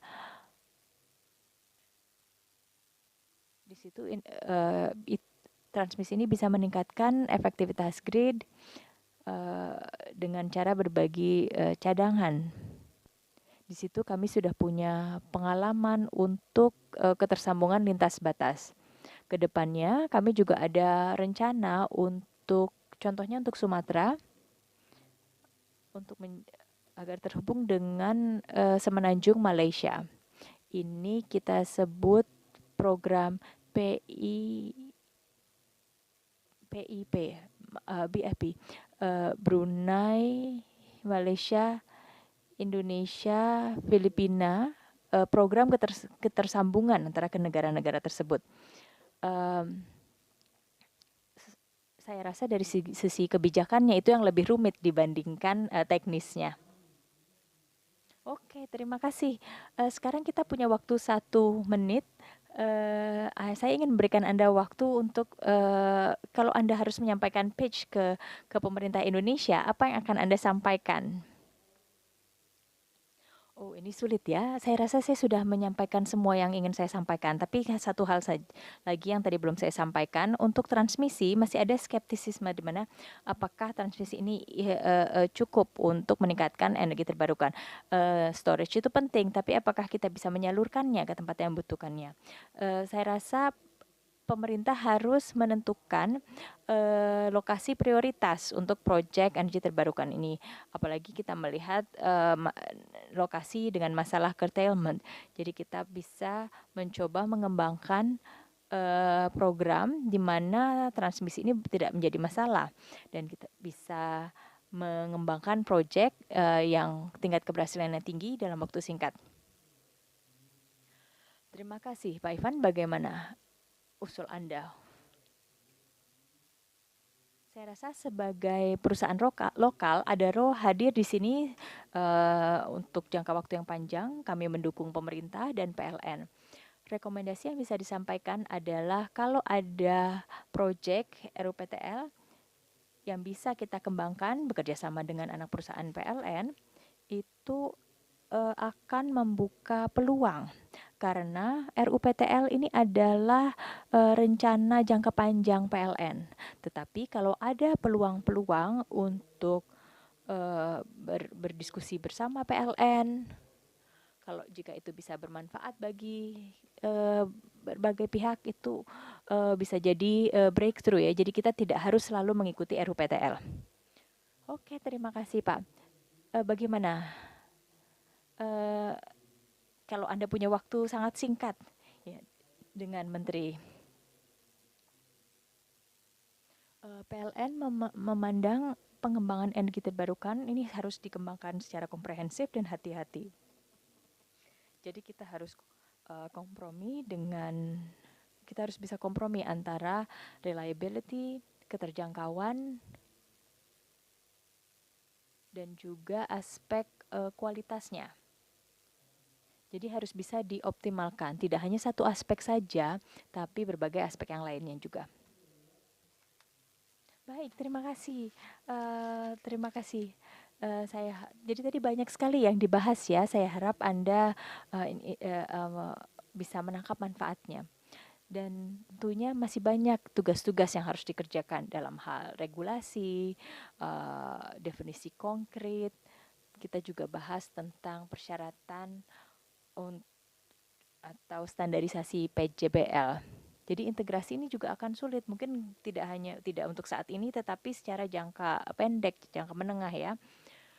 Dan setelah diskusi-diskusi seperti ini, kita perlu membahas, karena kalau untuk scaling up itu menjadi penting ya. Di sini kita itu seperti prosesnya sudah mulai jalan, kita tinggal butuh sesuatu untuk mendorongnya. Dan sekarang terima kasih banyak kepada para panelis. Saya harap Anda menikmati diskusi ini seperti halnya dan diskusi ini bermanfaat untuk Anda. Terima kasih, saya kembalikan waktu dan kesempatan kepada MC.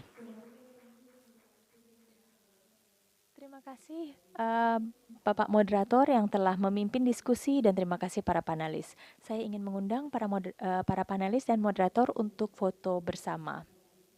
Mohon untuk berdiri di depan meja.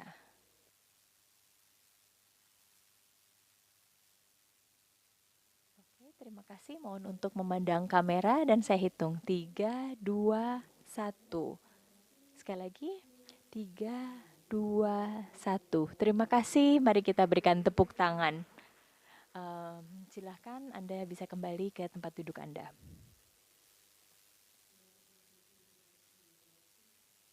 Terima kasih kepada para panelis dan moderator atas diskusi siang ini. Banyak sekali informasi yang telah disampaikan.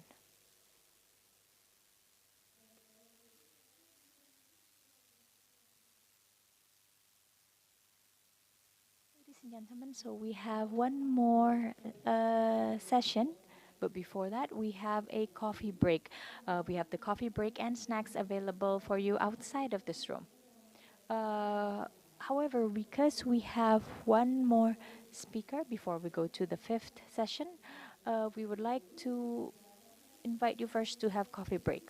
And in addition, we've also done a survey where you can scan the barcode to access the materials.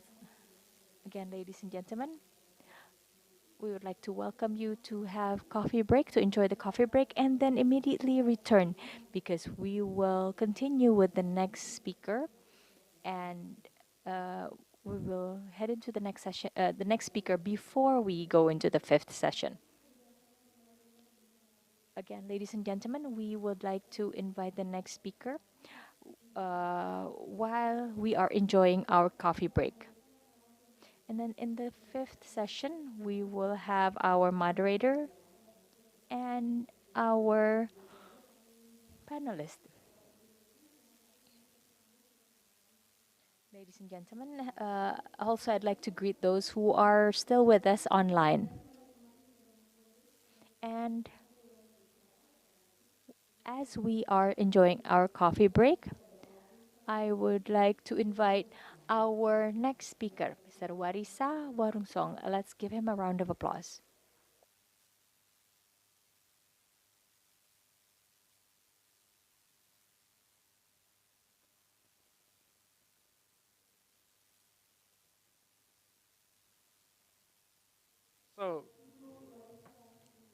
So I would like to invite Miss Warisa Simarusong to come to the stage.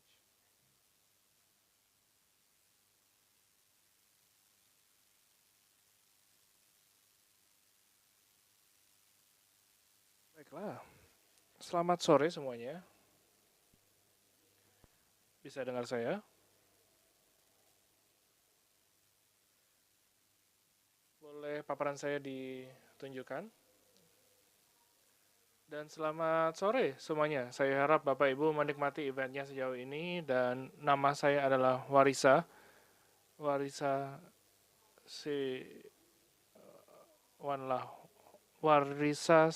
Sihirunwong. Saya dari Jasa, Thailand. Saya bekerja untuk project CASE, Clean, Affordable, and Secure Energy, atau energi yang tahan, terjangkau dan bersih.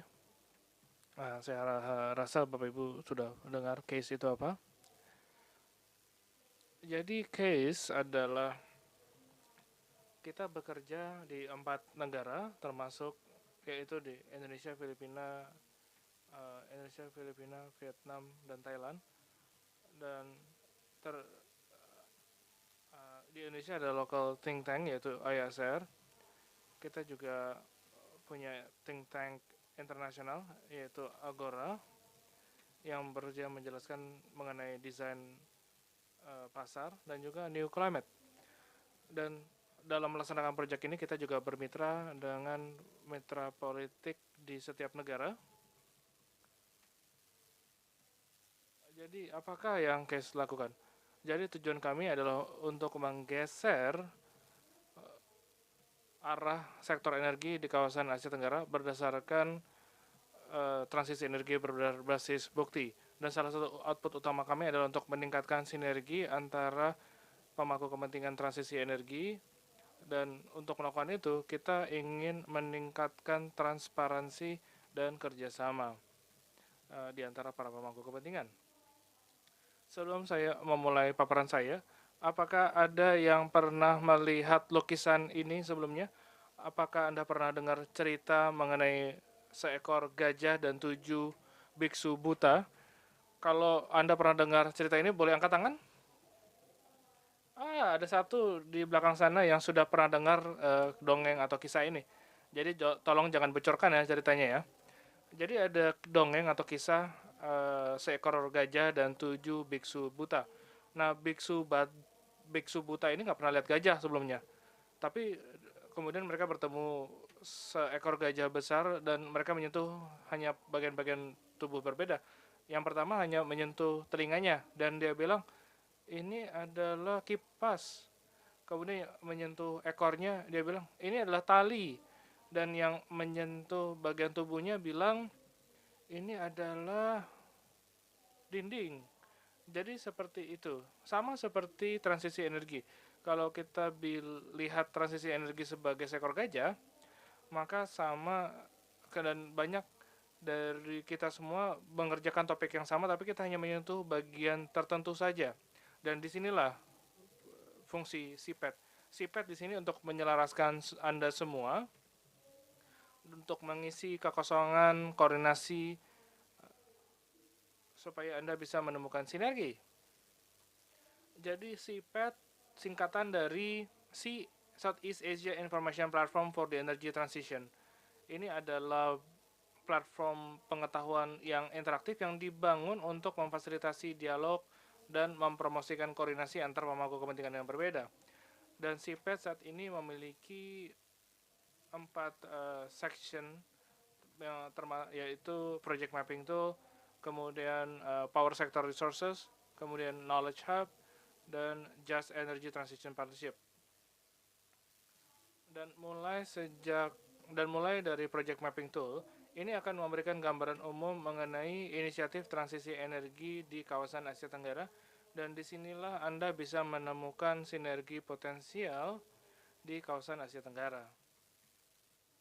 Saat ini kita memiliki lebih dari 200 proyek CPET, dan saya ingin mengundang Anda semua untuk mengupload informasi proyek Anda ke CPET supaya bisa dilihat oleh semua orang dan melihat apakah ada potensi sinergi dan potensi kolaborasi. Dan yang berikutnya adalah resources atau sumber daya sektor ketenagalistrikan. Sumber daya sektor ketenagalistrikan yang ada saat ini memiliki 4 perangkat. Dan 4 perangkat tersebut adalah Power Transition Progress Tool, Power Sector Snapshot, Power Sector Data Browser, dan Global Energy Monitor Power Plant Trackers.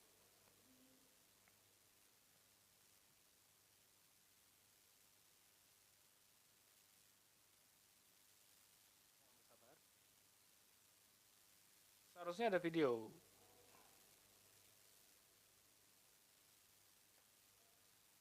Jadi Power Transition Progress Tools atau tool kemajuan transisi ketenagalistrikan. Ini adalah tool atau perangkat untuk mengukur kemajuan transisi ketenagalistrikan dan ada 69 indikator. Sedangkan power sector snapshot akan memberikan gambaran umum dari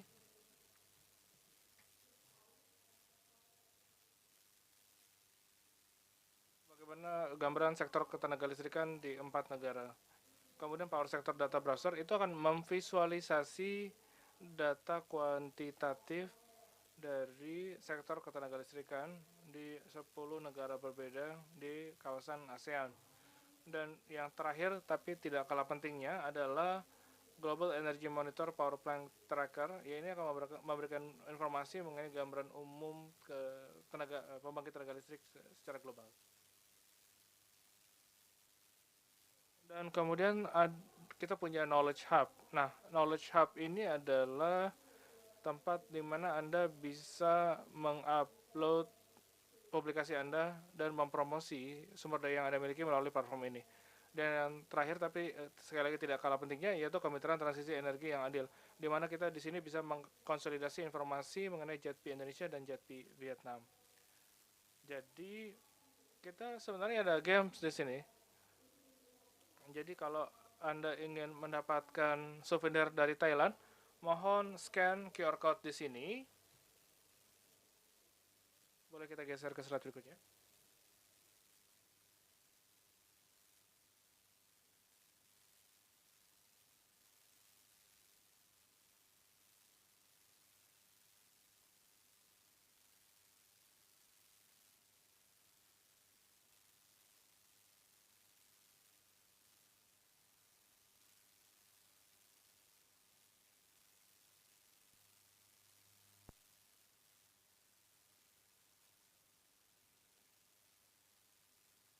So can we show the quiz? The winner can receive a souvenir from Thailand. So can someone help to show the quiz?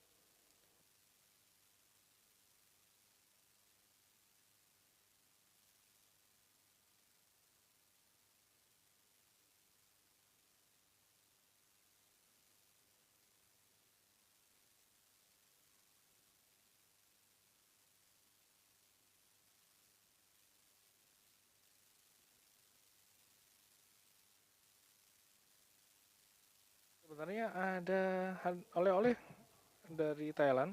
Ini kudapan asli Thailand, tapi saya bawa. Mungkin ada semacam isu teknis.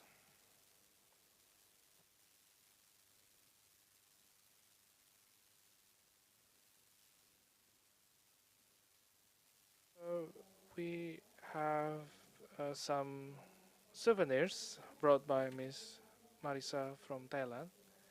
So the gift will be shared through a quiz. So can someone help to share the quiz? To show the quiz?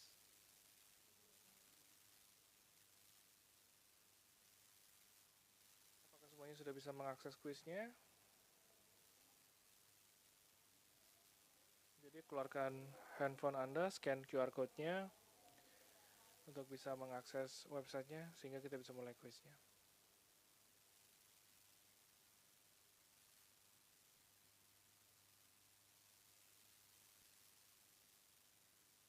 Apakah semuanya sudah bergabung? Baiklah. Mari kita mulai dengan pertanyaan pertama.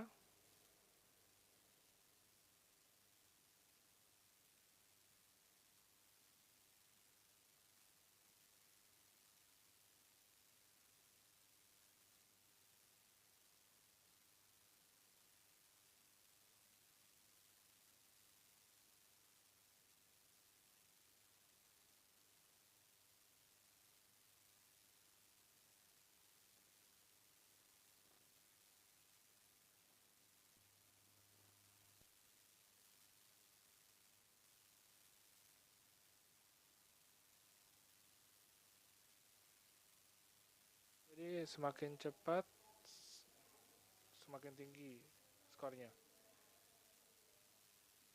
Apa sektor yang berkontribusi emisi terbesar di Thailand? Apakah transportasi, tenaga listrikan, atau industri?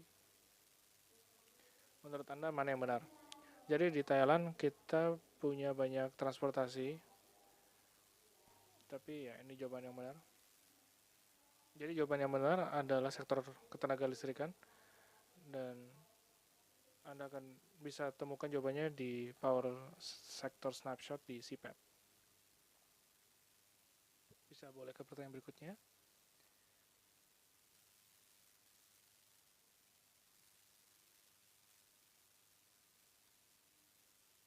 Oke, sangat kompetitif ya. Saat ini pemenangnya juaranya masih Pak Fikri. Baiklah, pertanyaan berikutnya adalah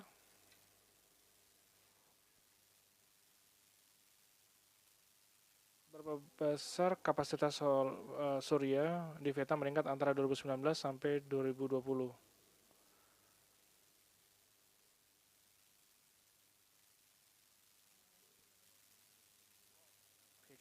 You can answer the question, and we have Mr. Fikri as the fastest.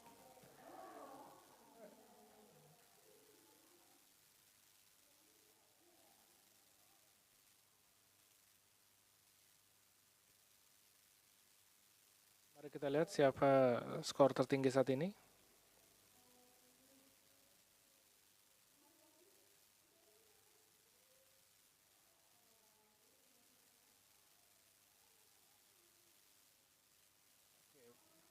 Pak Ronald saat ini. Siapa Pak Ronald?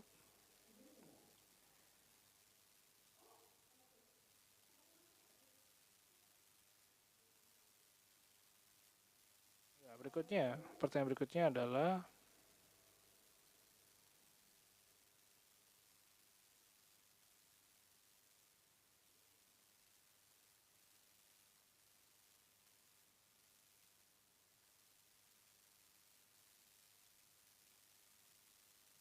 di mana menemukan gambaran umum dari seluruh proyek pelaksanaan ini yang mudah.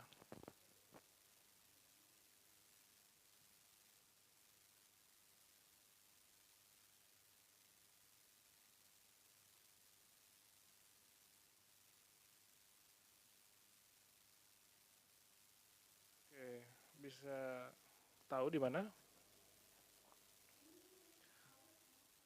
Mungkin di Power Snapshot.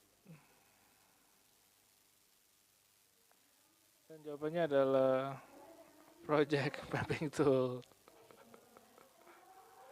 Dan tidak ada yang menjawab dengan benar.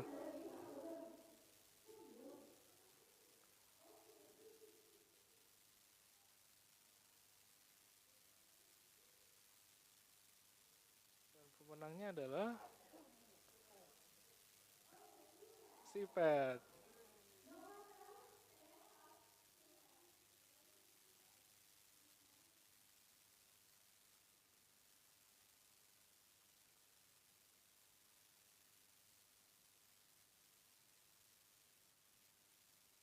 Terima kasih CPAT peserta online.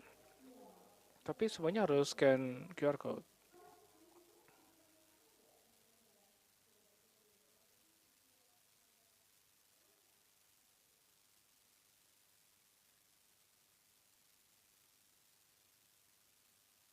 Mungkin kita bisa bergeser kepada Pak Ronald.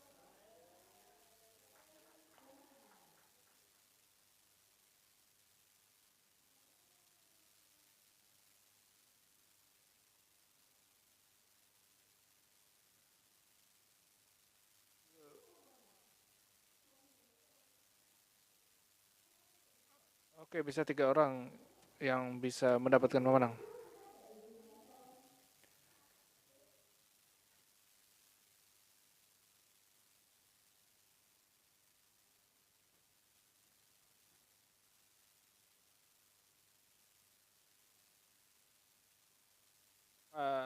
Atau Ibu Sastro mungkin boleh naik ke atas panggung. Dan seharusnya ada satu lagi. Dan Pak Radit.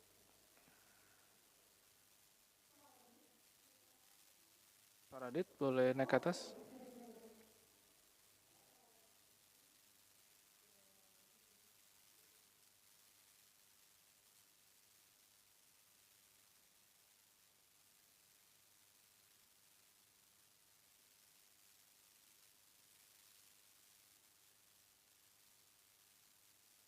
oleh-oleh dari Thailand. Dan ada snack dari Thailand dan juga tas bertemakan case. Baik, berikan tepuk tangan yang meriah.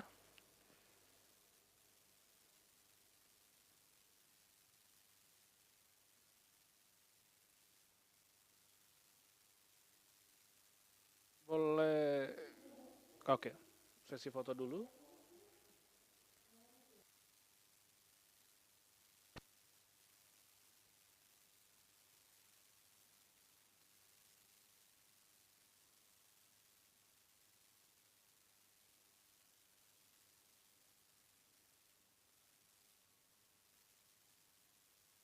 Dan bisa kunjungi booth CPAT di sisi kanan di area pre-function. Dan sebelum mengakhiri presentasi saya, ya, terima kasih.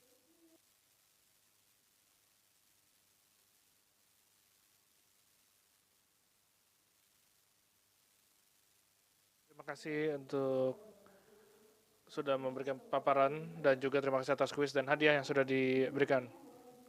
And now, ladies and gentlemen, again, thank you for staying with us, and we will continue with the next session. Now, we will start with the last session for today, which is the 5th session. And again, and after that, we will continue the session tomorrow until Friday. So please come again tomorrow. And I would like to remind you that we have survey about the series of events that we have.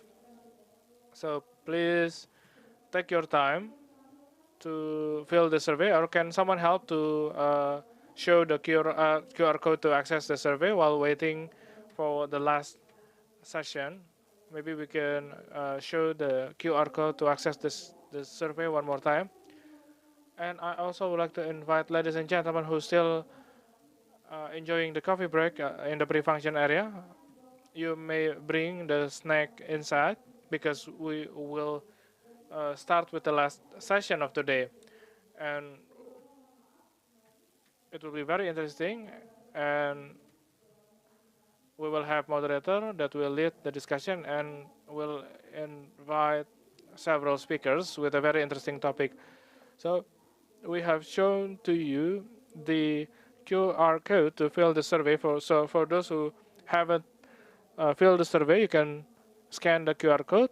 You will have the opportunity to provide insight, feedback, and suggestion to the event that we organized since yesterday until this Friday, October 12, 2023. So now I would like to invite, and we also would like to welcome our friends who joining online. So if there are questions, we will open opportunity to ask questions during the Q&A session.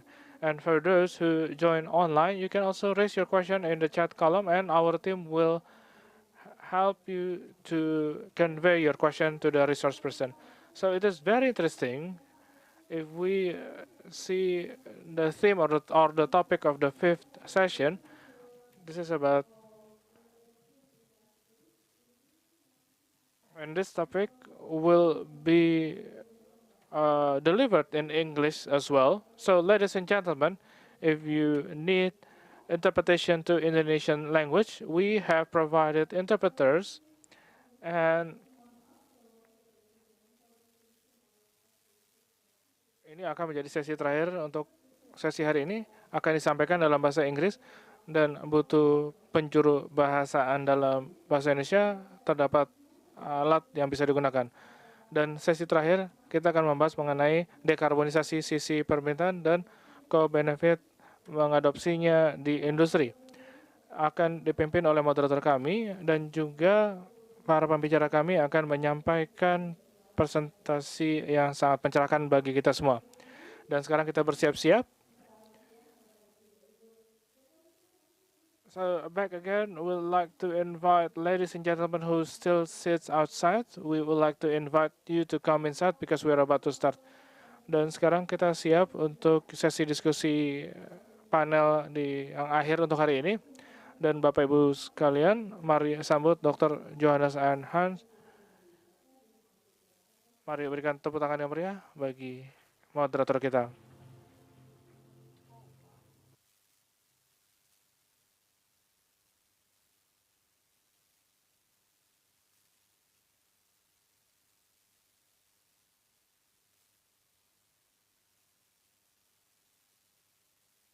Terima kasih banyak Bapak Ibu sekalian yang ada di ruangan ini dan yang hadir secara online.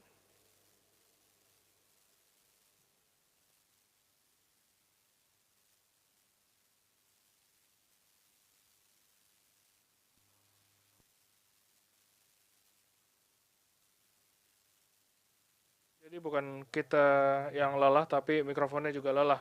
Dan terima kasih dan mohon maaf. Mohon maaf, sesi terakhir masih tetap dalam bahasa Inggris, bukan dalam bahasa Indonesia.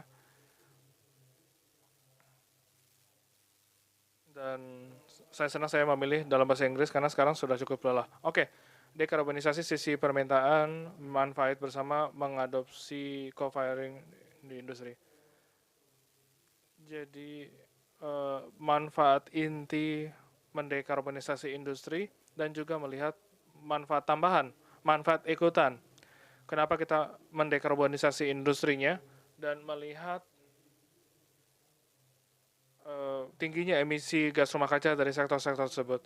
Dan ada 3 pembicara yang luar biasa yang akan memaparkan topik ini dan kita akan melihat rincian kenapa transaksi terjadi, kenapa tidak terjadi, dan apa tantangan-tantangan dari sudut pandang regulasi, dari sudut pandang finansial, dan juga dari sudut teknis. Mari kita sambut bersama-sama saya, 3 pembicara saya untuk sesi terakhir hari ini. Pak Octavianus Pramantia, Pak Pram,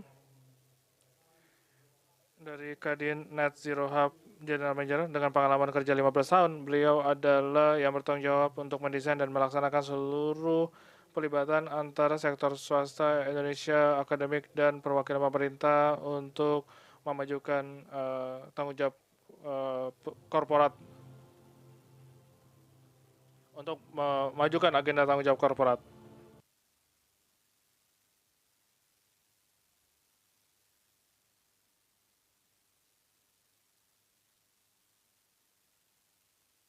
Saya juga akan meminta 2 pembicara saya yang lain untuk naik ke atas panggung sebelum Pak Pram memulai dengan presentasinya.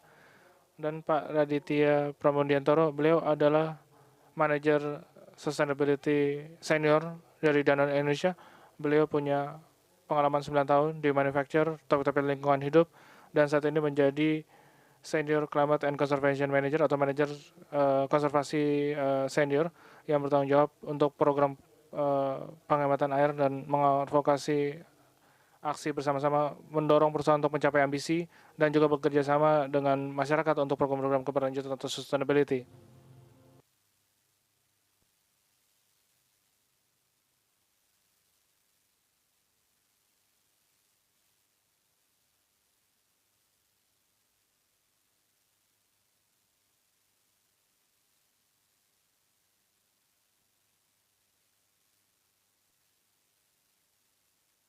Dan juga pembicara berikutnya, Pino George, mari bergabung saya di atas panggung. Beliau adalah profesional dan expert di industri energi terbarukan yang sangat berpengalaman dengan pengalaman 2 dekade, pengalaman selama 2 dekade. Beliau sudah mengembangkan proyek-proyek energi terbarukan dengan kapasitas 800 MW dengan nilai kontrak miliaran dolar, dan beliau sekarang adalah country head untuk business development di Indonesia.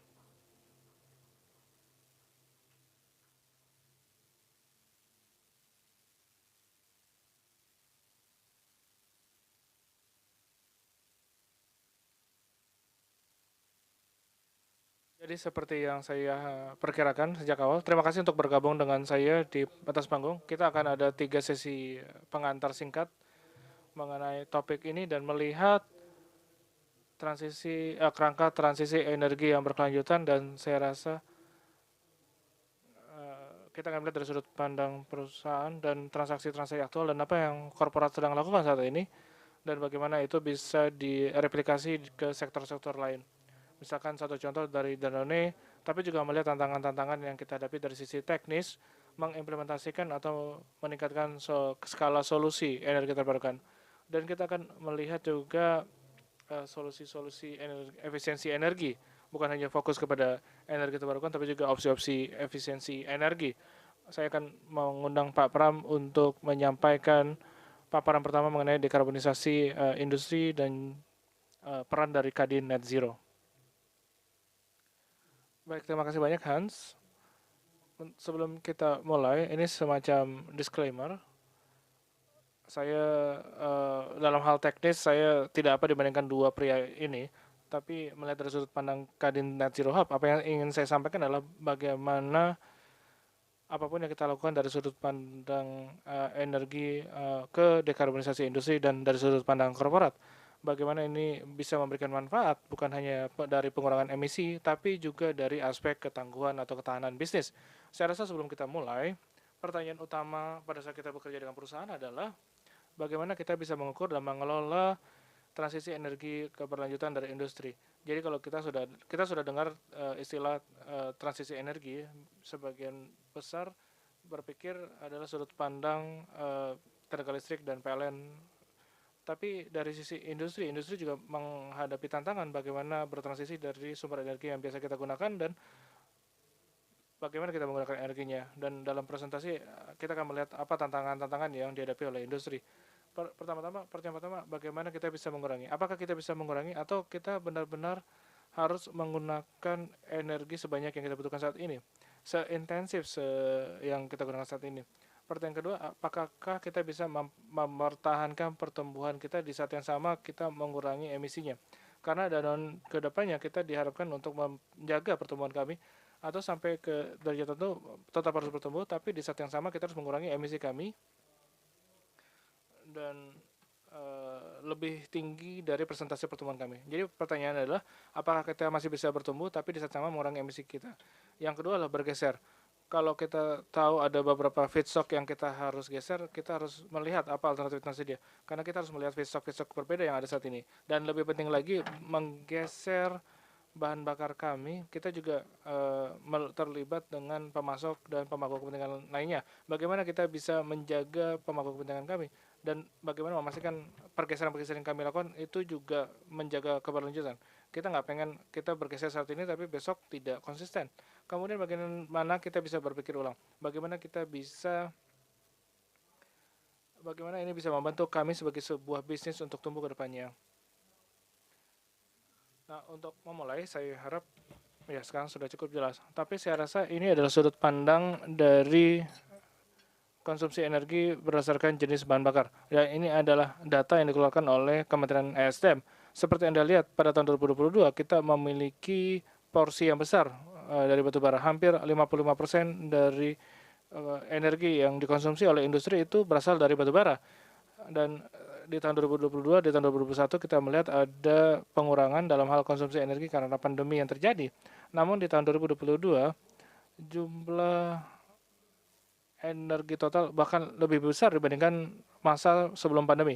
Dan kita nggak bisa menjauh dari batu bara. Dan di saat total konsumsi energi kita bertambah, total konsumsi batu bara juga bertambah. Batu bara tetap mendominasi. Dan kalau kita melihat ketenaga listrikan, hanya bisakah kita melistriki? Nah, pertanyaan melistriki bukan mengenai teknologinya, tapi mengenai harga dari teknologinya. Tapi mereka menghadapi tantangan ganda. Kita dalam hal energi industri itu sangat padat batu bara, tapi juga dalam hal ketenaga listrikan. Jadi kalau kita ubah boiler kami dari batu bara ke boiler listrik, tapi emisi faktor kami masih jauh di belakang Vietnam atau Bangladesh yang sangat didominasi oleh gas. Tapi industri di Indonesia itu menghadapi tantangan ganda dari batu bara dalam hal jenis energi, tapi juga dari sumber ketenaga listriknya. Yang kedua, apakah masuk akal bagi kita karena energi kita dianggap murah.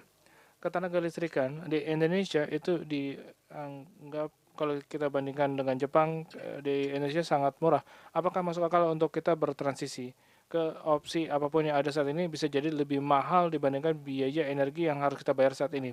Maka pertanyaannya, kenapa kita harus bergeser? Bila pertanyaannya adalah mengenai komersial dan finansial, maka saya bilang tidak ada insentif langsung untuk bergeser ke jenis energi yang lebih berkelanjutan, apapun bentuknya.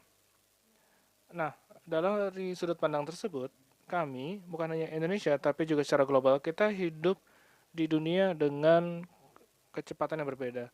Satu, mengenai krisis energi.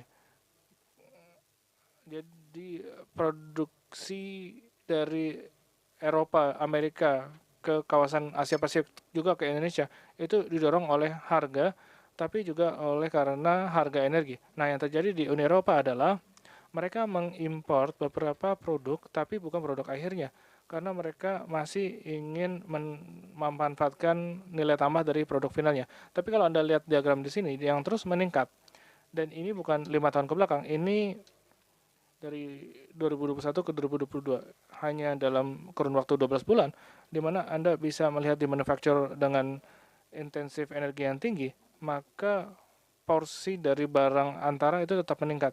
Hingga tingkat tertentu, import barang final juga meningkat, tapi jauh dengan porsi yang lebih rendah. Jadi offshoring ini terjadi karena kita punya harga energi yang relatif rendah dan menarik bagi mereka. Jadi kita bisa membeli barang input dengan harga yang lebih murah, bahan baku lebih murah, kemudian kita bisa memanufaktur barang akhir dan bisa memanfaatkan nilai tambah di barang finalnya. Namun demikian, ada pertanyaan. Oke, kita punya CBAM sekarang. Ini adalah topik yang dalam tanda kutip kontroversial. Ada orang berpikir ini adalah bentuk pajak yang lain. Namun kalau saya tanya di ruangan ini, mungkin 15% akan bilang mendukung CBAM dan sisanya akan menentang CBAM. Namun intinya di sini, kita sebagai negara produsen, kita juga diperkirakan untuk mengurangi emisi kami karena Uni Eropa tidak mau kebocoran karbon terjadi. Menggeser produksi keluar Uni Eropa bisa jadi bermanfaat bagi Anda dalam hal harga energi, tapi saya tidak mau ada emisi kembali ke Uni Eropa karena itu akan menggeser komitmen kami atau janji-janji politik yang ada. Jadi ada satu aspek di mana harga energi itu sangat menarik, misalkan di Indonesia. Namun oleh karena itu, maka emisi di Indonesia relatif cukup tinggi karena kita sangat bergantung kepada batu bara. Kalau kita berencana bergeser dari batu bara ke gas, maka banyak orang bisa menghitung dan melihat berapa peningkatan harga listriknya kalau digeser dari batu bara ke gas. Apakah kita akan tetap bersaing? Ya, emisi akan berkurang, tapi harganya malah tidak. Jadi ada dua sudut pandang berbeda. Bagaimana industri menghadapi situasi ini? Bagaimana kita menggunakan dekarbonisasi dan seluruh solusi teknologi yang ada ke dalam sudut pandang yang benar.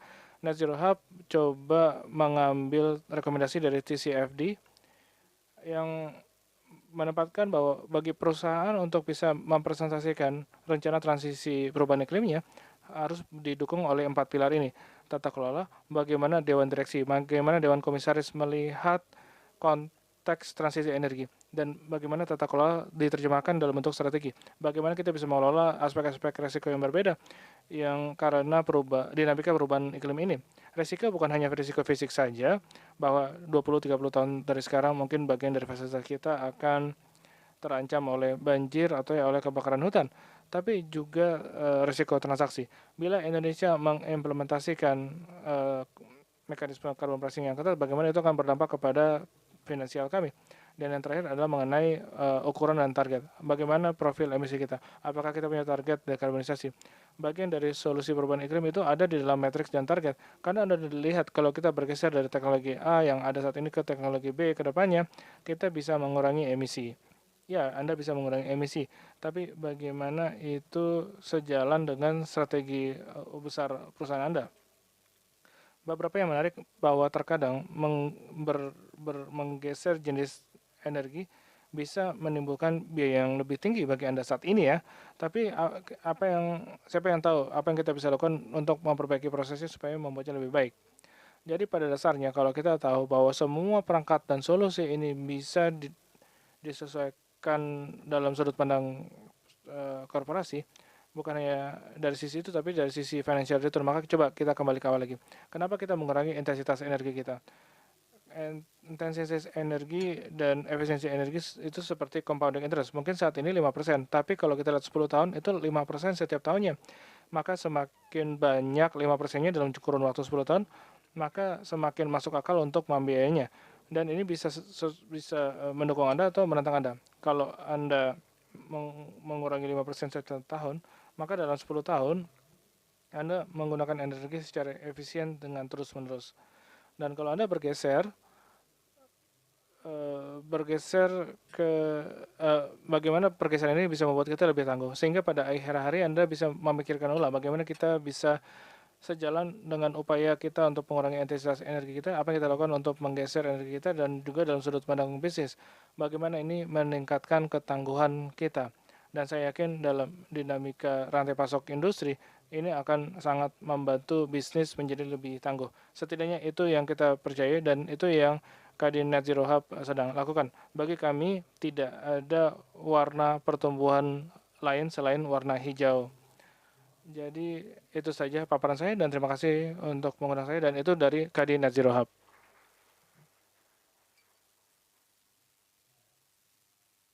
Pak Pram, terima kasih banyak. Jadi saya menduga Anda menerima banyak permintaan datang dari industri. Jadi bagaimana Anda melakukan ini? Bagaimana Anda mengurangi atau garis miring bergeser dan memikirkan ulang model bisnis saat ini dan melihat secara jangka panjang? Jadi apa yang Anda tawarkan kepada mereka? Pada dasarnya, kita punya model layanan yang berbeda-beda. Pertama, kita membantu perusahaan untuk menghitung baseline emisi mereka atau emisi dasar mereka dan melihat di mana emisi timbul. Jadi seringkali mereka langsung lompat, kita butuh panel surya. Well, tunggu dulu ya. Saya paham dan saya yakin mungkin membutuhkan panel surya, tapi bagaimana ini akan membantu Anda untuk mengurangi emisi Anda? Mungkin bisa kita tunda dalam 1 atau 2 tahun, di mana ada low hanging fruit di aspek efisiensi energi dan mungkin perbaikan proses yang kita bisa lakukan yang memberikan penurunan emisi yang baik dan dengan investasi yang lebih rendah.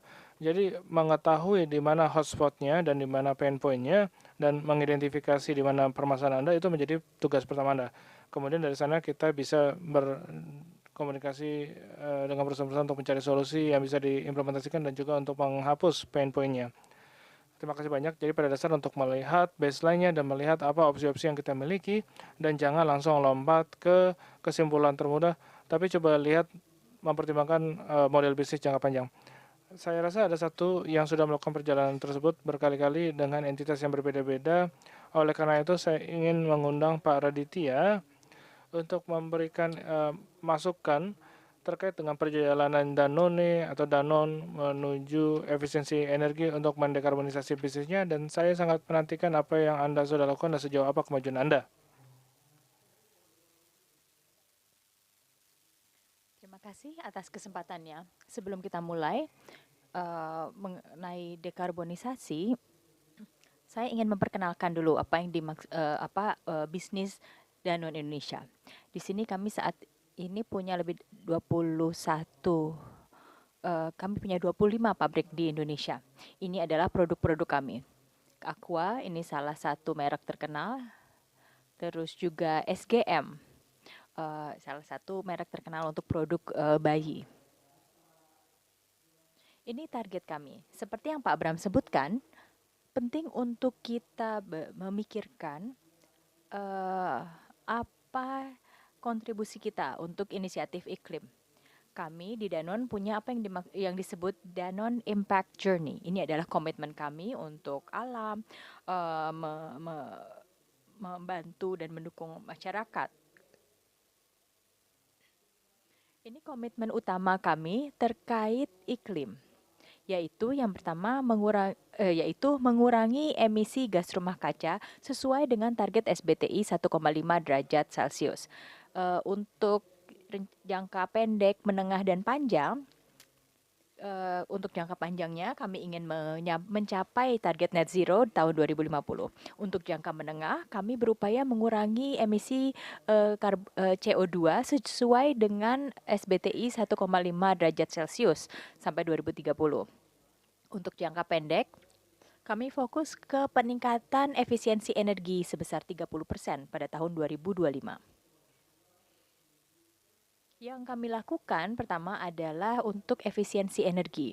Kami berkomitmen memperbaiki efisiensi energi kami untuk mengoptimalkan operasional kami, mengurangi dan mengoptimalkan pemanfaatan energi. Dan kami saat ini sudah mencapai 46% dibandingkan baseline tahun 2000 kami. Dan kedepannya kami perlu menggunakan energi terbarukan. Kami sudah mulai dengan pemasangan panel surya rooftop di semua pabrik kami. Dari 25, ini target kami untuk 2030. Saat ini kami sudah punya 7 pabrik yang sudah dipasang PLTS ini dengan total kapasitas 8,2 megawatt. Selain PLTS untuk energi terbarukan, kami juga memikirkan opsi lain apa yang kami bisa lakukan untuk energi terbarukan. Kami bekerja sama dengan BCIS, dengan Pak Bimo, untuk memasang boiler biomasa kami di Jawa Tengah dengan kapasitas 6 ton per jam. Dan ini bisa mengurangi emisi kami sebesar 8,3 ribu ton emisi CO2 atau 32% jejak karbon kami di pabrik kami di Jawa Tengah. Tapi kami tidak berhenti di situ saja, karena ujung target kami adalah net zero emission. Jadi kami juga melakukan berbagai inisiatif lain di sepanjang rantai pasok kami. Kami berupaya mengurangi dampak emisi dari kegiatan operasional kami. Saat ini kami punya produk yang disebut Aqua Life yang dibuat dari 100%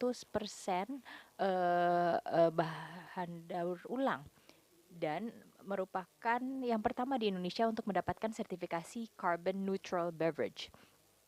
Kami mulai juga upaya kami dari hulu melalui upaya konservasi lahan dan keanekaragaman hayati. Kami kemudian melakukan inisiatif pertanian regeneratif untuk mendorong praktek pertanian berkelanjutan. Ini juga bisa mengurangi emisi kami. Kemudian tadi saya sudah bahas tentang energi terbarukan, dan untuk Aqua kami memiliki bisnis model sustainable 70%, dan ini salah satu yang cukup besar. Untuk saat ini kami menggunakan 25% bahan daur ulang untuk botol kami.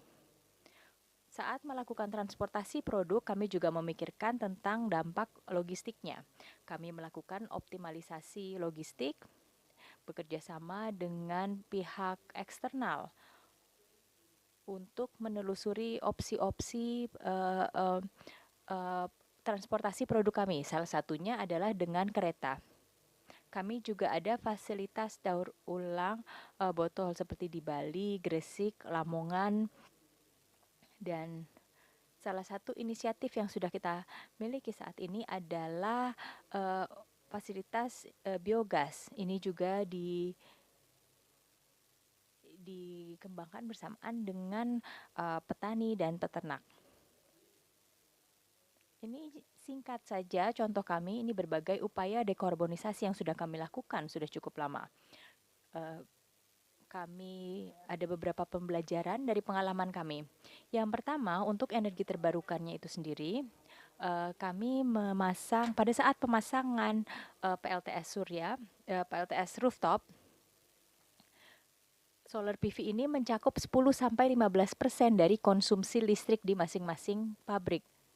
Jadi selain pemenuhan listrik dari ini sebagai tambahan dari yang kami peroleh dari PLN. Selain itu, kami mendorong staf dan supplier Danone untuk melakukan upaya serupa.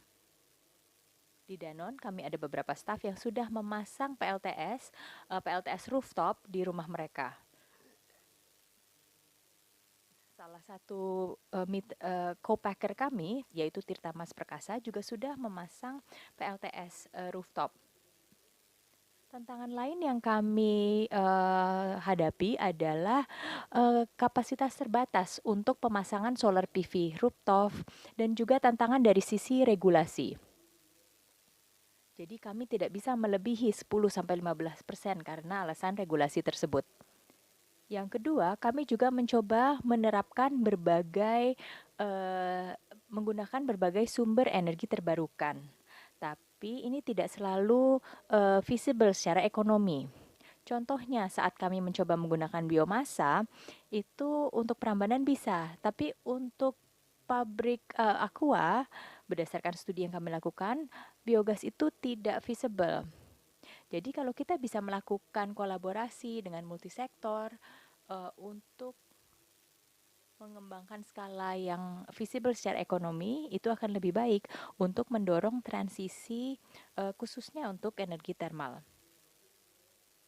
Yang terakhir adalah opsi pengadaan energi terbarukan yang kompetitif dan inovatif agar bisa mencapai ambisi 100%.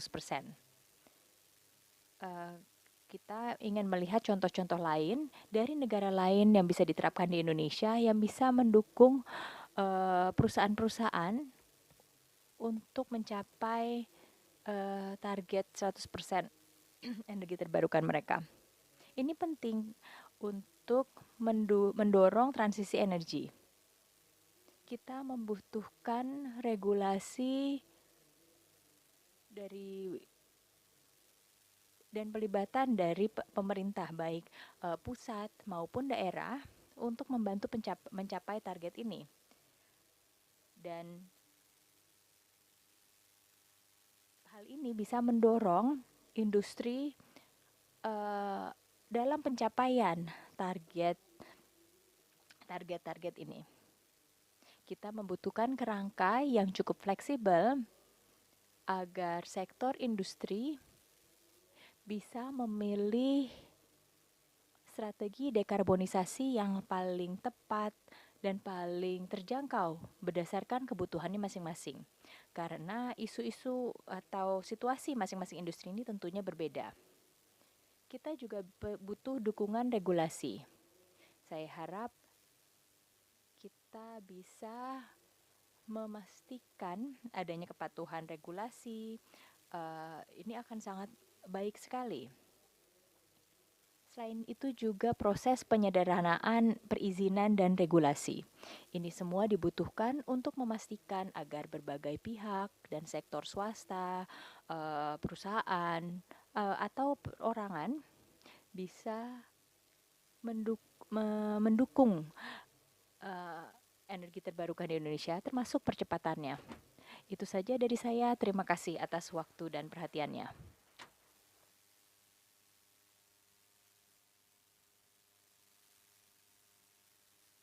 Terima kasih Pak Raditya atas contoh yang menariknya ini ya. Jadi Anda pertama-tama fokus ke energi efisiensi, di mana Anda sudah mencapai 46% dibandingkan baseline tahun 2000 Anda ya, di seluruh usaha Danone. Anda juga menyebutkan tentang dampak spillover terhadap pekerja atau staf Anda ya, yang mereka mulai berpikir untuk memasang PLTS, rooftop, dan ke supplier Anda juga. Anda tadi membahas tentang tantangan mengumpulkan kepentingan berbagai stakeholder untuk bisa menyuarakan tantangan-tantangan yang dihadapi dari sisi regulasi. Apakah ada permintaan spesifik dari Anda? Jadi di mana Anda bisa mengatakan, oke, kalau ini bisa diubah, kita bisa mempercepat pencapaian target emisi net zero. Anda punya target 2050 ya, kenapa bukan 2030? Salah satu poin terpenting adalah memiliki opsi yang bisa diterapkan, yang feasible secara ekonomi dan juga berdampak terhadap lingkungan. Salah satu poin terkait regulasi yang tadi saya sebutkan adalah kita butuh transparansi regulasi agar kepatuhannya, progresnya itu bisa transparan, bisa tampak di publik, dan kita bisa berdiskusi dengan para stakeholder. Itu akan sangat membantu implementasi kami. Pada saat ini, kami sedang mencoba memasang solar PV untuk semua pabrik-pabrik kami sampai tahun 2030. Tapi itu masih belum cukup karena hanya bisa mencakup 10-15% dari kebutuhan energi terbarukan kami. Jadi kami butuhkan opsi pengadaan lain yang bisa kami implementasikan. Terima kasih Pak. Salah satu mitra teknis Anda adalah yang duduk di sebelah Anda, Pak Binu. Pak Binu mungkin akan menyampaikan contoh tentang apa sih yang feasible, yang bisa dilakukan secara teknis di Indonesia, dan apa bottleneck atau tantangannya yang menghambat peningkatan solusi skala besar. Jadi kami ingin mendengar pengalaman Anda tentang bisnis ini, Pak. Terima kasih atas waktunya. Dekarbonisasi industri itu sesuatu yang sudah lama kami advokasikan. Ada banyak hal, saya setuju dengan yang disebut tadi disampaikan Pak Okta, bahwa industri, ya kenapa industri? Kalau kita lihat angka-angkanya, emisi gas rumah kaca dari energi itu sekitar 73%. Dari 73% ini, porsi terbesar itu dari industri. Angka-angkanya bisa dari berbagai sumber ya, tergantung kita ambil dari mana. Tapi intinya 24% emisi gas rumah kaca itu berasal dari industri. Artinya banyak potensi di sektor industri untuk melakukan dekarbonisasi. Kalau kita membahas tentang dekarbonisasi, kita biasanya fokus ke target termudah, yaitu PLTS. Tapi masih banyak selain PLTS yang bisa kita lakukan untuk dekarbonisasi. Itu yang sudah kita kerjakan di BSIS. Kami sudah bekerja sama dengan berbagai perusahaan yang punya fokus yang jelas, target yang jelas untuk mencapai carbon net neutral, dan ini menjadi arah yang ingin dicapai industri. Kenapa? Karena konsumen saat ini tuh semakin beralih menuju produk-produk hijau. Berdasarkan survei yang sudah dilakukan, semakin banyak konsumen yang menginginkan produk yang hijau, ya produk yang dihasilkan dengan energi efisien, yang berkelanjutan. Jadi kalau perusahaan multinasional atau perusahaan apapun ingin meneruskan bisnisnya, opsi yang harus mereka lakukan adalah ya menjadi bisnis hijau. Kami membantu konsumen mencapai target keberlanjutannya. Kami membantu perusahaan mengurangi emisi CO2, membantu juga menekan biaya energinya. Memang ada beberapa kasus-kasus yang secara ekonomi tidak viable. Ini menjadi hal penting untuk negara berkembang. Karena kita nggak bisa menjadi usaha yang hijau tanpa mempertimbangkan biaya. Jadi ini adalah beberapa hal yang kami kerjakan dengan konsumen kami. Kami memberikan solusi jangka panjang,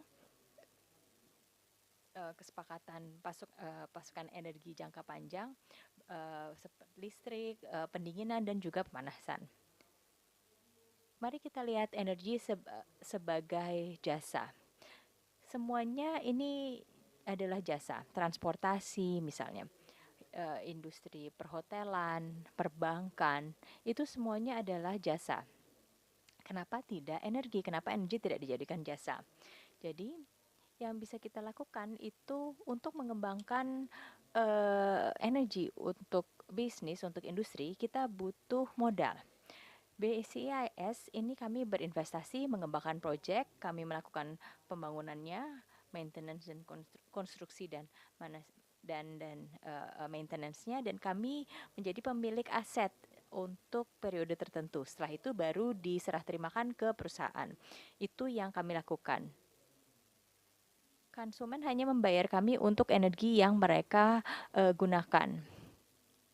Kami mengundang para pakar kami untuk juga pengoperasian aset. Ada beberapa bidang di mana kami bisa bekerja. Salah satunya tenaga surya, kami sudah melakukan studi mengenai pengurangan emisi 20-40% berdasarkan kapasitas PLTS surya. Ya, ini berbeda ya. Terus juga ada baterai dan tenaga surya, bioenergi. Bioenergi ini adalah sektor di mana bisa dicapai 80-90% pengurangan GRK. Dan ini mungkin terjadi karena konsumen tadinya menggunakan batu bara, dan ini bisa diganti dengan bioenergi. Karena itu pengurangan emisinya cukup besar. Kemudian pendinginan. Mungkin ada klien yang ingin mengganti kulkas atau fasilitas pendinginannya. Nah, kami memberikan jasa itu. Kemudian heat pump dan heat recovery dan analytic energy. Ini adalah beberapa hal yang kami lakukan untuk membantu konsumen kami mengurangi emisinya dan meningkatkan efisiensi energi. Itu yang kami tawarkan solusi-solusi ini. Kami bukan perusahaan PLTS, bukan perusahaan bioenergi. Kami adalah pengembang energi terbarukan dan kami membawa keahlian kami dalam bidang tersebut. Ini adalah salah satu contoh di mana kami membantu salah satu konsumen kami yang menghasilkan emisi dan saat ini mereka hanya mengeluarkan emisi 720 ton. 720 ton. Jadi ada pengurangan 94% dari total emisinya. Sebentar.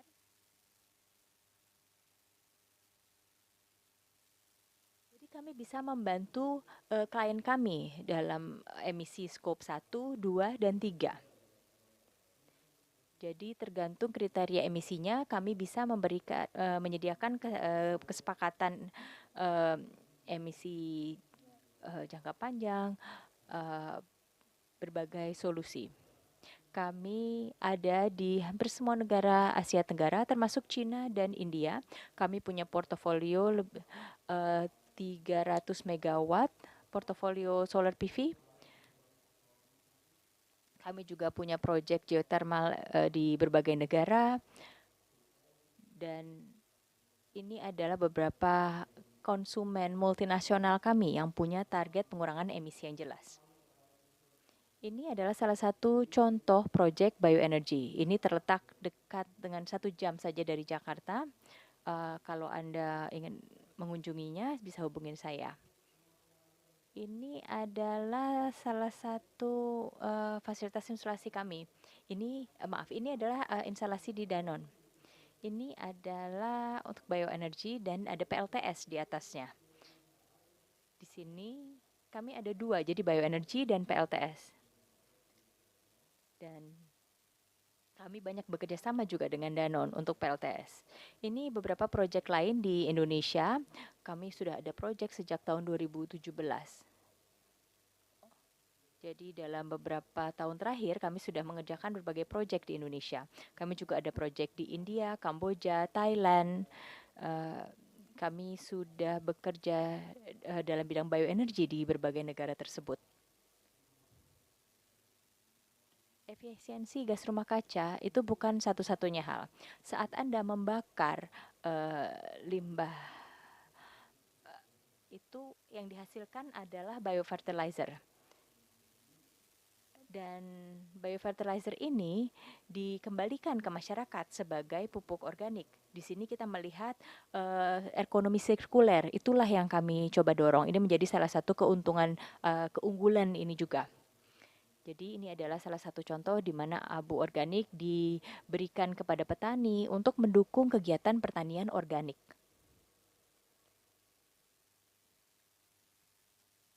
Ini ada beberapa contoh proyek PLTS yang kami kerjakan di Indonesia. di Indonesia dan juga ada yang di luar Indonesia. Gimana? Maaf, ini kenapa ya baterainya apa bermasalah? Oke. Jadi PLTS ini ada yang PLTS rooftop, apung, dan ini ada beberapa proyek optimalisasi chiller atau pendingin dan juga pemanas atau heat recovery. Ini salah satu topik yang sangat menarik ya, di mana sumber biomasa kami. Memang ada tantangan teknis. Untuk feasibility biomasa, saat kami memahami kerja kami dengan konsumen, kami melakukan feasibilitas biomasa. Kami mencoba memahami tekanan apa, uap apa yang ingin dihasilkan, yang dibutuhkan, kondisi lokal. Jadi ini semua tergantung situasi setempat. Kemudian apa saja tipe biomasa yang tersedia dalam radius 200 km? Mungkin jerami padi, daun tebu, limbah kelapa, atau bekas gergajian kayu misalnya. Kemudian ada strategi pengadaan, karena keberlanjutan itu menjadi salah satu faktor terpenting saat kita mengembangkan strategi kita.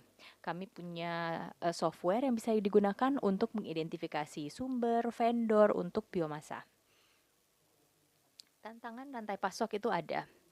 Seperti yang tadi saya sebutkan, biaya, keberlanjutan pasokan, dan security atau keberlanjutan supply itu menjadi penting. Jadi semua tantangan ini ada. Kalau tidak ada tantangan ya kita juga tidak bisa bekerja. Kemudian masing-masing negara situasinya juga berbeda. Ini ada contoh 3 negara di mana kami bekerja di sana. Kalau Indonesia itu kalau Anda bisa lihat ketersediaan biomasanya itu sangat tinggi, terlalu tinggi justru. Di Asia Tenggara ketersediaan biomasa itu paling tinggi di Indonesia untuk Asia Tenggara. Kemudian Kamboja, India, Filipina. Indonesia yang tertinggi. Tapi tantangan keberlanjutannya juga rendah. Kalau Filipina atau negara lain itu juga tantangannya berbeda, biaya-biayanya juga berbeda. Itu saja secara singkat tentang kerja kami di berbagai negara. Kalau ada pertanyaan silakan hubungi saya akan senang berdiskusi dengan Anda. Terima kasih Pak Binu, Anda tadi menyebutkan bahwa untuk yang pertama perusahaan itu harus punya target yang jelas. Mereka harus ingin mencapai sesuatu. Kita juga dengar bahwa assessment baseline-nya juga penting. Jadi menggunakan assessment energi Anda sebagai suatu pendekatan, bagaimana Anda mendukung perusahaan mencapai target-target itu, tapi juga dengan melihat baseline-nya, Pak. Saat kami bekerja dengan perusahaan industrial, kami mencoba mengembangkan peta jalan, baik itu jangka pendek, panjang, atau medium. 5 tahun sebelumnya kami bekerjasama dengan Danone. Kami bekerjasama dengan Danone untuk rencana jangka panjang, pendek, dan menengah. Kami mulai dengan proyek yang paling mudah yaitu biomasa, kemudian PLTS, kemudian pendinginan, dan seterusnya di berbagai pabrik satu demi satu. Yang pertama kita butuh pendekatan holistik, bukan pendekatan teknologi, tapi pendekatan holistik untuk membantu dekarbonisasi. Itu yang kami lakukan. Terima kasih. Sekarang saya mau balik lagi ke Pak Raditya. Dalam mengeksplor berbagai solusi jangka pendek, jangka menengah, dan panjang di perusahaan Anda, bagaimana Anda mengumpulkan usul-usul dari BC sebagai pemberi solusi? Bagaimana Anda sampaikan solusi yang ditawarkan ke atasan Anda?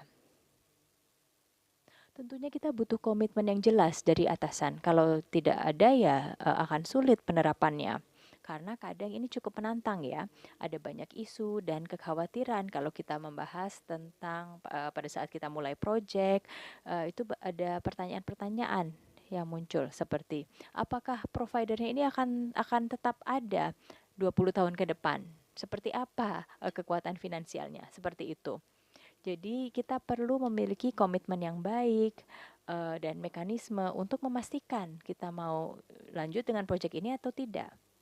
Jadi project approval juga menjadi kunci untuk memastikan kalau kita mau bekerja sama dengan BCIS dengan teknologi yang mereka tawarkan atau dengan yang lain.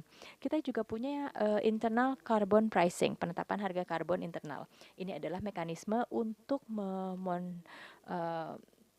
monetize dampak karbon. Jadi kita melihat tidak hanya dampak finansialnya tapi juga dampak karbonnya, dan ini akan digunakan sebagai pertimbangan untuk manajemen untuk memutuskan mau lanjut atau tidak dengan proyek itu. Jadi ini adalah bagian dari proses persetujuannya. Selain itu, penting sekali memiliki portofolio yang bagus seperti yang Binu sebutkan. Mereka sudah melakukan proyek di berbagai negara, dan salah satu isu utama yang kami angkat adalah keberlanjutan sumber atau pasokannya. Itu menjadi pertanyaan yang muncul. Jadi kami harus memiliki solusi holistik yang dipasangkan dengan mekanisme internal, dan juga harus ada dukungan atasan. Terima kasih Pak. Sekarang Pak Bram. Pak Bram, pada saat Anda dari Kadinet Zero Hub ada permintaan untuk solusi, itu biasanya seperti apa pertanyaannya? Apakah misalnya dari pakar atau perusahaan yang bertanya ke Anda, dari mana sih, di mana apa sih teknologi terbaik yang tersedia? Misalnya kalau kami mau meningkatkan efisiensi asap untuk uap, maaf. Atau apakah pertanyaannya lebih banyak yang diajukan oleh misalnya petinggi perusahaan yang ingin meningkatkan keberlanjutan usaha keberlanjutan mereka. Bagaimana Pak? Saya rasa banyak yang pertama dari keduanya. Kami bekerja dengan manajer pabrik. Kalau kita membahas solusi tentang efisiensi energi, kami banyak berdiskusi dengan berbagai perusahaan. Biasanya kalau dengan perusahaan itu orang engineeringnya yang mendatangi kami. Mereka banyak yang tanya tentang feasibility pemasangan misalnya PLTS rooftop. Pada saat kami mengunjungi lokasinya, kami lihat banyak ketidakefisiensian yang berlangsung. Misalnya pipanya tidak isolasi misalnya. Jadi banyak perbaikan yang bisa dilakukan dengan menanggapi isu ketidakefisiensian itu tadi. Kami juga pernah berdiskusi dengan pihak dewan perusahaan misalnya, karena itu terkait dengan bukan hanya regulasi, karena saya tahu regulasi Indonesia itu masih ketinggalan ya, tapi regulasi perusahaan, kebijakan perusahaan itu juga menjadi penting. Pak Raditya itu sangat beruntung karena di Danone mereka punya komitmen ini. Ada yang disebut jadi Dewan Direktur Pak Radit ini mungkin bisa menghitung tentang efisiensi energi. Kalau misalnya kita pakai batu bara, itu mungkin biayanya cuma $100. Tetapi kalau kita mempertimbangkan biaya emisinya, itu berapa? Nah, kalau ada informasi itu, kita mungkin akan mencari solusi yang berbeda. Kalau kita berdiskusi dengan perusahaan lokal, yang sulit adalah mereka berpikir, oh ini mahal. Jadi yang pertama kita perlu lihat dulu, apa sih yang menjadi tujuan utama. Misalnya mengurangi emisi. Itu dijadikan titik awal. Ini akan membantu pada saat saya berdiskusi dengan direksi perusahaan. Jangan sebaliknya. Kalau kita berdiskusi dengan manajer pabrik misalnya, mereka akan tanya ini pendanaannya bagaimana. Tapi saya setuju dengan Pak Radit. Persetujuan dari direksi perusahaan itu sangat penting. Kita butuh dukungan itu dari tingkat tertinggi. Jadi ini kedengarannya cukup mudah ya Pak ya. Jadi Anda bekerja dengan perusahaan, dengan industri, mencoba menghitung peningkatan efisiensi energi hanya dengan melakukan audit jalan saja di fasilitasnya. Kenapa itu nggak lebih sering dilakukan? Anda sudah mengunjungi pasti ratusan perusahaan di Indonesia ya, melakukan kunjungan, Anda melihat apa yang bisa dilakukan di sana.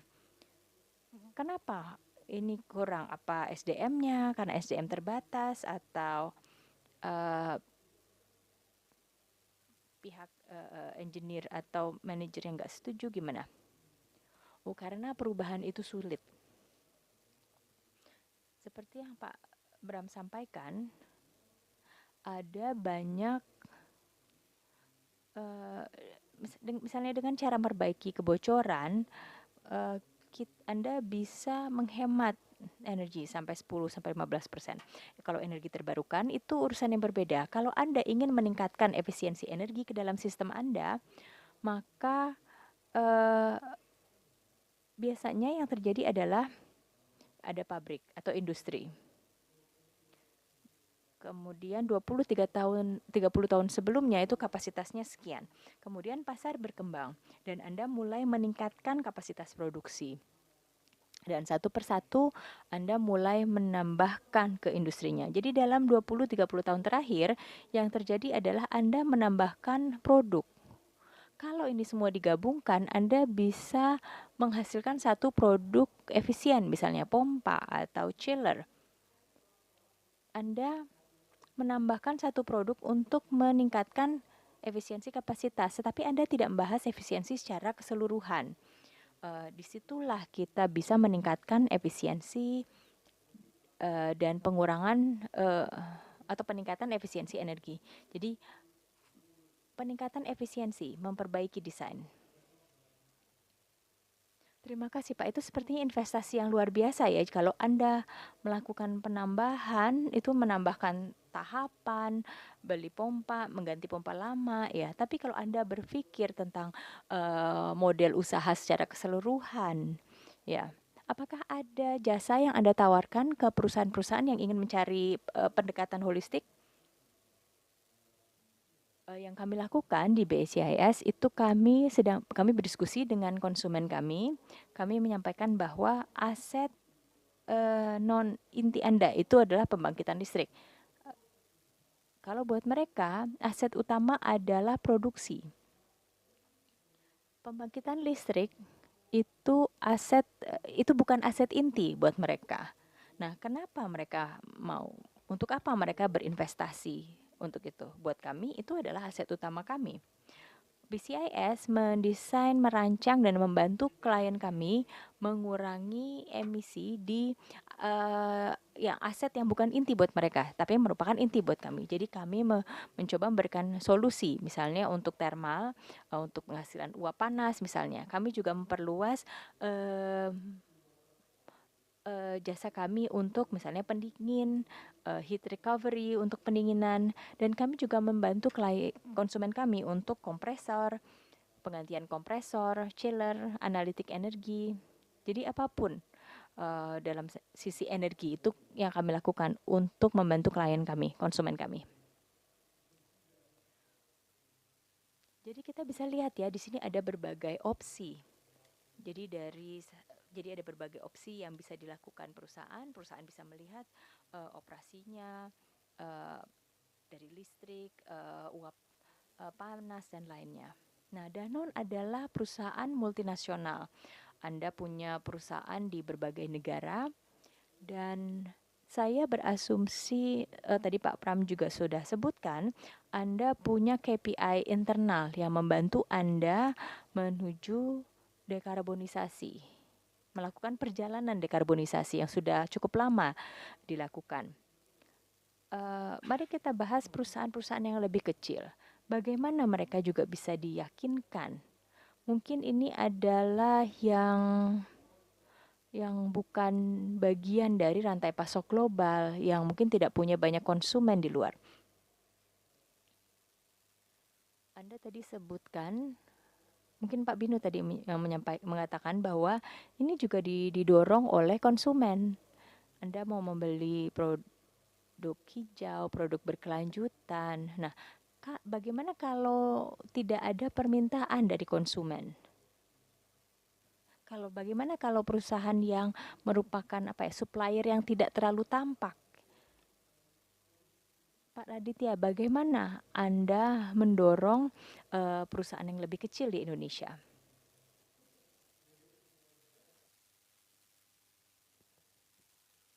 Tapi sebenarnya saat ini ada banyak perusahaan multinasional di sepanjang rantai pasoknya bekerja dengan perusahaan-perusahaan kecil saat ini. Dan kalau kita membicarakan komitmen SDG, kita nggak bisa melakukan sendirian.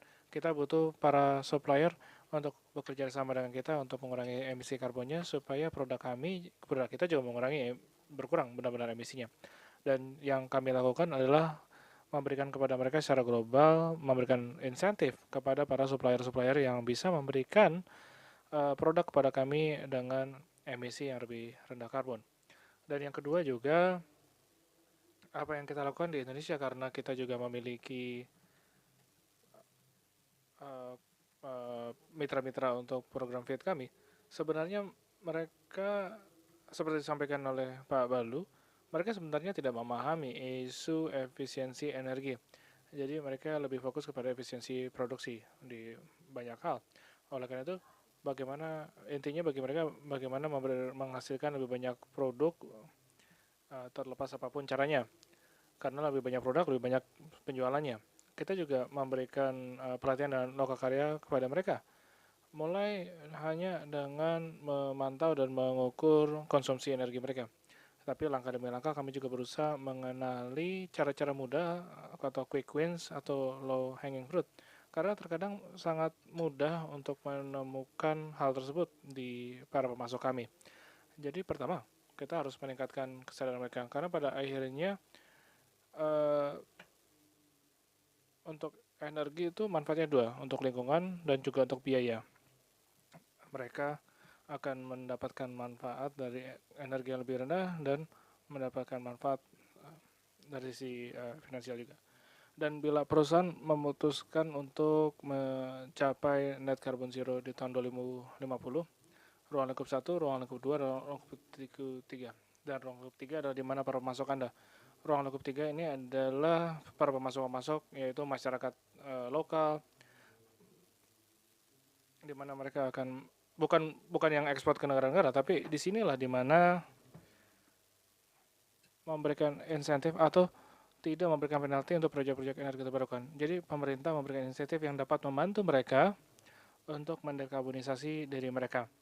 Beberapa dukungan dari rantai pasok, di mana perusahaan-perusahaan seperti Danone atau siapapun juga, mereka memberikan tanda-tanda kepada supplier mereka bahwa ini adalah supplier saya yang tier A, tier B, tier C, yang untuk tier-tier tertentu mendapatkan bisnis tambahan. Nah, kami bekerja dengan salah satu perusahaan produksi minum untuk emisi ruang skop 3 mereka, yaitu untuk memberikan label manufaktur. Dapatkah para manufacturer cara kecil-kecil tapi harus memberikan insentif kepada mereka untuk pengurangan emisi tingkat yang lebih rendah. Pak Bram, dalam presentasi Anda menyebutkan mengenai mekanisme CBAM, dan sekarang saya mendengarkan insentif dan disinsentif. Apakah itu lebih kepada sisi insentif bagi industri-industri di Indonesia atau disinsentif untuk berinvestasi lebih lanjut dan bergeser ke pasar yang lebih nasional? Dari sudut pandang perusahaan, kami selalu melihat dari sisi keuntungan. Apa yang bisa kami lakukan untuk meningkatkan keuntungan kami sebagai perusahaan? Saya rasa ini bisa menjawab pertanyaan yang pertama yang sulit tadi. Tapi dari sudut pandang saya, bukanlah perusahaan-perusahaan kecil ini yang saya khawatir, tapi perusahaan-perusahaan yang besar yang mendominasi pasar domestik. Misalkan kalau industri semen, mereka satu perusahaan itu mendominasi 75% pangsa pasar.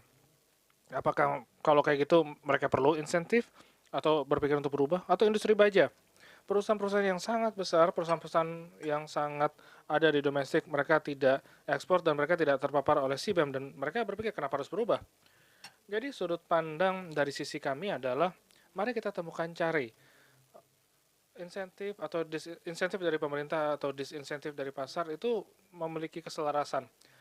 Tapi kalau saya boleh mengangkat satu aspek pelajaran dari perusahaan yang bekerja sama dengan kami sebelumnya adalah aspek atau sudut pandang investor di masa depan. Kalau mereka melakukan ini, mereka tahu mereka adalah pasar domestik, mereka tidak punya insentif.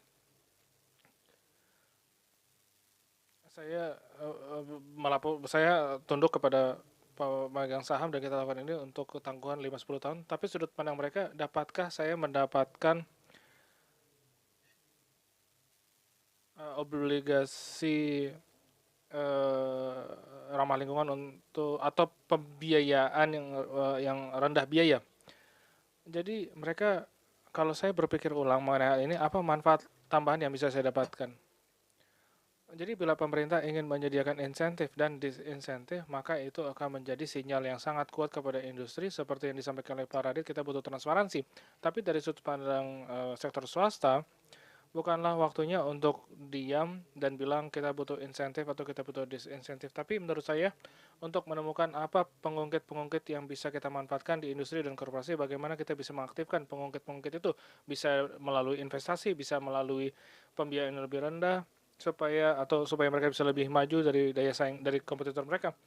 Tapi bagaimana kita bisa meningkatkan ketangguhan perusahaan mereka dengan sudut pandang dekarbonisasi.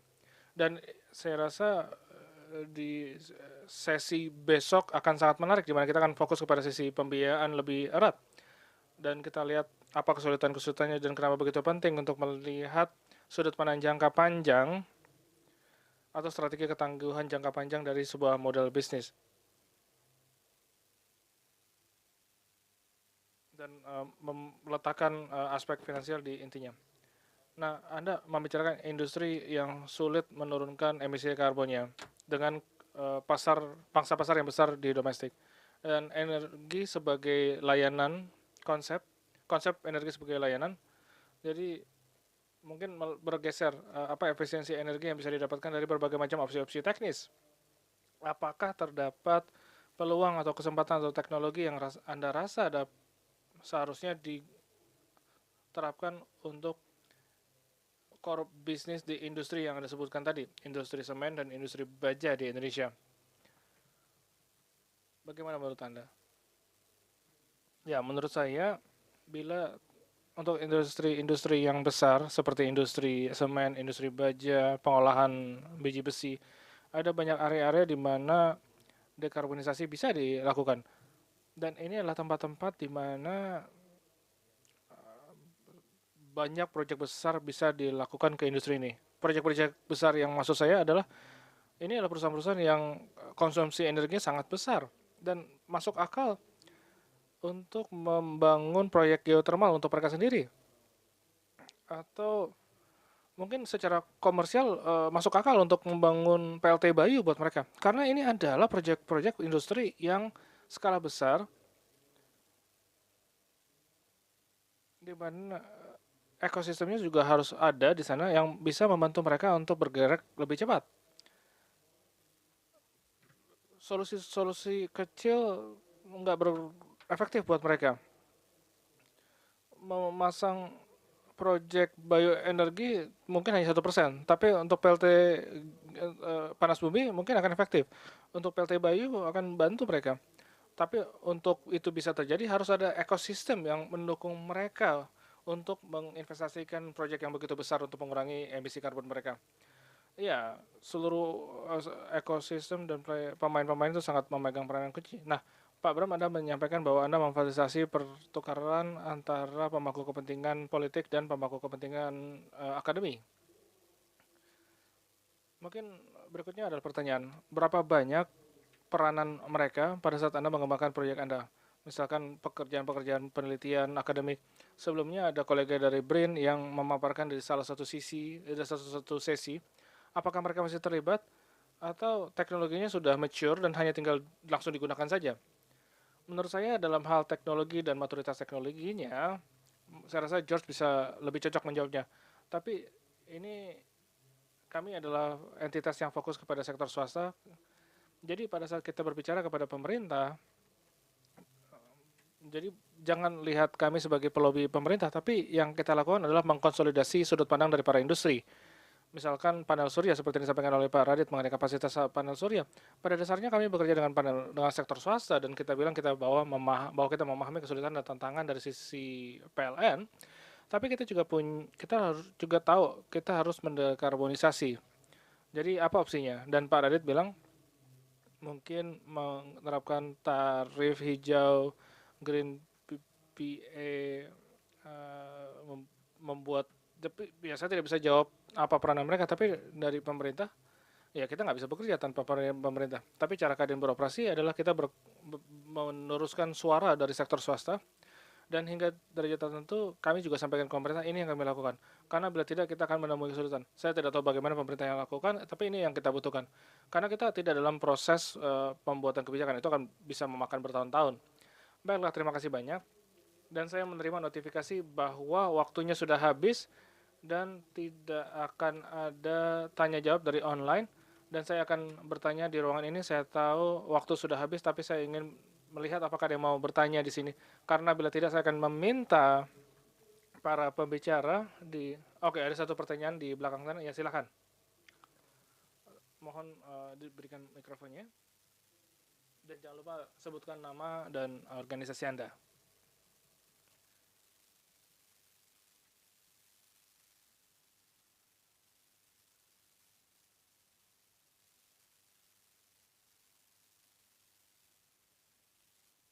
Baiklah, terima kasih banyak.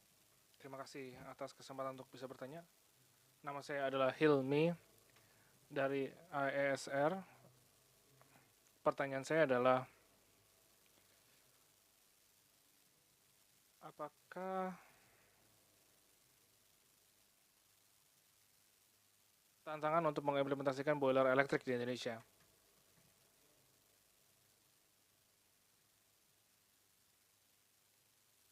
Dan apa tantangan untuk memelihara biomasa untuk boiler-boiler tersebut? Terima kasih banyak. Apakah kepada saya? Iya. Jadi terima kasih banyak atas pertanyaannya. Dan kalau saya tidak salah dengar, pertanyaannya adalah kenapa boiler elektrik itu tidak visible di Indonesia? Well, boiler elektrik digunakan di mana permintaan steam itu rendah, kurang dari 1 ton orang menggunakan boiler elektrik. Dan saya juga tahu ini adalah bukan generator uap, tapi generator air panas. Mereka gunakan listrik lebih murah di sini, jadi sebagian besar di industri di mana kebutuhan pemanas kecil, mereka menggunakan boiler elektrik kalau memang permintaan pemanas itu kecil. Dan berikutnya adalah keberlanjutan dari biomas atau ketahanan feedstock ya, maksudnya ketahanan feedstock biomasa. Nah, 99% pertemuan kami ke customer pertanyaannya sama. Bagaimana Anda bisa memastikan feedstock biomasnya itu tersedia 15 tahun ke depan? Itu topik terbesarnya. Nah, saya akan informasikan. Pada saat kita melakukan kelayakan sebuah kawasan, kita hanya kelayakan dalam 100 km. Dan dalam 100 km kita coba cari tahu apa jenis-jenis biomasa yang tersedia. Entah itu daun, tebu, atau bekas-bekas biomasa perkebunan. Nah, kita sadar musiman di Indonesia. Di satu area panen dilakukan bulan April, di daerah lain di bulan Mei, atau di lain bulan Juni, bulan Juli. Jadi yang kita lakukan adalah bila dalam daerah tersebut biomasa tidak tersedia, maka kita menjauh dalam radius 150 km, 200 km. Jadi ketersediaan biomasa di negara ini, selama Indonesia tidak bergeser ke biji-bijian dan masih ke padi, maka feedstock biomasa akan selalu tersedia di Indonesia. Baiklah, terima kasih banyak atas jawaban singkat tersebut. Dan iya, merespon pernyataan yang Anda sampaikan terakhir mengenai ekosistem juga harus siap dan tersedia. Dan saya juga menanti para perintis dan first mover untuk industri-industri yang sulit mengurangi emisinya, tapi juga industri-industri lain. Mari kita bekerja sama, sangat penting ya untuk membangun konsorsium, membangun jejaring orang-orang yang sudah belajar dan bergeser untuk mencapai net zero dan meningkatkan efisiensi energi, bukan hanya melihat ke pasar internasional, tapi juga melihat potensi pasar domestik. Dan terima kasih untuk sudah bergabung dengan kami di panggung ini, dan saya sangat menantikan diskusi hari esok untuk mendiskusikan topik mengenai pembiayaan, apa tantangan yang ada di sini, dan terima kasih banyak untuk sudah bergabung hari ini. Terima kasih banyak. Jadi sekali lagi terima kasih banyak. Itu akan menjadi sesi terakhir kita untuk hari ini, Bapak Ibu sekalian, dan mohon untuk berdiri supaya kita bisa ambil sesi foto bersama.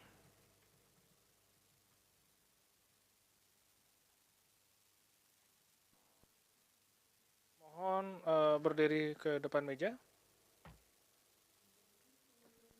dan menghadap kamera, dan saya akan menghitung 3, 2, 1. Sekali lagi, 3, 2, 1. Mari berikan tepuk tangan yang meriah, Bapak Ibu sekalian. Terima kasih banyak, dan Bapak Ibu bisa kembali ke tempat duduk masing-masing. Jadi sekali lagi terima kasih banyak kepada moderator kami untuk sudah memimpin sesi terakhir untuk event hari ini, dan kepada para pembicara, dan terima kasih untuk sudah mempresentasikan paparannya, dan terima kasih banyak Bapak Ibu sekalian. So, we are now at the end of the event for today. So again, I would like to thank all of the participants that have attending since morning until this evening, and thank you as well to our colleague who's still joining virtually. And that concludes the event for the second day, Indonesia Sustainable Energy Week 2023. And tomorrow we will continue with the third day, and there will still many agenda that we can provide, and we'll discuss various topics that will be delivered by different resource persons. So once again, thank you so much for taking the time to participate. My name is Inda. Greetings, and until we meet again. Thank you so much.